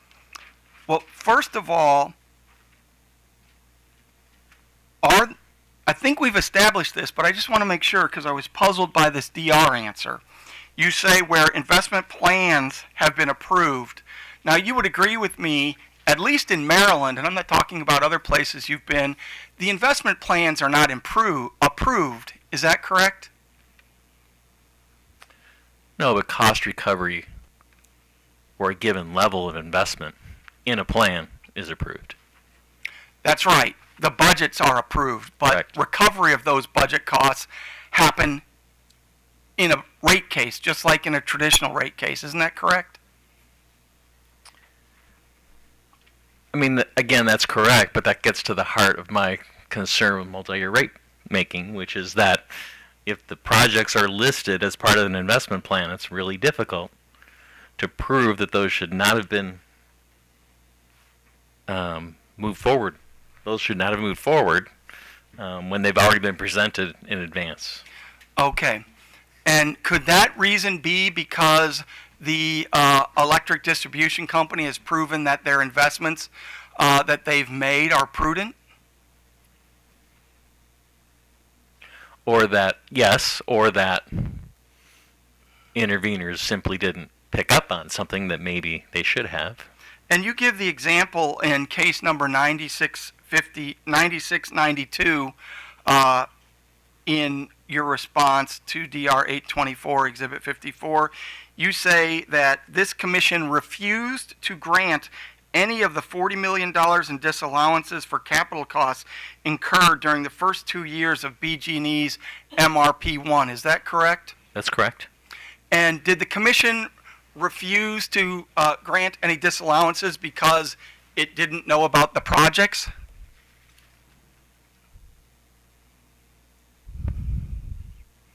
That would not be my understanding, no. In fact, the Office of People's Counsel recommended that $40 million worth of those projects be disallowed. Isn't that correct? That's correct. And this commission allowed recovery of those projects. Is that correct?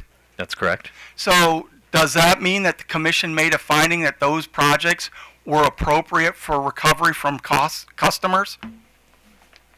Yes. And that means that the spending, the money spent, that $40 million spent by Baltimore Gas and Electric was prudent? That was the commission's decision, yes. And that was based on the evidence presented in that case, correct? Yes, I imagine. And all the witnesses were subject to cross-examination there? I imagine, yes. Well, you were in that case, right? Yes, I didn't review every cross-examination, but yes. Now, have you had any experience in the 8 to 10 cases that you've testified in where there's been a prudence disallowance? A prudence disallowance that I recommended? No, any prudence disallowance, any case that you're familiar with. I mean, yes, there are occasionally costs disallowed, yes. Based on prudence, is that correct? Yes, that's correct. And let me refresh your recollection. You worked on, and I think Mr. Stevens worked on, the Smart Grid City matter, is that correct? That's correct. And that was Public Service of Colorado's Smart Grid Initiative in the city of Boulder, is that correct? That's correct. And you would agree with me there that the Public Service Commission or the Public Utility Commission of Colorado disallowed over $16 million of the smart grid investments because they were not prudent? That's my recollection, yes. And I'll be talking to Mr. Stevens about that. Maybe that'll refresh your recollection.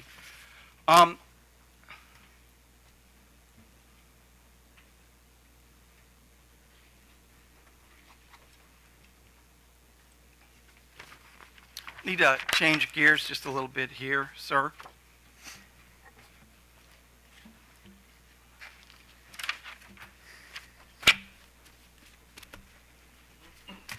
Need to get another exhibit marked, Your Honor.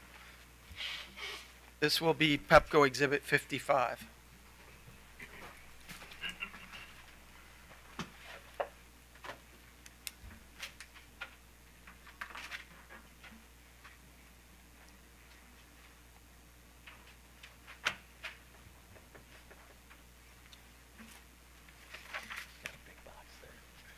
He's got a big box to go through there.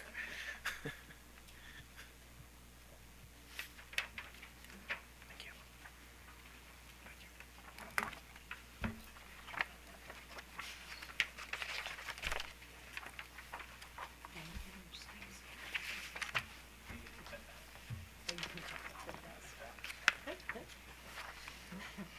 What is it, 55?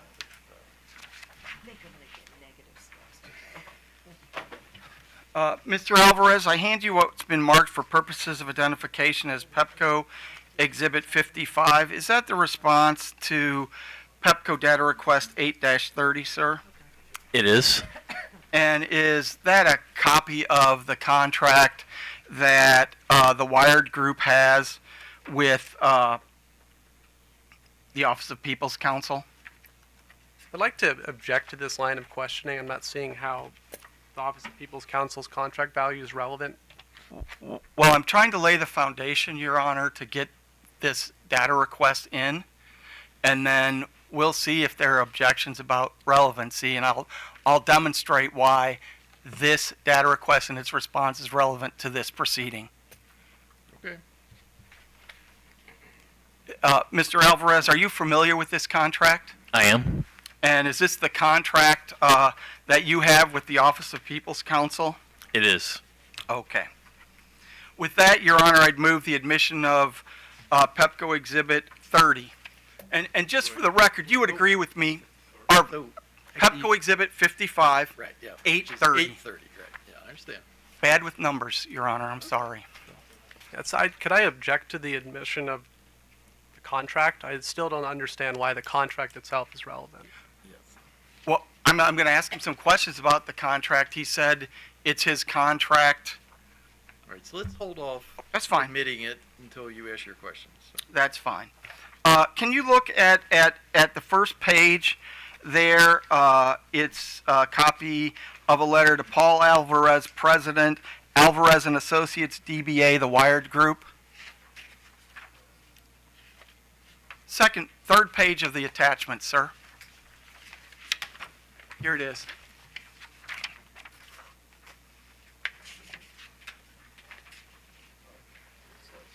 So this is the Office of People's Counsel's letter to us, yes. And it's addressed to Paul Alvarez, president of Alvarez and Associates, LLC, doing business as the Wired Group. That's correct. So you agree the Wired Group is a DBA, correct? Yes, that's correct. And you're the only employee of the Wired Group? That's correct. Okay. Now, when I look at the very first paragraph of this letter, it says, concerning Wired Group provisions of consultant service to OPC regarding the analysis of electric distribution planning and/or engineering, correct? Yes. And that's one of the things that you were to do. Yes. The next one is prudency review of the electric distribution capital spending during rate years 1 and 2 of Pepco's first MRP. Is that correct? Yes. And we established earlier in cross-examination that you did indeed do that prudency review. Is that correct? I would call it a limited prudency review, but yes. And you found no imprudent expenditures, correct? Not in our limited review, no. Okay. Now, the Wired Group, it's noted. Let me ask you this. You have made claims in this proceeding that there is not enough time to do this work and there are constraints as it relates to resources. Is that correct? That's correct. And could you turn to Exhibit C, or Exhibit A attached to this document, page 2 of 3? And I believe, sir, that's the Wired Group's response dated June 14th, 2023 to Mr. William Fields, Assistant People's Counsel. I thought Bill was the deputy, but Mr. Fields, I'm sorry, was the deputy. Anyway, do you see that, sir? I do. And I'm looking at page 2 of 3 there. Yes. And for hours, is it correct that the Wired Group proposed to do 420 hours of work on this case? We did. And you would agree that's 52 and a half 8-hour days, is that correct? Subject to check. Yes. So there was a significant amount of hours that you contracted with the Office of People's Counsel to do work on this case, is that correct? That's correct. And you would agree with me that the discovery period in this case was elongated, is that correct? Yeah, I understand that's the case, yes. So you got 3 more months to do that work, is that correct? Correct. Your Honor, I think I've established that this data request response is relevant and has relevant information, so I would move the admission of DR 830. That's fine. Okay, so admit it. Need to get another data request marked, Your Honor.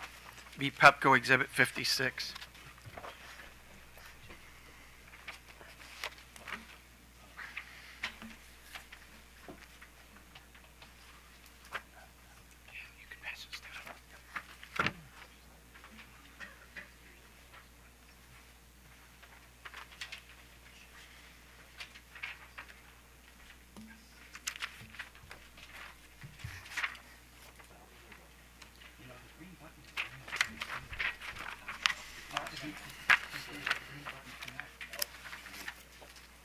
All right, Mr. Alvarez.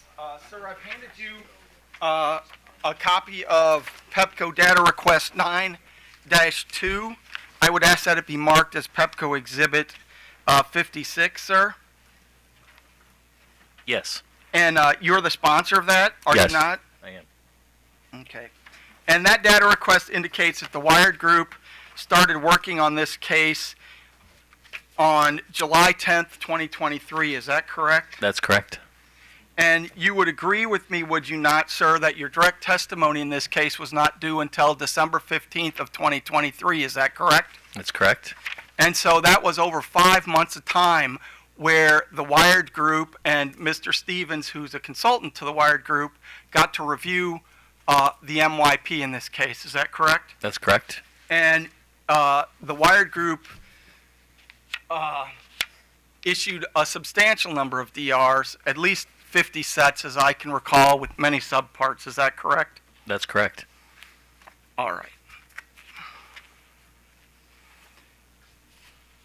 I would move the admission, Your Honor, of Pepco Exhibit 56. So moved.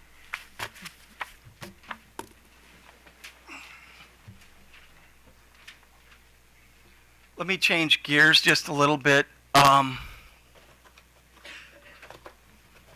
Leave that topic and go to something new. Would you agree with me, Mr. Alvarez, that reliability performance by U.S. investor-owned utilities has deteriorated despite an increase in grid investments? I would agree. And would you agree, sir, that Pepco's reliability performance is within the top 10 among investor-owned electric utilities? The top 10%, correct? And would you agree that Pepco has some of the most stringent safety and safety requirements in the nation? I wouldn't be able to compare. I haven't done a evaluation of all the different utilities and what the COMAR currently is for Pepco versus. Well, let me ask you this. You're aware, are you not, sir, that this commission in 2012, in response to some legislation passed in Annapolis and some pretty bad storms that occurred in the Pepco service territory, passed some legislation that required this commission to adopt specific rules. Is that correct? That's correct. And you're aware of those rules, are you not? I am. And those rules don't exist in every other state. In fact, Maryland is a leader in that area, are they not, sir? I would say so.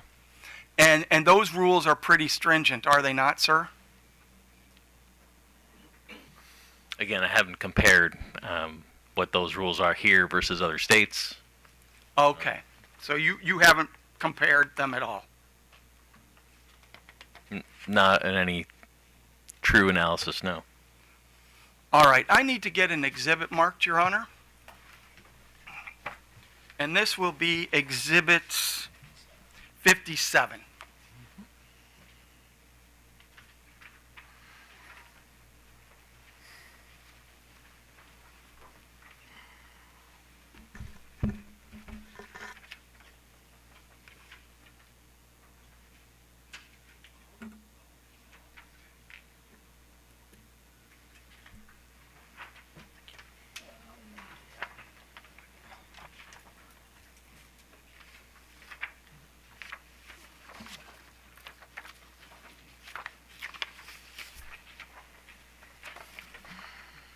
Now, Mr. Alvarez, I hand you what's been marked, what I asked to be marked as Pepco Exhibit 57, and it's an excerpt of testimony provided by witnesses Paul J. Alvarez and Dennis Stevens in Georgia Power Company's 2022 rate case, docket number 44280. Is that correct, sir? That's correct. Does counsel have a complete copy of this in case he needs to refresh the witness's recollection? I do if you need it, but you provided it to us in discovery. I asked you for all of the rate case testimony that you had done. Isn't that correct, sir? Yes. And you provided that? A list, yes. And then I asked you for a follow-up data request because you provided a list, and then you provided all of the testimony that you had prepared. Is that correct? I believe it was a list of testimonies, not the actual testimonies, but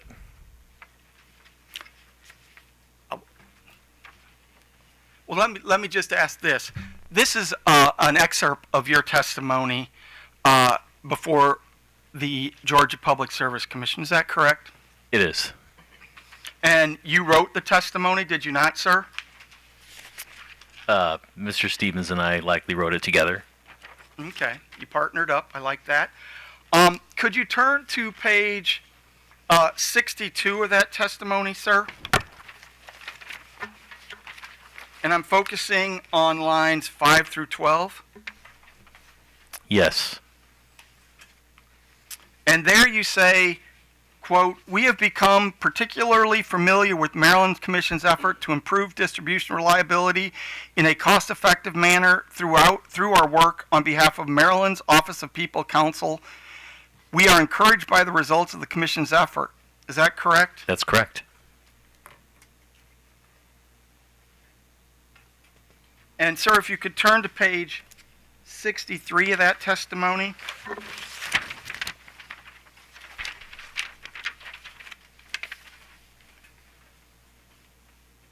And I'm looking at page 11 there, sir. You say, "Maryland utility reliability has bucked the trend of deteriorating reliability exhibited by U.S. investor-owned utilities in recent years," and in italics, "and at a reasonable cost." Is that correct? That's correct. And when I look at page 64 of 74, figure 10, sir, you have Maryland Reliability Performance Investor-Owned Utilities. Is that correct? Yes. And the solid red line, that is Pepco, my employer, correct? That's correct.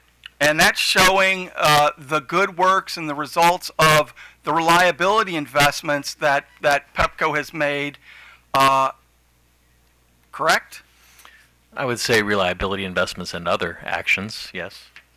Right. In other words, management has been doing a nice job of making sure that our reliability, Pepco's reliability, is in the top 10. Is that correct?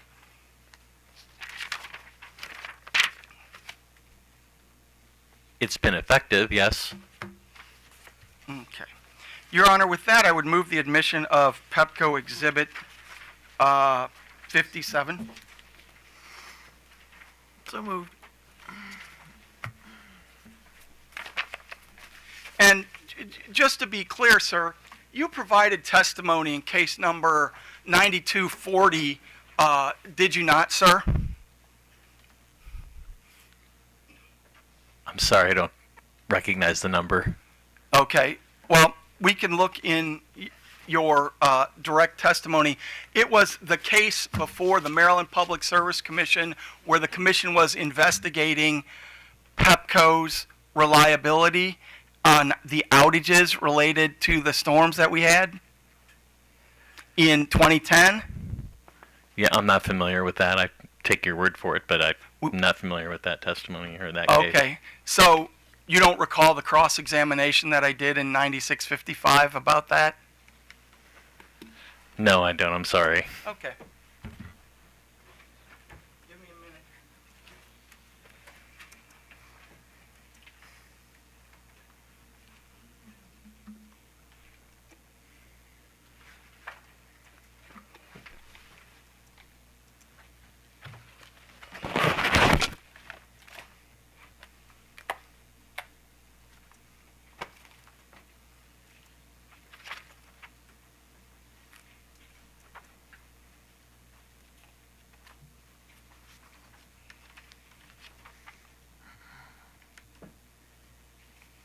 So let me ask you this, sir. When I look at your panel direct testimony,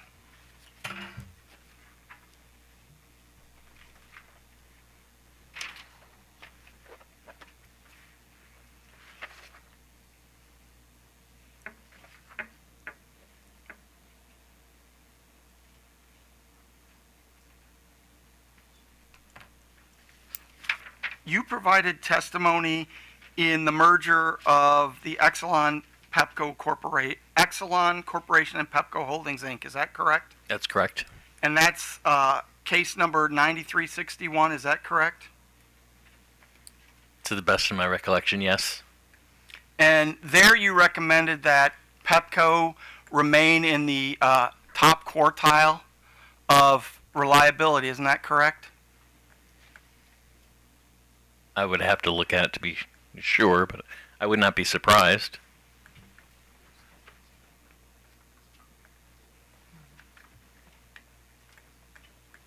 All right.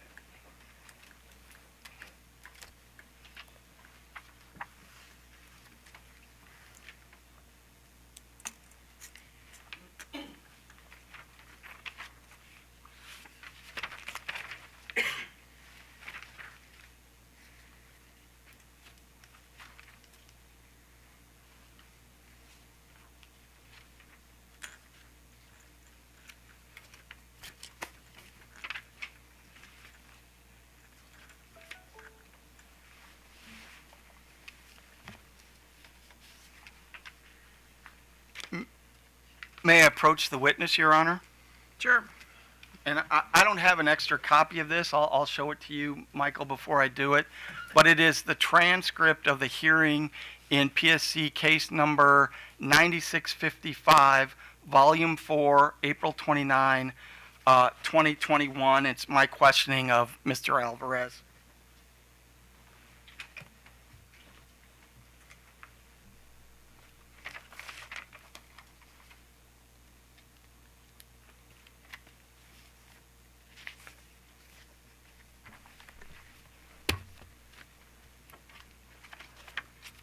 If I may approach the witness, Your Honor? Sure. And in that case, sir, if you look at transcript page 826, you would agree with me that the coalition that you were part of and on all the cities that you were part of demanded that Pepco provide nothing short of excellent reliability and be in the top quartile of reliability. Is that correct? Answer, top quartile. Is correct. And I asked you, you would agree with me that those are the expectations of the towns and cities and elected representatives in Pepco's service territory have not changed. Your answer, I am not aware that they have changed. Yes, it looks like my testimony. And so that's the expectation of the cities and towns that Pepco serves. Is that correct? Top quartile performance is the expectation, correct. And we're meeting that expectation. You're well exceeding that expectation.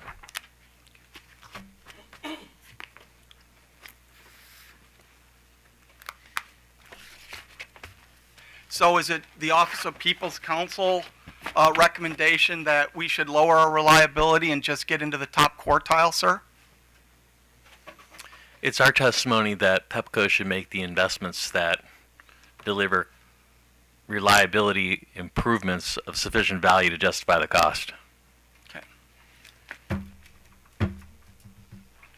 Well, that's an answer to a question, but my question was, is it your position, sir, that Pepco should lower its reliability so it's only in the top quartile?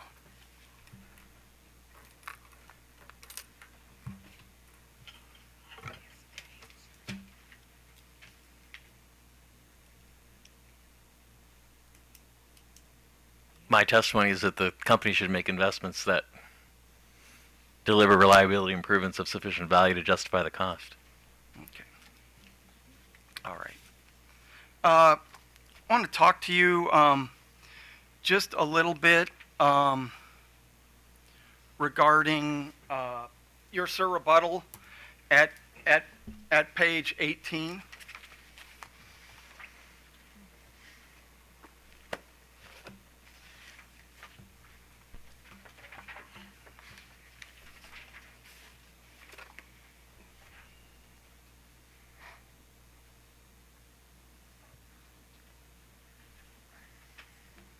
And there you're talking about cost governance, is that correct?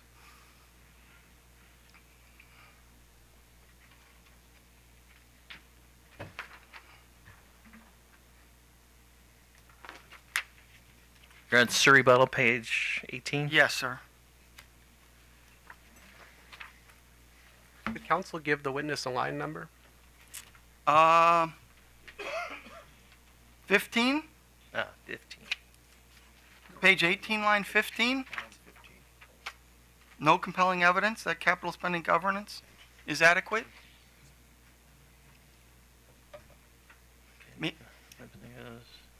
Did I say 15, sir? Yeah, 1815 is where I am. Yes, yes, page 18. Yeah, sorry, you threw me a little bit there. You said we were discussing governance at this point, and I think we're discussing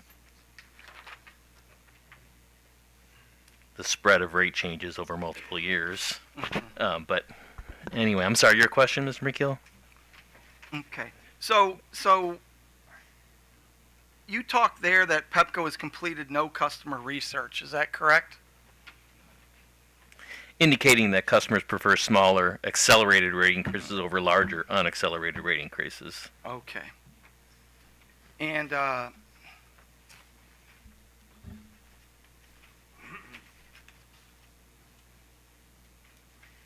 Need to get an exhibit marked.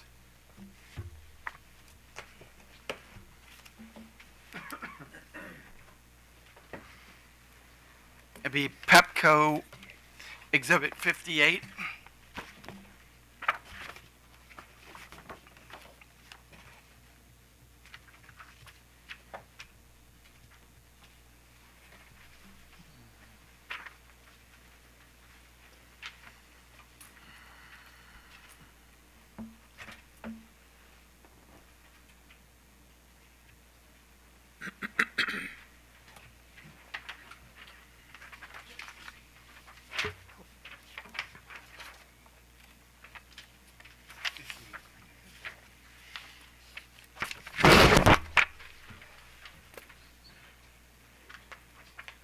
I hand you, sir, what's been marked for purposes of identification as Pepco Exhibit 58.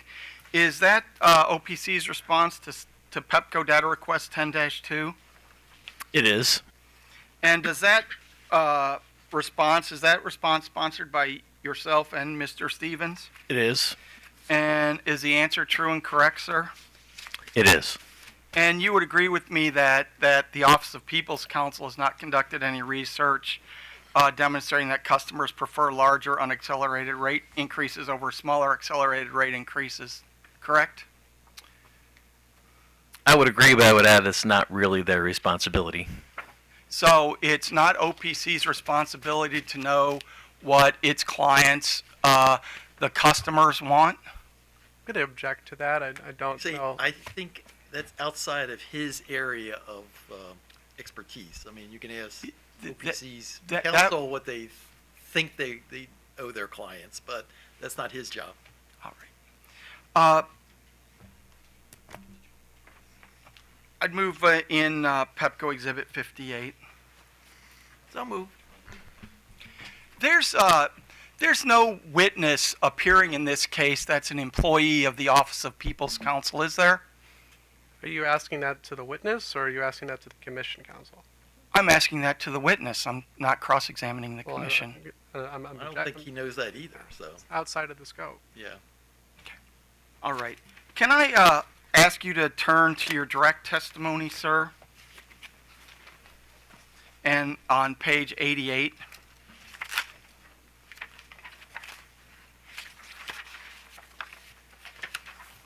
I'm there. And there you have a figure 11, is that correct? There is. And that shows distribution rate base per customer, is that correct? That's correct. And would you agree with me, sir, that your firm, the Wired Group, used to also produce that kind of information, is that correct? That's correct. And you had something called the Utility Evaluator, is that correct? That's correct. And that was discontinued, is that correct? That's correct. And would you agree with me that the last year that you did the evaluations of utilities was 2021? Evaluation of utilities, what do you mean by that? Well, let me get an exhibit marked, Your Honor. Be Exhibit 59.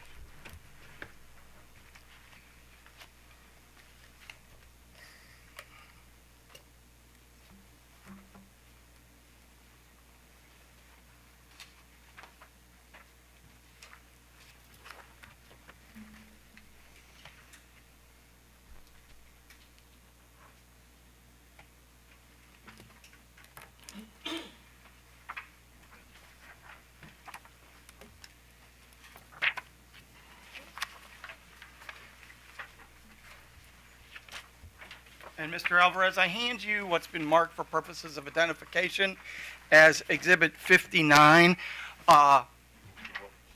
That's information that I got from the Wired Group's website. Are you familiar with what's on your website, sir? Yes. And here you're touting the utility evaluator saying using benchmarks can improve regulatory outcomes. Is that correct? That's correct. And there you note in the second arrowed bullet, each utility situation is somewhat different with differences in climate, geography, load shapes, regulatory structures, ancillary business, and other characteristics which make which challenge benchmarking credibility. Is that correct?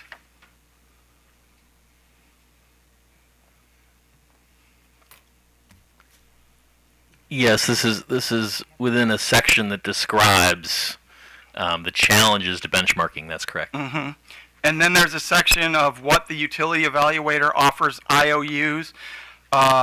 It's valuable for O&M spending, capital effectiveness, reliability, and customer satisfaction. That's correct. And I'm assuming that you put this together, sir? Yeah, under my direction. Yeah. Mm-hmm. If you could, sir, for 2021, on the third page there, Yes. the U.S. investor-owned utility customer value ranking. Yes. And if I understand what you did with this item is you took all the items you reviewed, and this is the overall customer value ranking. Is that correct? Correct. And there in the overall customer value ranking in 2021, Pepco is number 22. Is that correct? That's correct. So they're in the top quartile, correct? Correct. Could you turn the page there on O&M spending, sir? Yes. And there, if I look at item 24, Pepco is number 24 in O&M spending ranking. Is that correct? That's correct. And that's the top quartile. Is that correct? That's correct. Okay. And then the next page is the reliability ranking. Is that correct? That's correct. And when I look at that, Pepco is number 6. Is that correct? That's correct. And then when I look at customer satisfaction ranking, Pepco is number 39 out of 102. Is that correct? That's correct. So they're well in the top half. Correct. And then to be fair and complete it, when I look at the last metric that you use, capital spending ranking, Pepco is number 118. Is that correct? That's correct. But overall, Pepco is in the top quarter based in 2021 on your rankings. Is that correct? That's correct. I'd move the admission, Your Honor, of Pepco Exhibit 59, the utility evaluator for 2021. So moved.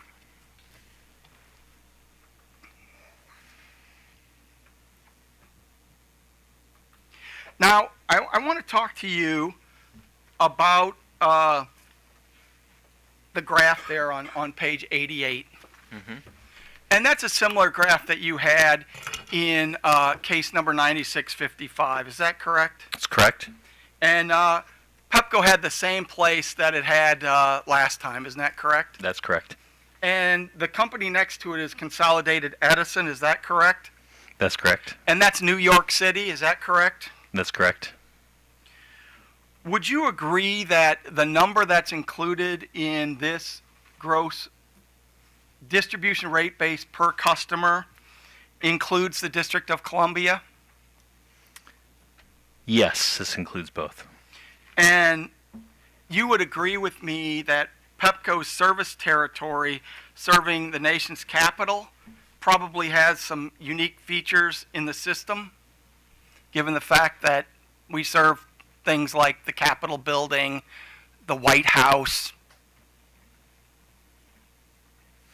I mean, every utility would claim it has, sensitive or critical infrastructure that it serves. In New York City, it's Wall Street, or it's,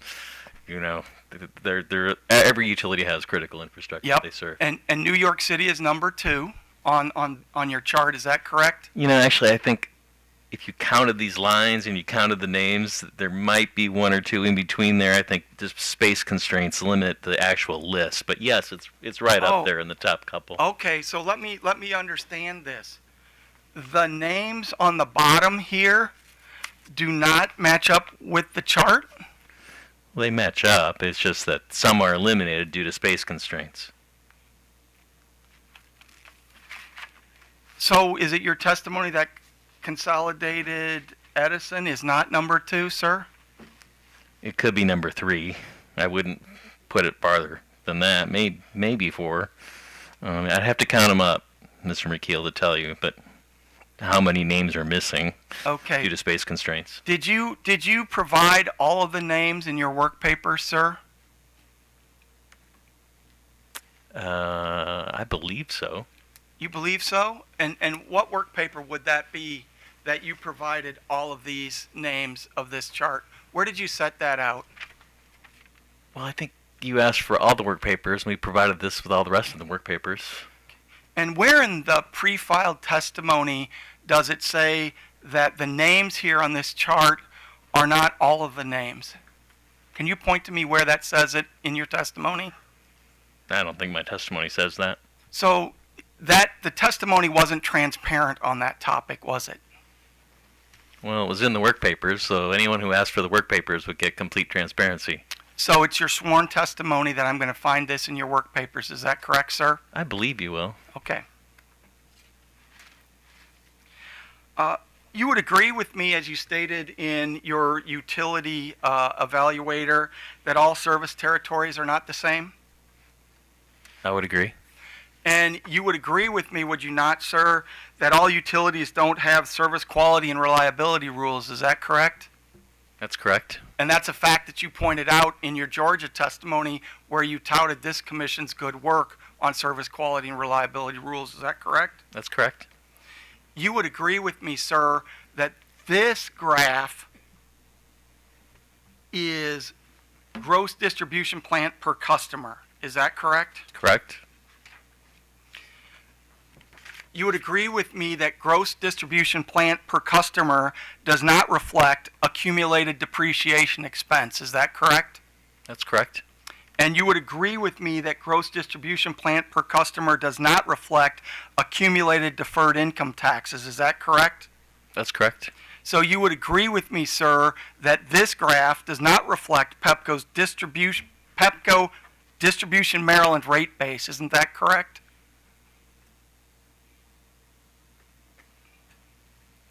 That's correct. And it's Pepco Distribution Maryland rate base that we use for setting rates in rate cases, be they MYPs or traditional rate cases. Isn't that correct? That's correct.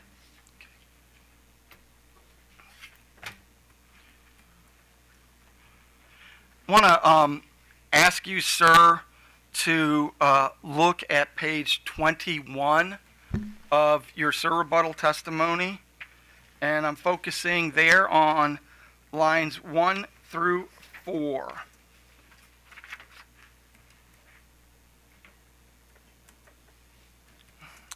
I have it. Okay. If you let me get to it, if I don't clip these papers, they'll be everywhere. 1 second, sir, sorry. Big testimony.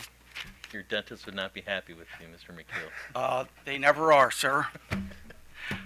Okay, I'm sorry. It's getting late in the day. Page 21, lines 1 through 4. There you're rebutting Ms. O'Donnell where she says the purpose of regulation is to balance stakeholder interests. And you note there that you do not agree. Is that correct? That's correct. And do you know if the Office of People's Counsel is required to balance the interests of stakeholders? Objection. That's beyond the scope of Mr. I'm just asking him if he knows. But again, these are questions that probably ought to be addressed to Mr. Lapp and maybe get his view on it. So, I would. Okay, I'm gonna stop there. I need to get another exhibit marked, Your Honor. So let me just ask you, going on page 21, lines 1 through 4, you don't think that there should be a balance of stakeholder interests, is that correct? No, that's not what this says. This says the purpose of regulation is to balance stakeholder interests. I would say that's one of the tactics the regulators use. All right. But I would not call that the purpose of regulation. Okay. I need to get Exhibit 60 marked.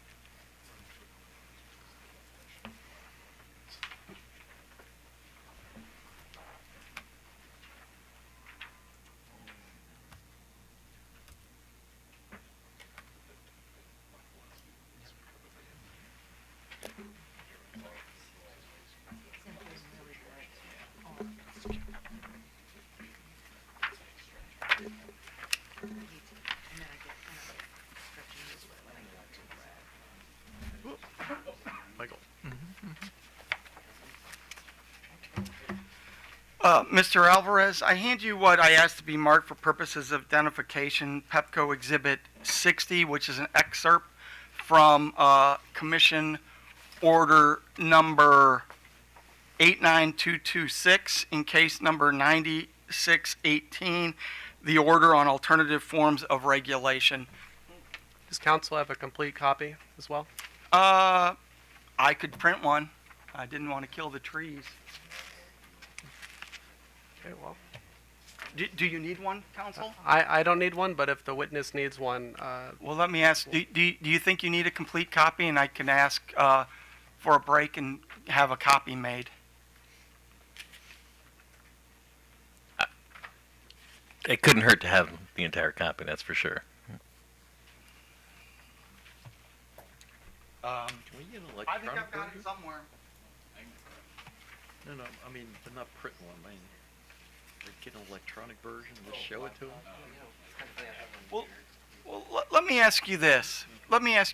You're familiar with this. You cite this order in your testimony, do you not, sir? Yeah, I'm familiar with it. You're familiar with this. And really, all I want to ask you about is a statement made on page 52. And I believe in your testimony you cite to this page. It's the commission decision.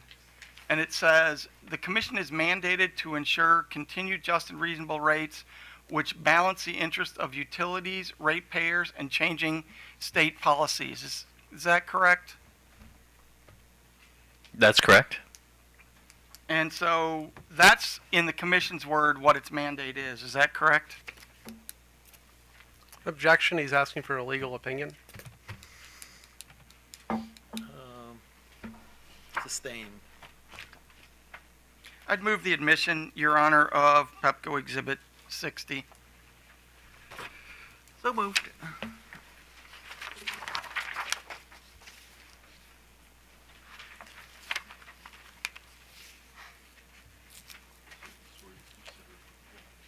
And did I move the admission of Exhibit 59, Your Honor? According to me, you did. Okay. Thank you. Sorry.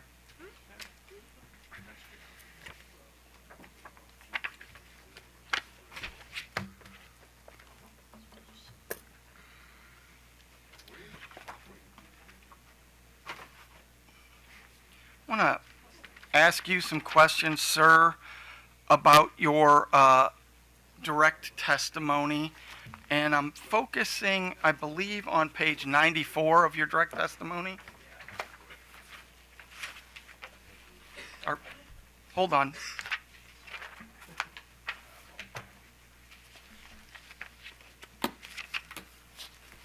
And I'm looking, sir, there at pages 4 through 17.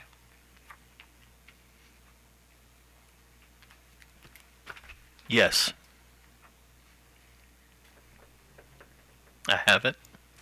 And there you're asking for the commission to allow stakeholders to participate in MRP development. Is that correct? That's correct. And you also make that recommendation in your rebuttal testimony, do you not, sir? I'm looking at page 11 there.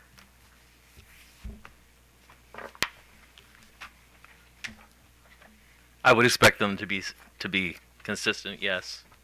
Right. If you look at page 11, lines 11, we recommend the commission require future capital investment plans to be developed with intervener engagement. Is that correct? Yeah, I think assuming that the multi-year rate plan approach continues, yes. Yeah, that's the assumption of my question. Yep. You would agree with me that the commission currently doesn't require this? That's correct.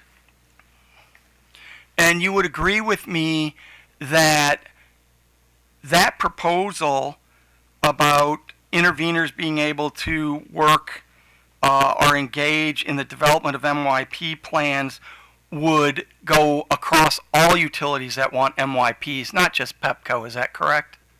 That's correct. And in fact, you made that recommendation in the BG&E case, did you not, sir? We did, yes.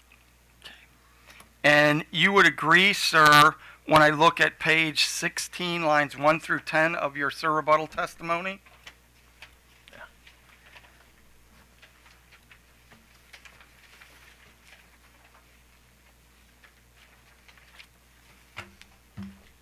I have it. that OPC wants both input and oversight into the company's spending decisions. Is that correct?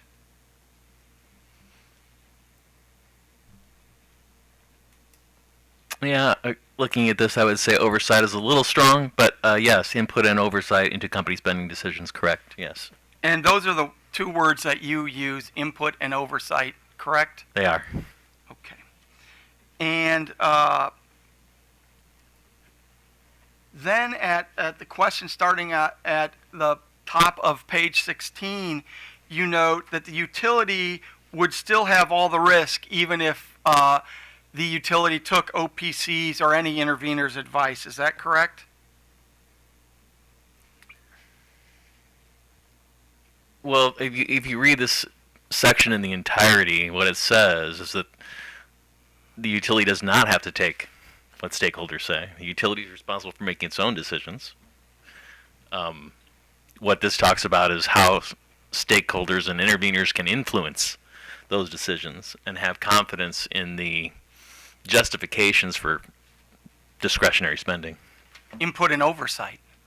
Your words. But that's a little bit different. Can you repeat your question, please? Sorry. Your words are input and oversight. Is that correct? Yeah, but you had another question in there. Could you read it back? What the question was? My computer's not working, so I'm not able to see. I don't have the live up, is what I'm trying to tell you, sir. Could the court reporter read back, I guess, starting from the initial question from Pepco counsel on this topic? Let me know if this is the right question. And then the question starting at the top of page 16, we note that the utility would still have all the risk even if the utility took OPC's or any intervening advice. Yes, but the utility is not required to take the intervener's advice. The utility is still responsible for making its own decisions. The interveners are just providing input and oversight. And in this proceeding, the Office of People's Counsel, staff, and AOBA have been able to provide input into Pepco's proposed future spending. Is that correct? You know, that is correct, although I notice many times, like, for example, in Ms. O'Donnell's testimony, she says things like, well, it's going to improve stakeholder engagement in the utilities planning processes. Well, that's not quite right. We have right now input into planned spending, which is different than having input into the planning processes, which gets into the rationale, justification, cost-benefit analyses of the proposed investments. Those are two different things, I would argue. But you just told me that when it came time to do anything, we didn't have to take the intervener's input. Is that correct? That's correct. And so here, in an MYP, you get to look at all of our future plans and you get to say, Pepco is proposing to spend on ABC, and they shouldn't spend on ABC. Is that correct?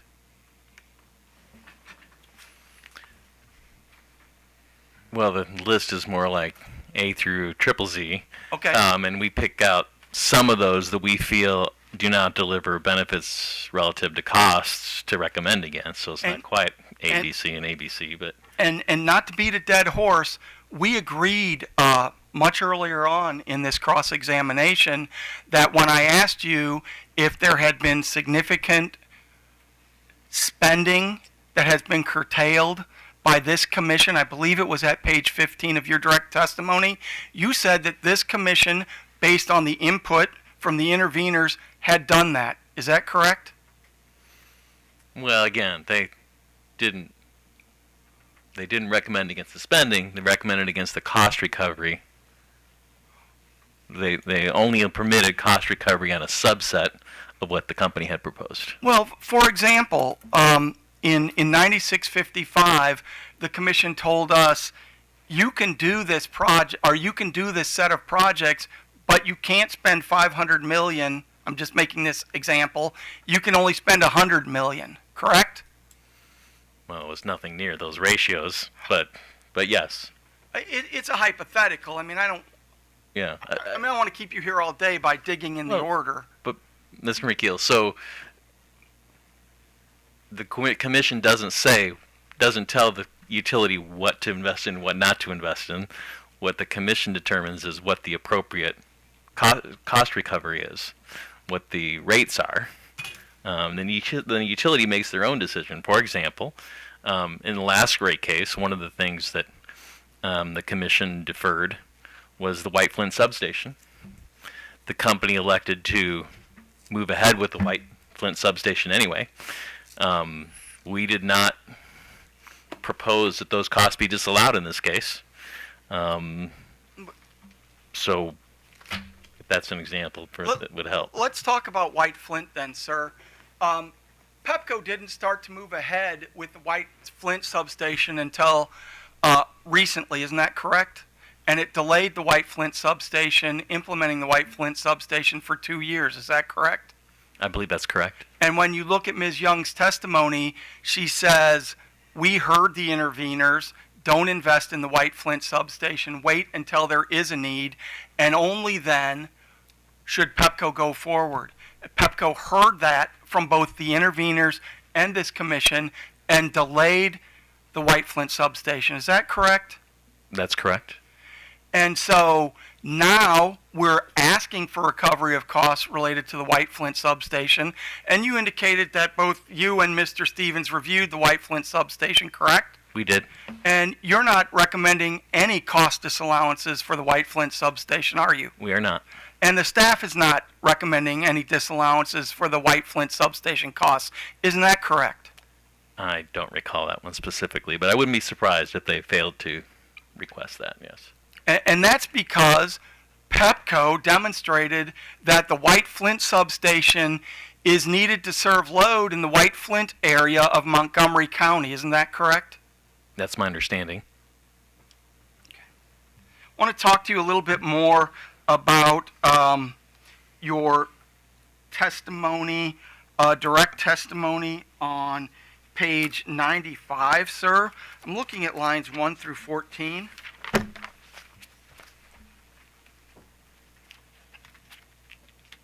And I think this is still you. It may be Mr. Stevens, and maybe I'm not keeping to my stated rule. So I just want to make sure before I ask you, Mr. Alvarez. It's OPC's recommendation surrounding risk-informed benefit cost analysis. Is that correct? Yes. And OPC is recommending that this commission order Pepco to engage in risk-informed benefit cost analysis to support its capital spending. Is that correct? That's correct. And the only place that I can detect in reading your testimonies and noting your previous testimonies in other jurisdictions and looking at this testimony, the only place that that's done is in the great state of California. Is that correct?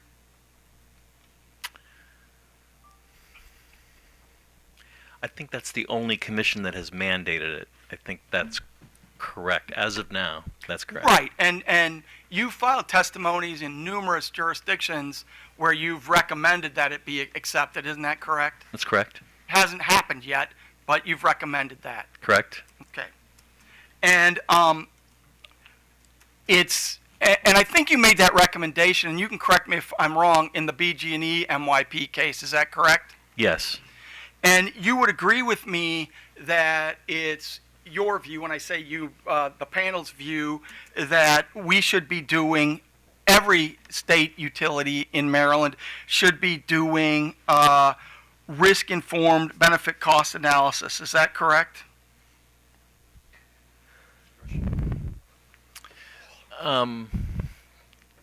Yeah, for discretionary investments that aren't required for immediately required for safe and reliable service, yes. Okay.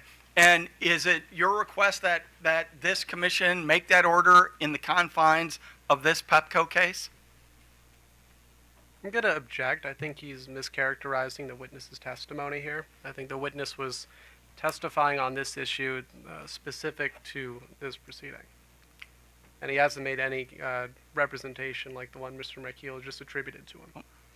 I think the question at the top of page 55 is, why do you recommend requiring utilities to conduct a risk-informed benefit cost analysis to support proposed capital spending? I don't know any other way to answer that question.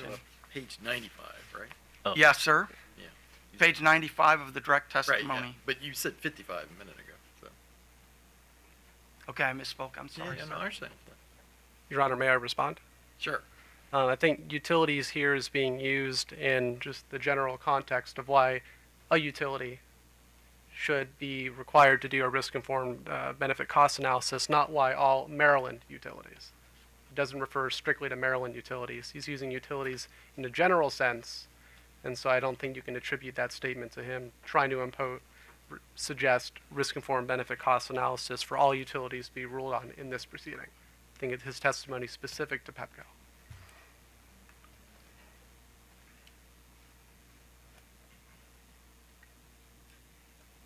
Actually, I'll let him answer it. So I think it's fine. Go ahead. I mean, it's our general recommendation, including for utilities in Maryland, that benefits, including risk reductions, be measured based on likelihood and consequence. So yes. And are you aware, sir, whether or not this commission currently has a cost-benefit analysis work group?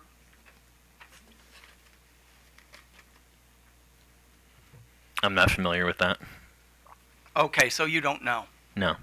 And you would agree with me right now that this commission does not require Pepco or any utility in this state to do risk-informed benefit cost analysis. Is that correct? That's correct, to my knowledge. And so that would be a significant policy change. Is that correct?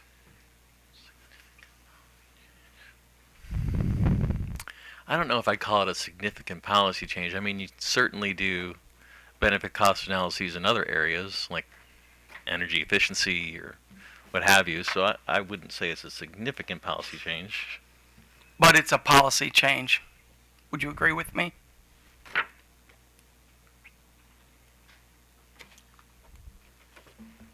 I would agree it's a policy change.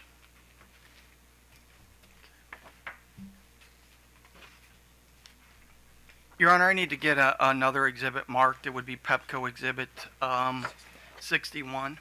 Yep.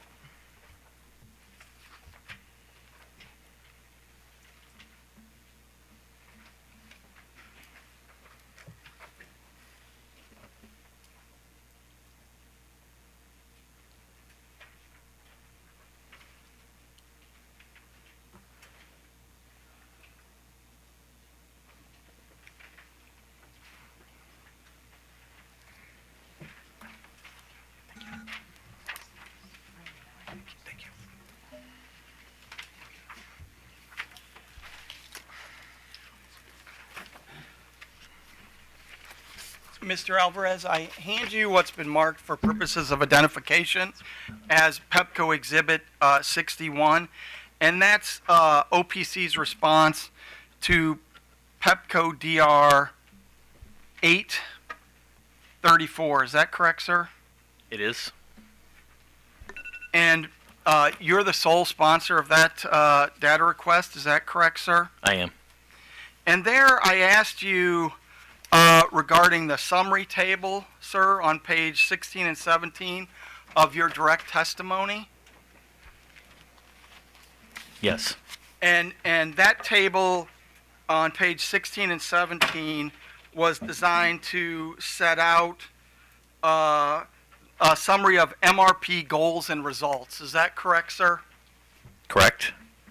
And you had a table 2 in your direct testimony in the BG&E case, case number 9692. Is that correct? Yes. And in this data request, I asked you to confirm that those tables where you set out the summary of MRP goals and results, whether or not those tables were substantively identical. Is that correct? That's correct. And you answered that they were identical. Is that correct? Correct. Your Honor, I would move the admission of Pepco Exhibit 61. So moved.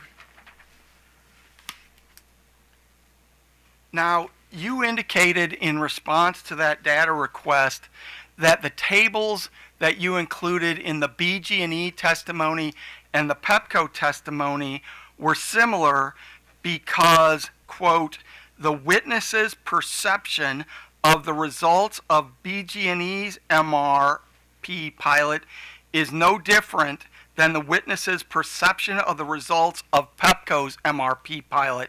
Is that correct? Yes.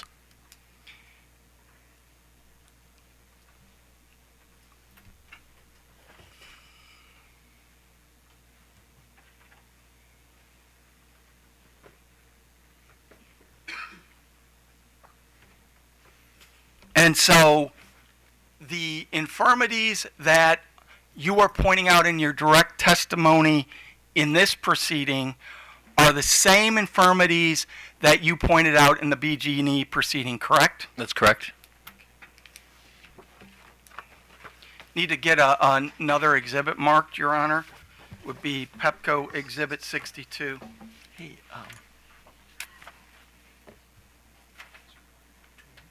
hey, do you need a break or anything? Okay, I'm almost finished. But if I'm happy to break. So, not to tie your hands, but how much longer do you think you have? Because I just need to give him a brief break. I'm happy to take I could use a break, Your Honor. Okay, then fine. So why don't we come back at 5:15?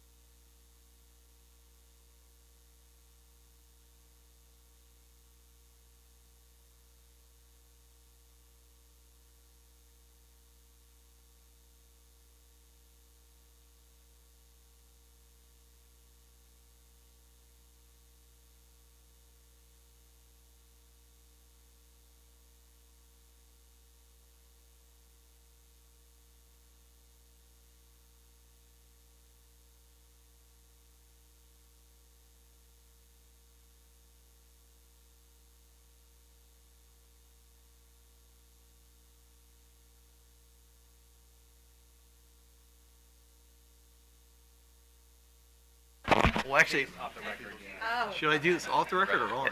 Yeah, I think it's on now. Thank you. No, no. Should I do this on the record or off the record? on the record would probably be best, Your Honor. Okay, so back on the record. Thank you, Your Honor. Would it be possible to bifurcate their testimony so we would finish with Mr. Alvarez tonight, and then we can handle Mr. Stevens tomorrow? Actually, along those lines, I was going to ask the company just how much cross you had for Mr. Stevens. Is it equivalent to what you've? Yes, sir. Okay, so I think that suggestion that was made by staff makes a lot of sense. So. And we agreed with that. Yeah, and I understand. So Be clear. So even though yeah, that's right. Yeah. So unfortunately, you guys will have to come back tomorrow. So what we will do is we will finish with Mr. Alvarez tonight. So we'll finish with the company's cross, staff's cross, any redirect, anything from us. So however long that takes, we will finish with Mr. Alvarez tonight. And then we'll come back tomorrow morning and pick up with Mr. Stevens. Fair enough for me. Okay. Your Honor, if I may just ask a clarifying question. So you would like to do any kind of redirect and commission questions for Mr. Alvarez tonight before we conclude? Mm-hmm. Yeah. I kind of want to finish with him because I sort of hate carrying over the same witness 2 days. So, but I'm willing to sort of split the panel. So. Okay. Okay. Could I ask a question? Sure. Will we be as a panel tomorrow? Yeah. I mean, I think because I once in a while. Yeah. it does Yeah. sometimes I mean, it's relate fine. to- Yeah. So You made that ruling. So you'll be the primary one, but if he needs to chime in, it'll be fine. So Mr. Keel. Yeah. Floor yours. I didn't know, Your Honor, whether I asked that Pepco Exhibit 62, the response to Pepco DR 835, be marked as Pepco Exhibit 62. I don't think I got 62. The last one I got is 61. Right. And I've got, yes. I just asked if I had it marked. I need to pass it out. Yeah, no, right. Yeah, so we don't have 62. The last one we have is 61. Yes, sir. So I would ask a new data Sure. a new exhibit, Pepco Exhibit 62, the response to DR 835. May I approach the witness? Yes. Sorry.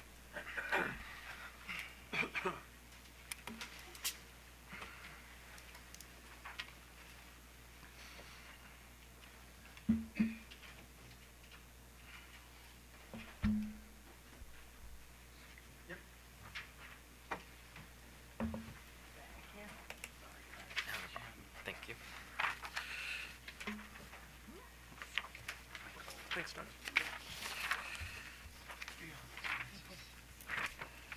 Mr. Seegers. Mr. Alvarez, I hand you what's been marked as Pepco Exhibit 62. Yes. And that is your response to Pepco DR 835. Is that correct, sir? Well, a small amount of it is. Yeah, the supplemental response, Yes. sir. I'm sorry. Let me be clear. It's the supplemental response that is yours. Is that correct? That's correct.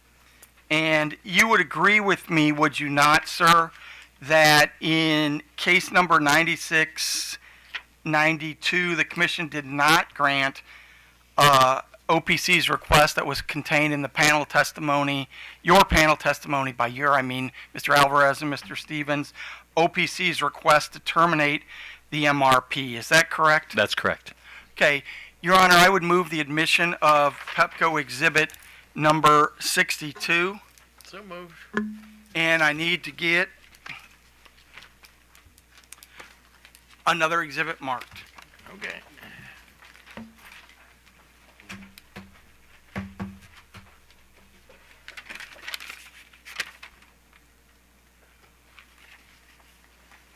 And this will be Pepco Exhibit 63.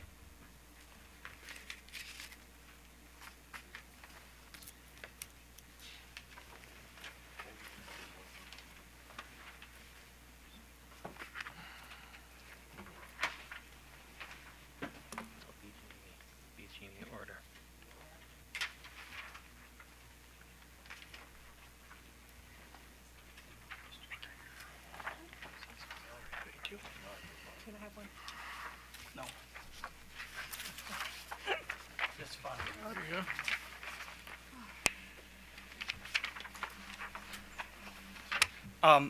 For hitting it, maybe.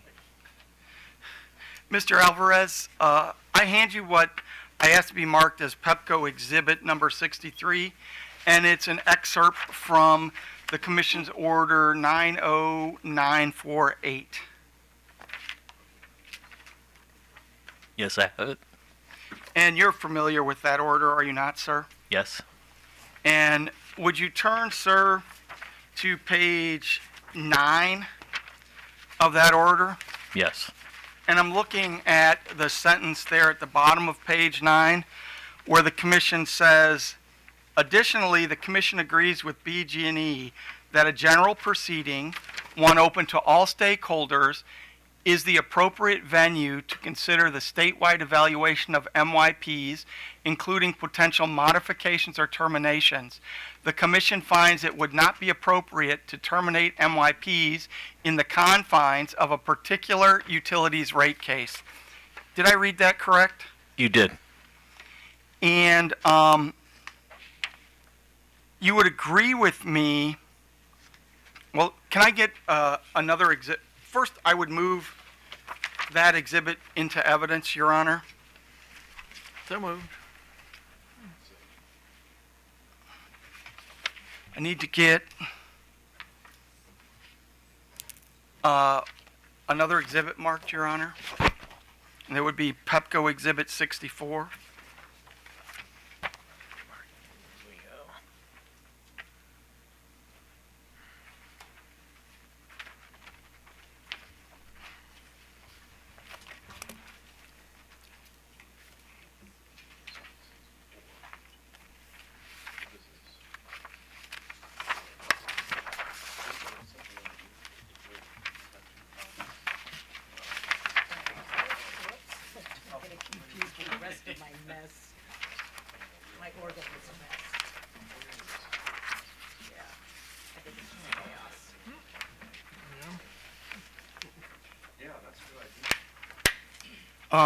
Your Honor, I ask that this OPC press release be marked as Pepco Exhibit 64. So marked. And, sir, you know who David Lapp is? I do. And he is the People's Counsel, is that correct? That's correct. And looking there at paragraph 2 of this press release, in part he says, quote, "We applaud the Commission's recognition that a utilities rate case is not where sweeping policy decisions should be made." Going to object. He's asking about the statements of statements that were not made by him. I'm just asking And if I read it correctly, he hasn't Your laid Honor. the proper foundation either of determining Mr. Alvarez's familiarity with this document. So, Mr. Alvarez, you didn't have any dealings with this motion that was made by OPC? No, or this document at all. First time I've seen it. Yeah, actually, I think he's correct. So, Your Honor, I would ask that the Commission take official notice of the Office of People's Counsel press release that was sent out on March 5th, 2024, talking specifically about this Commission's order to strike Pepco's electrification proposals in this rate case. okay, we'll do that. So. Okay.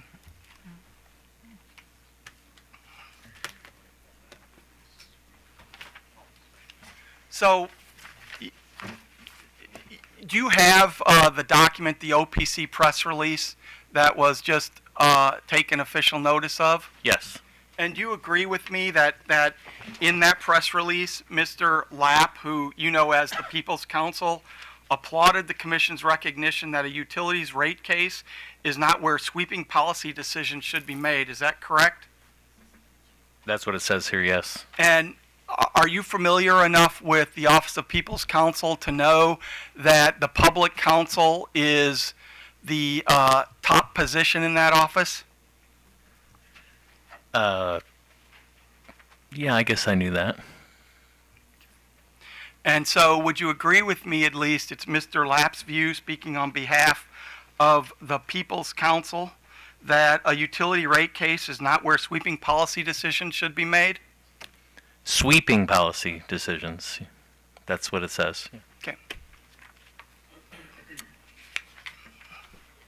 Need to get another exhibit marked. It'll be Pepco Exhibit 65, Your Honor.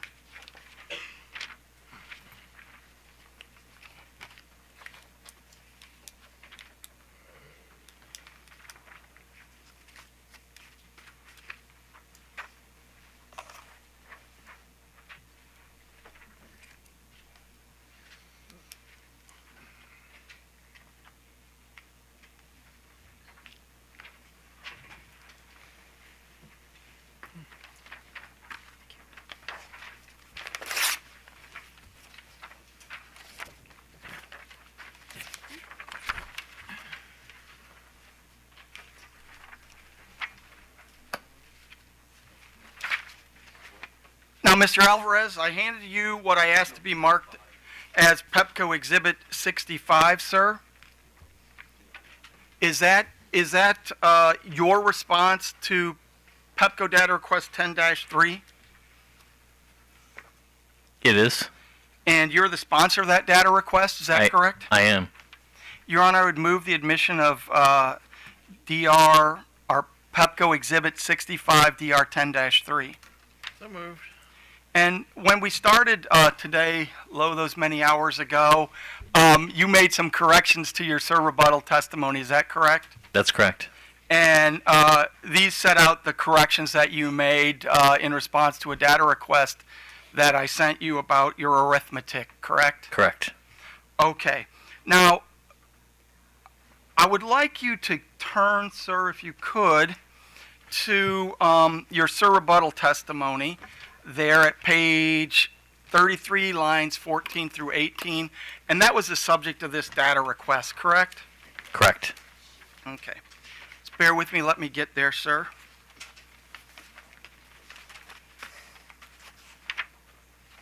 Now, you say, as corrected here at lines 15 through 18, this could hardly be considered inaction and result in an average spend of $198.5 million, not much less than what the company invested in the grid, already one of the most reliable in the United States, as recently as 2018, paren, $248 million. Is that correct? Correct. And there you cite to the direct testimony of Brian L. Clark. Is that correct? That's correct. And I asked you in subpart D of data request 10-3 whether or not the 2018 figure appearing in that testimony was inflation adjusted to reflect inflation costs from 2018 to date. Isn't that correct? Yes. And you said, I believe, the witness had not calculated the inflation adjusted figure. That's correct. You would agree with me, sir, that if I looked, how many years is 2018 through 2024? 6 years. 6 years. And you would agree with me if that $248 was appropriately inflation adjusted, that number would be higher. Isn't that correct? That's correct. And so that would be a further gap between the 198.5 and that number. Isn't that correct? It would.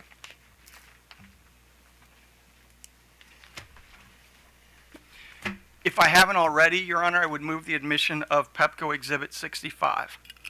I think it's already All right. moved, yeah. So. Thank you. Sorry. No, that's fine. I have it marked too, but.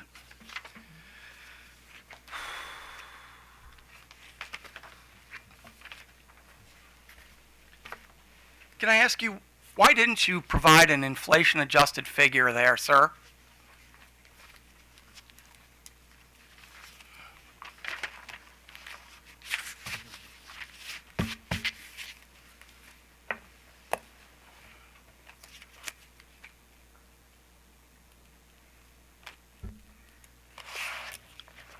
I guess generally speaking, inflation has been moderate, so I just didn't think it was that critical to make the point I was trying to make. And when you say inflation is moderate, what level of inflation are you talking about? I mean, I think for most of that time, the inflation rate was maybe 3%. Yes, it's been higher recently, but I would say about 3% is reasonable. So that would be 3% year over year from 2018 to, what is it? It's 2024, correct? Correct. And 3 times 6, so it would be 18%? Yep. Okay. And can you tell me what 18% higher of 248 would be? Roughly 300. Okay.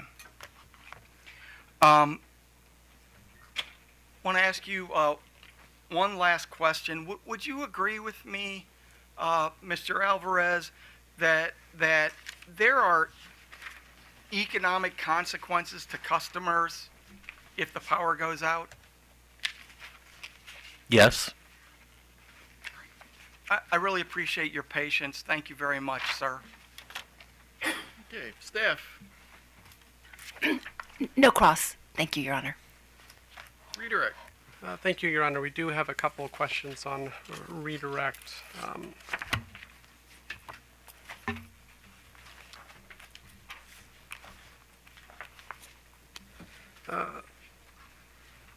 Mr. Alvarez, do you recall earlier this afternoon discussing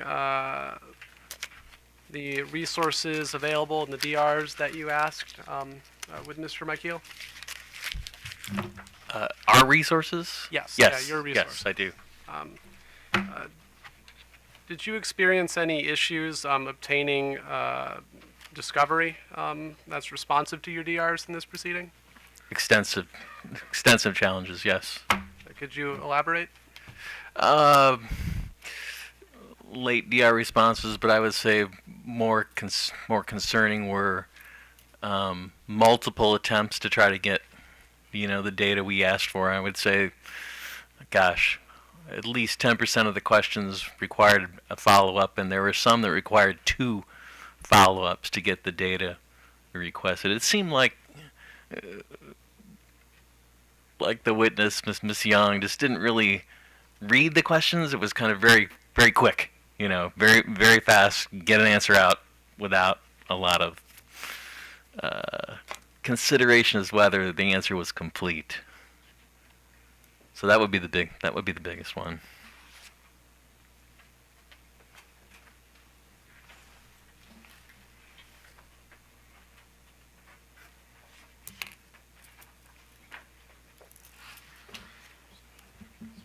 Mr. Alvarez, do you also recall the line of questioning from Pepco counsel about intervener engagement in reviewing the prudency of projects in an MRP proceeding?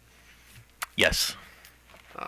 Is there a difference between litigating whether a project should be included in a multi-year rate plan capital plan and providing input on that project in the development phase? Yeah, I think it's pretty significant because, in litigation, you ask a question and get a response. I think what we're suggesting, if MRP is to continue, is more of a dialogue where interveners and the parties can get together with the company and they can look at the justifications, the risk-informed, benefit assessment, all those different, how do you prioritize projects, how do you select projects within a capital budget, how do you make informed trade-offs.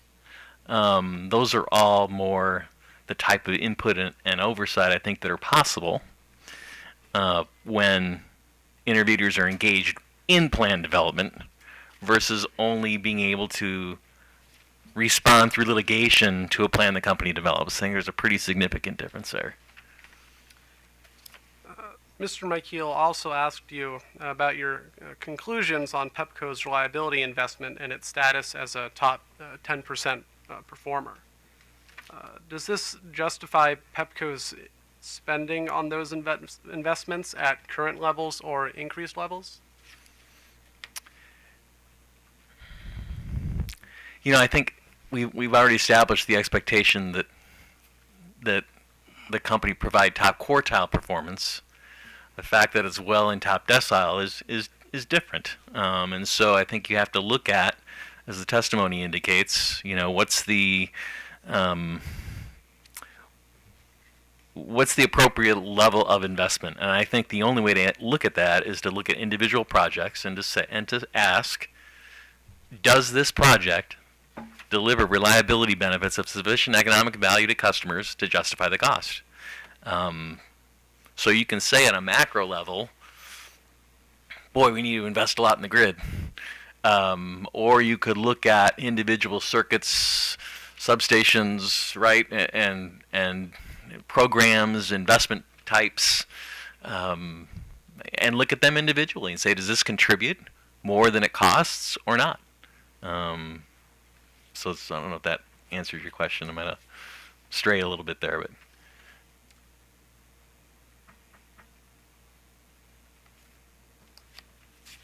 And do you recall discussing cost-benefit analyses earlier today, Yes. Mr. Michael?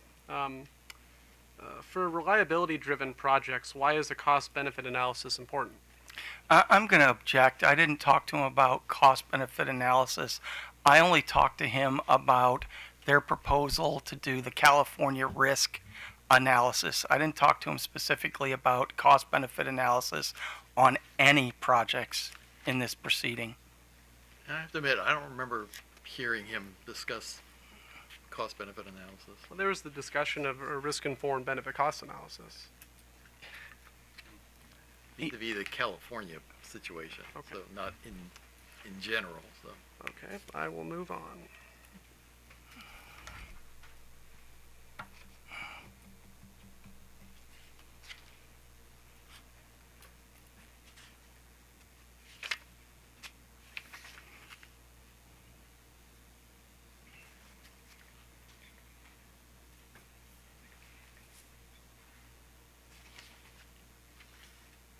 Could I take one moment to confer with co-counsel?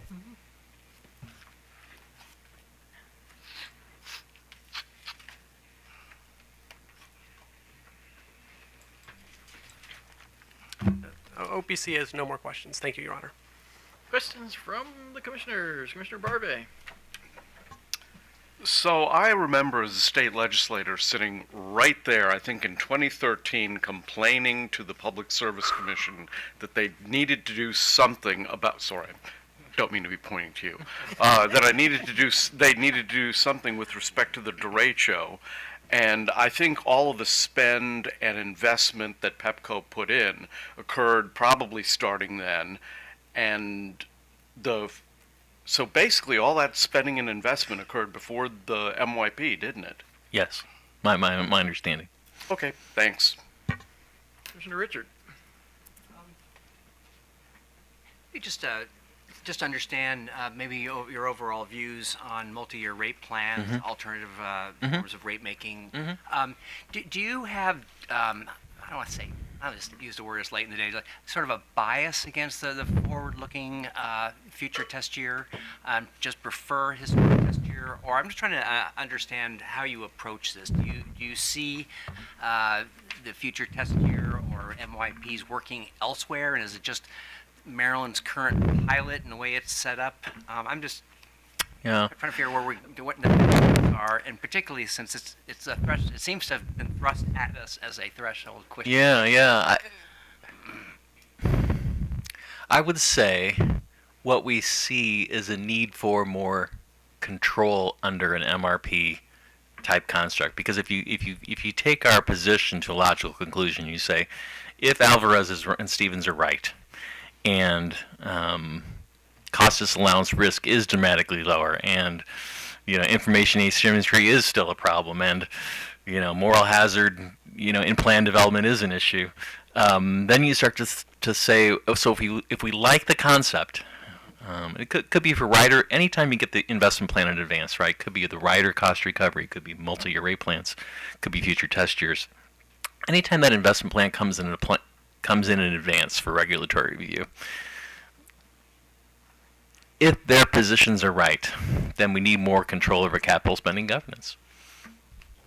So our position on this, well, you need to have interveners participate in plan development, is all around. If you're losing capital spending governance or the motivation behind capital spending governance in some of these rate-making innovations, then how do you try to reinstill that? And so that's what we've come up with as one of the best ways. So it's not necessarily that we don't think alternative rate making or multi-year rate plans or what have you are inherently bad. It's just that they have characteristics that must be addressed. Okay. And we would argue that that is the reduction in the cost disallowance risk, the information asymmetry. And I think what we like to think is over time, interveners will learn, right, from participating in those plan developments. They'll learn about the system, they'll learn about the costs, they'll learn about the risks and the benefits, right, and the technologies, and become more effective interveners over time. If you decide, that alternative rate making is here to stay, we feel like the role for interveners has to either increase, which of course has pros and cons to it, or you go back to something more traditional and make the utility responsible for making those decisions and don't involve the interveners. It's kind of one or the other, I would argue, which is in the Surrey bottle. Okay, yeah, and I don't need to get into all the arguments and Right. that were here, but I'm just kind of interested in that higher level kind of where do we go from here? Yeah.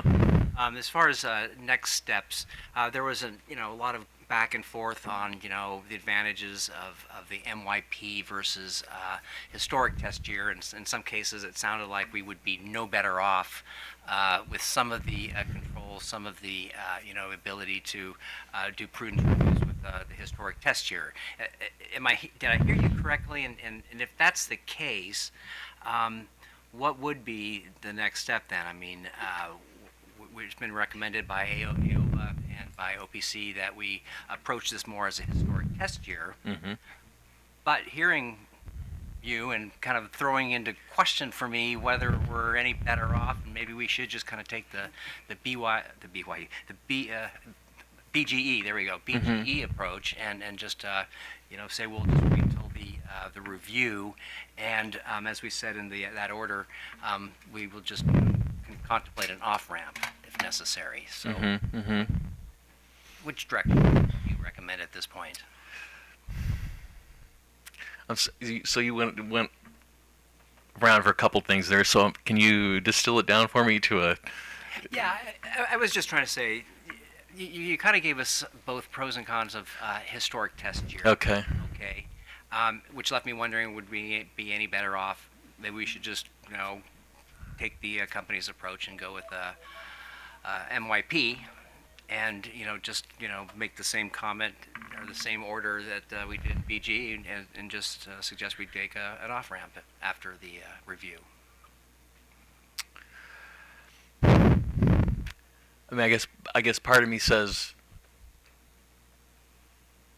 it's always a good idea to get everyone's input in a proceeding, but then you have to also ask in a proceeding or in an approach or whatever you're working on is to get the intervener's input. But on the other hand, you got to look at, well, what's the cost and the reality of that? How practical is it to us to imagine that the interveners are going to grasp this, and how long is it going to take, and how many resources, and is that really what we want them to do, or is this really the utility's job?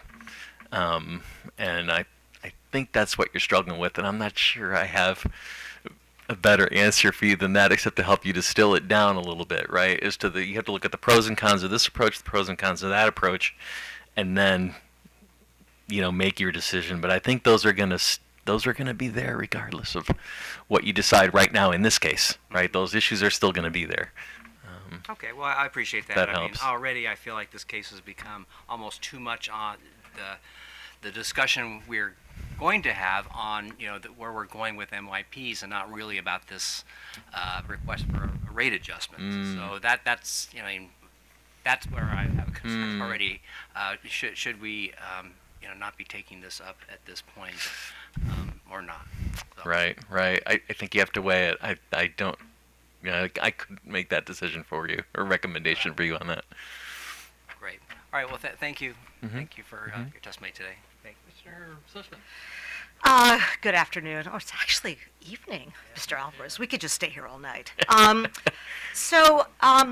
In your conversation with Mr. McKeel, he spoke to you about the benefits of MYP in terms of providing interveners with essentially 2 bites of the apple in terms of system planning, as opposed to a historical test year where they kind of make the decision and interveners aren't able to engage. So sort of like almost a binary choice. You go with the MYP where you have some role, or you go back to historical where you don't have a role. And I'm wondering if, and I just wanted to get your observations about this. So the commission has now a integrated distribution system planning process, where we had a full day technical conference where we invited folks to come in and talk about how it's being done in the rest of the country, and we're going to be looking at this is in terms of engagement by interveners in a planning process. Could a robust, integrated, engaged distribution system planning process kind of take care of the engagement of interveners without having to go the MYP route?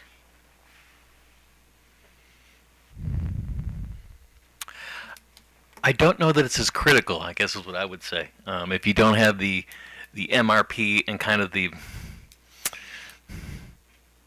I understand that having 2 bites of the apple is better than only having 1 bite, but if having that first bite comes with all these strings attached, right? The cost disallowance risk reductions, the information asymmetry problems, the moral hazard problem in plan development. If it comes with those, then you have to start balancing, right? You have to start saying, boy, is it worth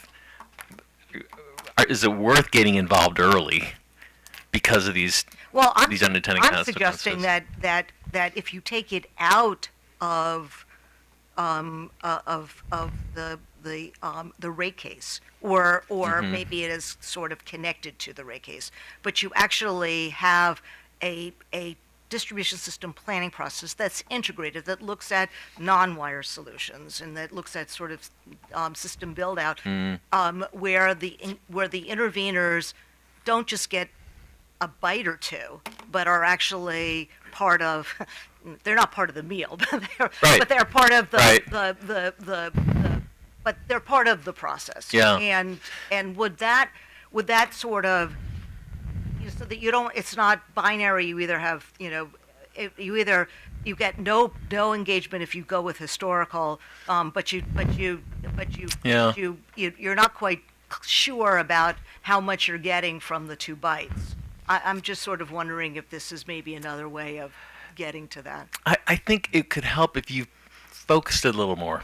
I think, for example, if the concern is the utility is not going to get the grid ready, we're not so worried about that. The utility has, incentives to invest capital. They're responsible for reliability. That's not something that concerns us. Are they appropriately looking at alternatives, for example, non-wires alternatives? Now that would be something where they're not already incented to do, right? So I think it depends on the issue. And could you use an intervener process for those where you don't have to worry about the utility incentive? Sure. But to have the process where the utility incentive already exists to make sure the grid is ready, I don't know if that's as good a use of resources writ large. Right. Well, and you've already testified to the challenges of your resources and the resources of other interveners. Right. Mr. McKeel asked. This was I have it marked as 47, but it could be 48.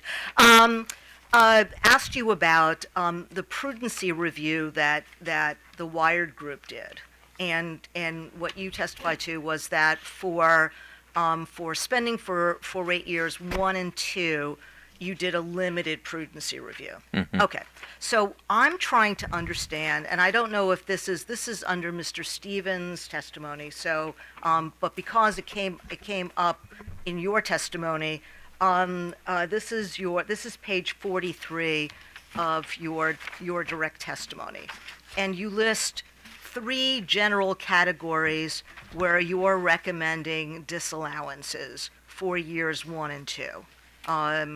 The replacement of substation equipment, the rebuilding of Benning substation, and the 69 kV circuits. So I'm trying to understand whether you actually, in making these recommendations for disallowances, is that not a prudency review, or is it that you didn't do the prudency review but Mr. Stevens did? I would argue it's more an evaluation of a practice, right? In all those 3 cases, do we look necessarily at a specific thing, or do we look at prospective substation equipment replacement and determine that it's not delivering benefits relative to costs that are sufficient? Well, but this is actually for years 1 and 2 where it already happened. So, and what other witnesses have testified to is that for years 1 and 2, it's a prudency review. So that's what we're doing, and we're trying to figure out, at least I'm trying to figure out what it is that you are recommending, because that's going to inform what we do in terms of prudency. So if you are making recommendations, but it's not based on a prudency review, I'm not sure how to use that in our evaluation. Yeah, I think it's a recognition that the practice is not prudent, right? The delivery of benefits from the prospective replacement practice is not sufficient relative to costs, right? Relative to other practices that they do. And so if that's the case, if that's imprudent going forward, then it must also have been imprudent historically. Okay, so it is a prudence. That's my question. So, it is a prudence. So in terms of this part of your testimony, you consider this a prudency Yes. review? Okay. Yeah. All right, Mr. Chair, that's all I have. Do you have the company's testimony with you? No, but I've been. Do we? No, actually, The company's testimony. Yeah, the company. I mean, we're familiar with it, Your Honor. So. Well, so company witness Young, her technical review process. Are you familiar with that? Yes. Okay, and there's 4 boxes, and as was explained to us, this is a process they go through for capital projects over $500,000. And the way it was explained to us, that this is designed to have people without a direct stake in the project review the project to make sure that it's meeting all the needs and kicking the tires. So is this the type of process that you think needs to be utilized to make sure that we avoid these concerns you've raised in your testimony about the company having incentives to overspend? I mean, is this enough of a check on that tendency?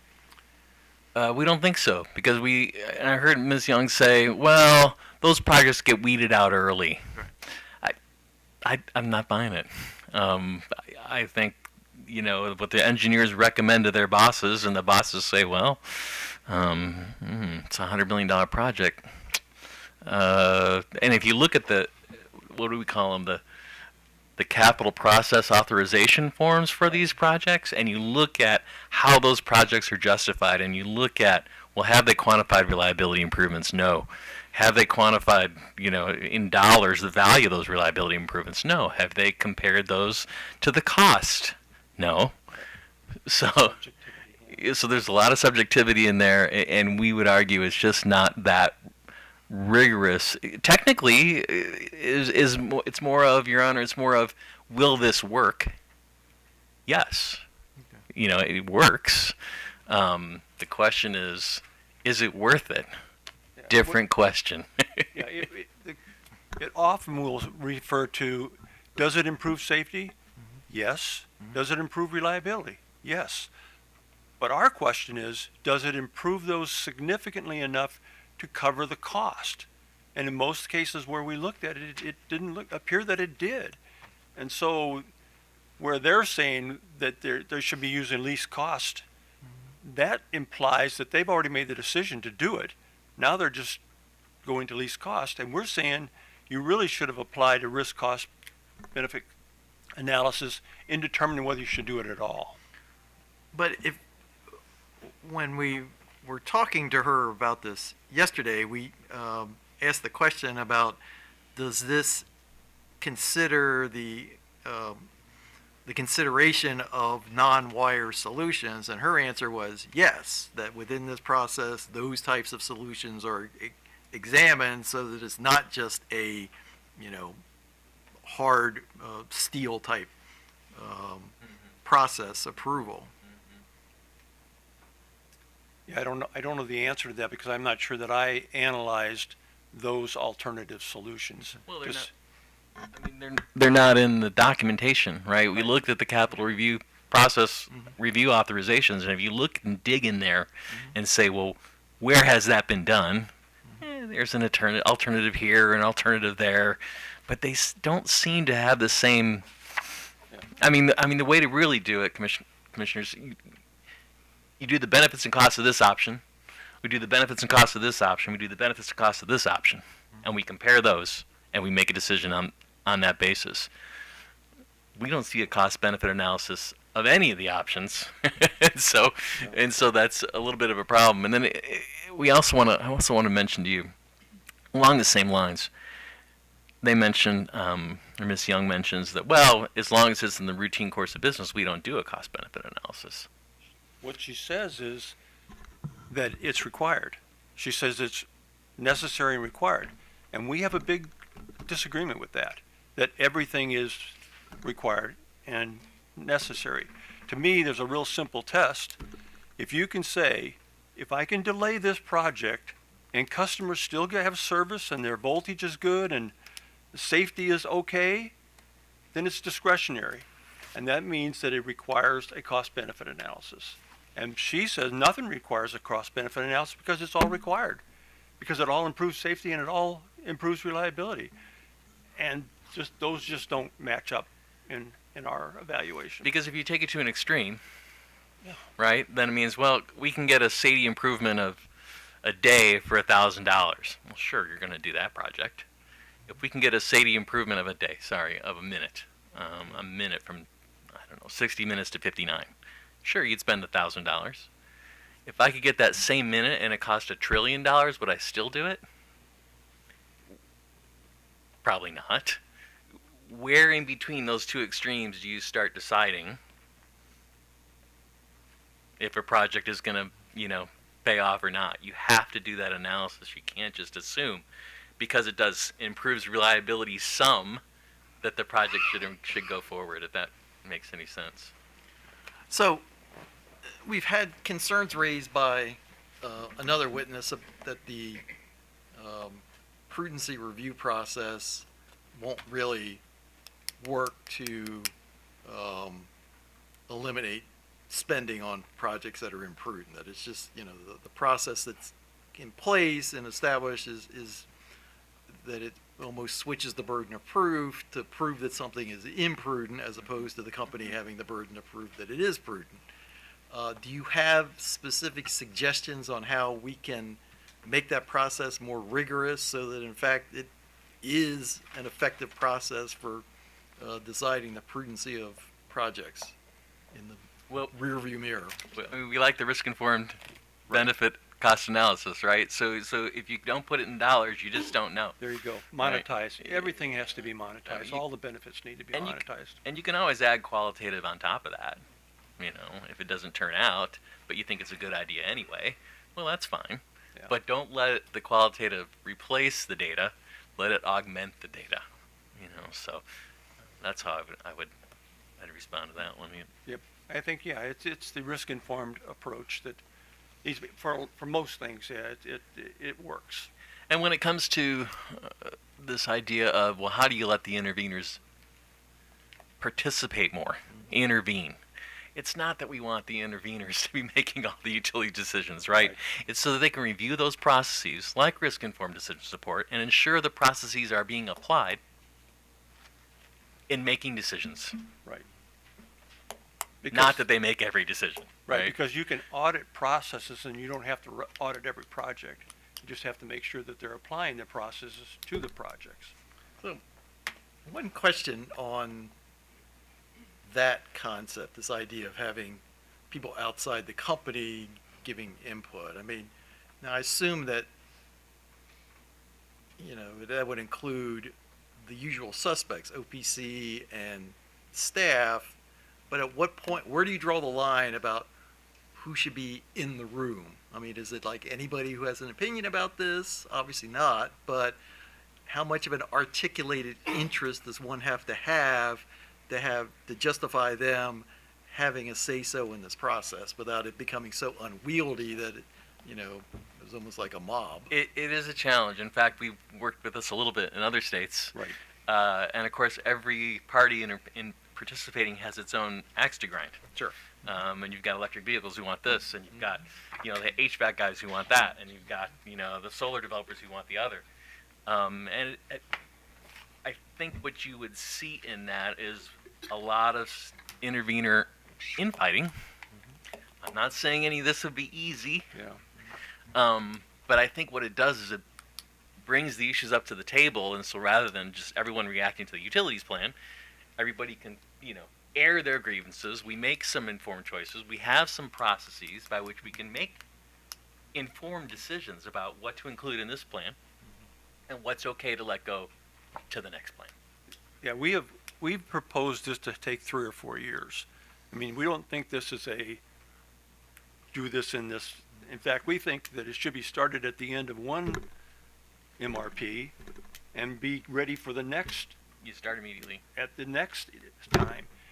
And over that period, it'll take, there's going to be a lot of things that will have to be brought to the commission or to somebody that has to be a final decision maker about which way these things are going to go. And they're going to have to be presented. I mean, we would like to be able to present some of these processes and show how they would work. And then let the utility say why they think it doesn't. And this is a back and forth. And there's probably some things that we can right away agree with the utility on. I mean, we can certainly agree on things that are required and are necessary. You got to provide service. You got to provide, those simple basic things. Maybe we can get out of the way. But when we stick it to that discretionary area, that's where the back and forth is going to happen. And I think in terms of a litigated environment, right? What you're doing is winnowing it down to a reasonable number of issues you can deal with, right? So if the process takes 2 years in between every MRP, through that process, there are going to be things that everyone can agree on. There are going to be things that people don't agree on, right? And so what you're doing is winnowing out those things people don't agree on, so that when it comes to the commission, you've got a relatively reasonable number of things you can deal with and have to order or act on, and not this. Right. And so that you can isolate specific things that need to have the agreement worked out on. I mean, I've suggested things like arbitrators, customer focus groups to say what they're willing to pay so that you can monetize some of the things in the cost-benefit analysis. All those things could take place over time to start nailing down what is those processes that are going to be used to actually justify project spending. Okay, thank you very much. All right, so we'll be back tomorrow at 10 for Mr. Stevens. So. Right.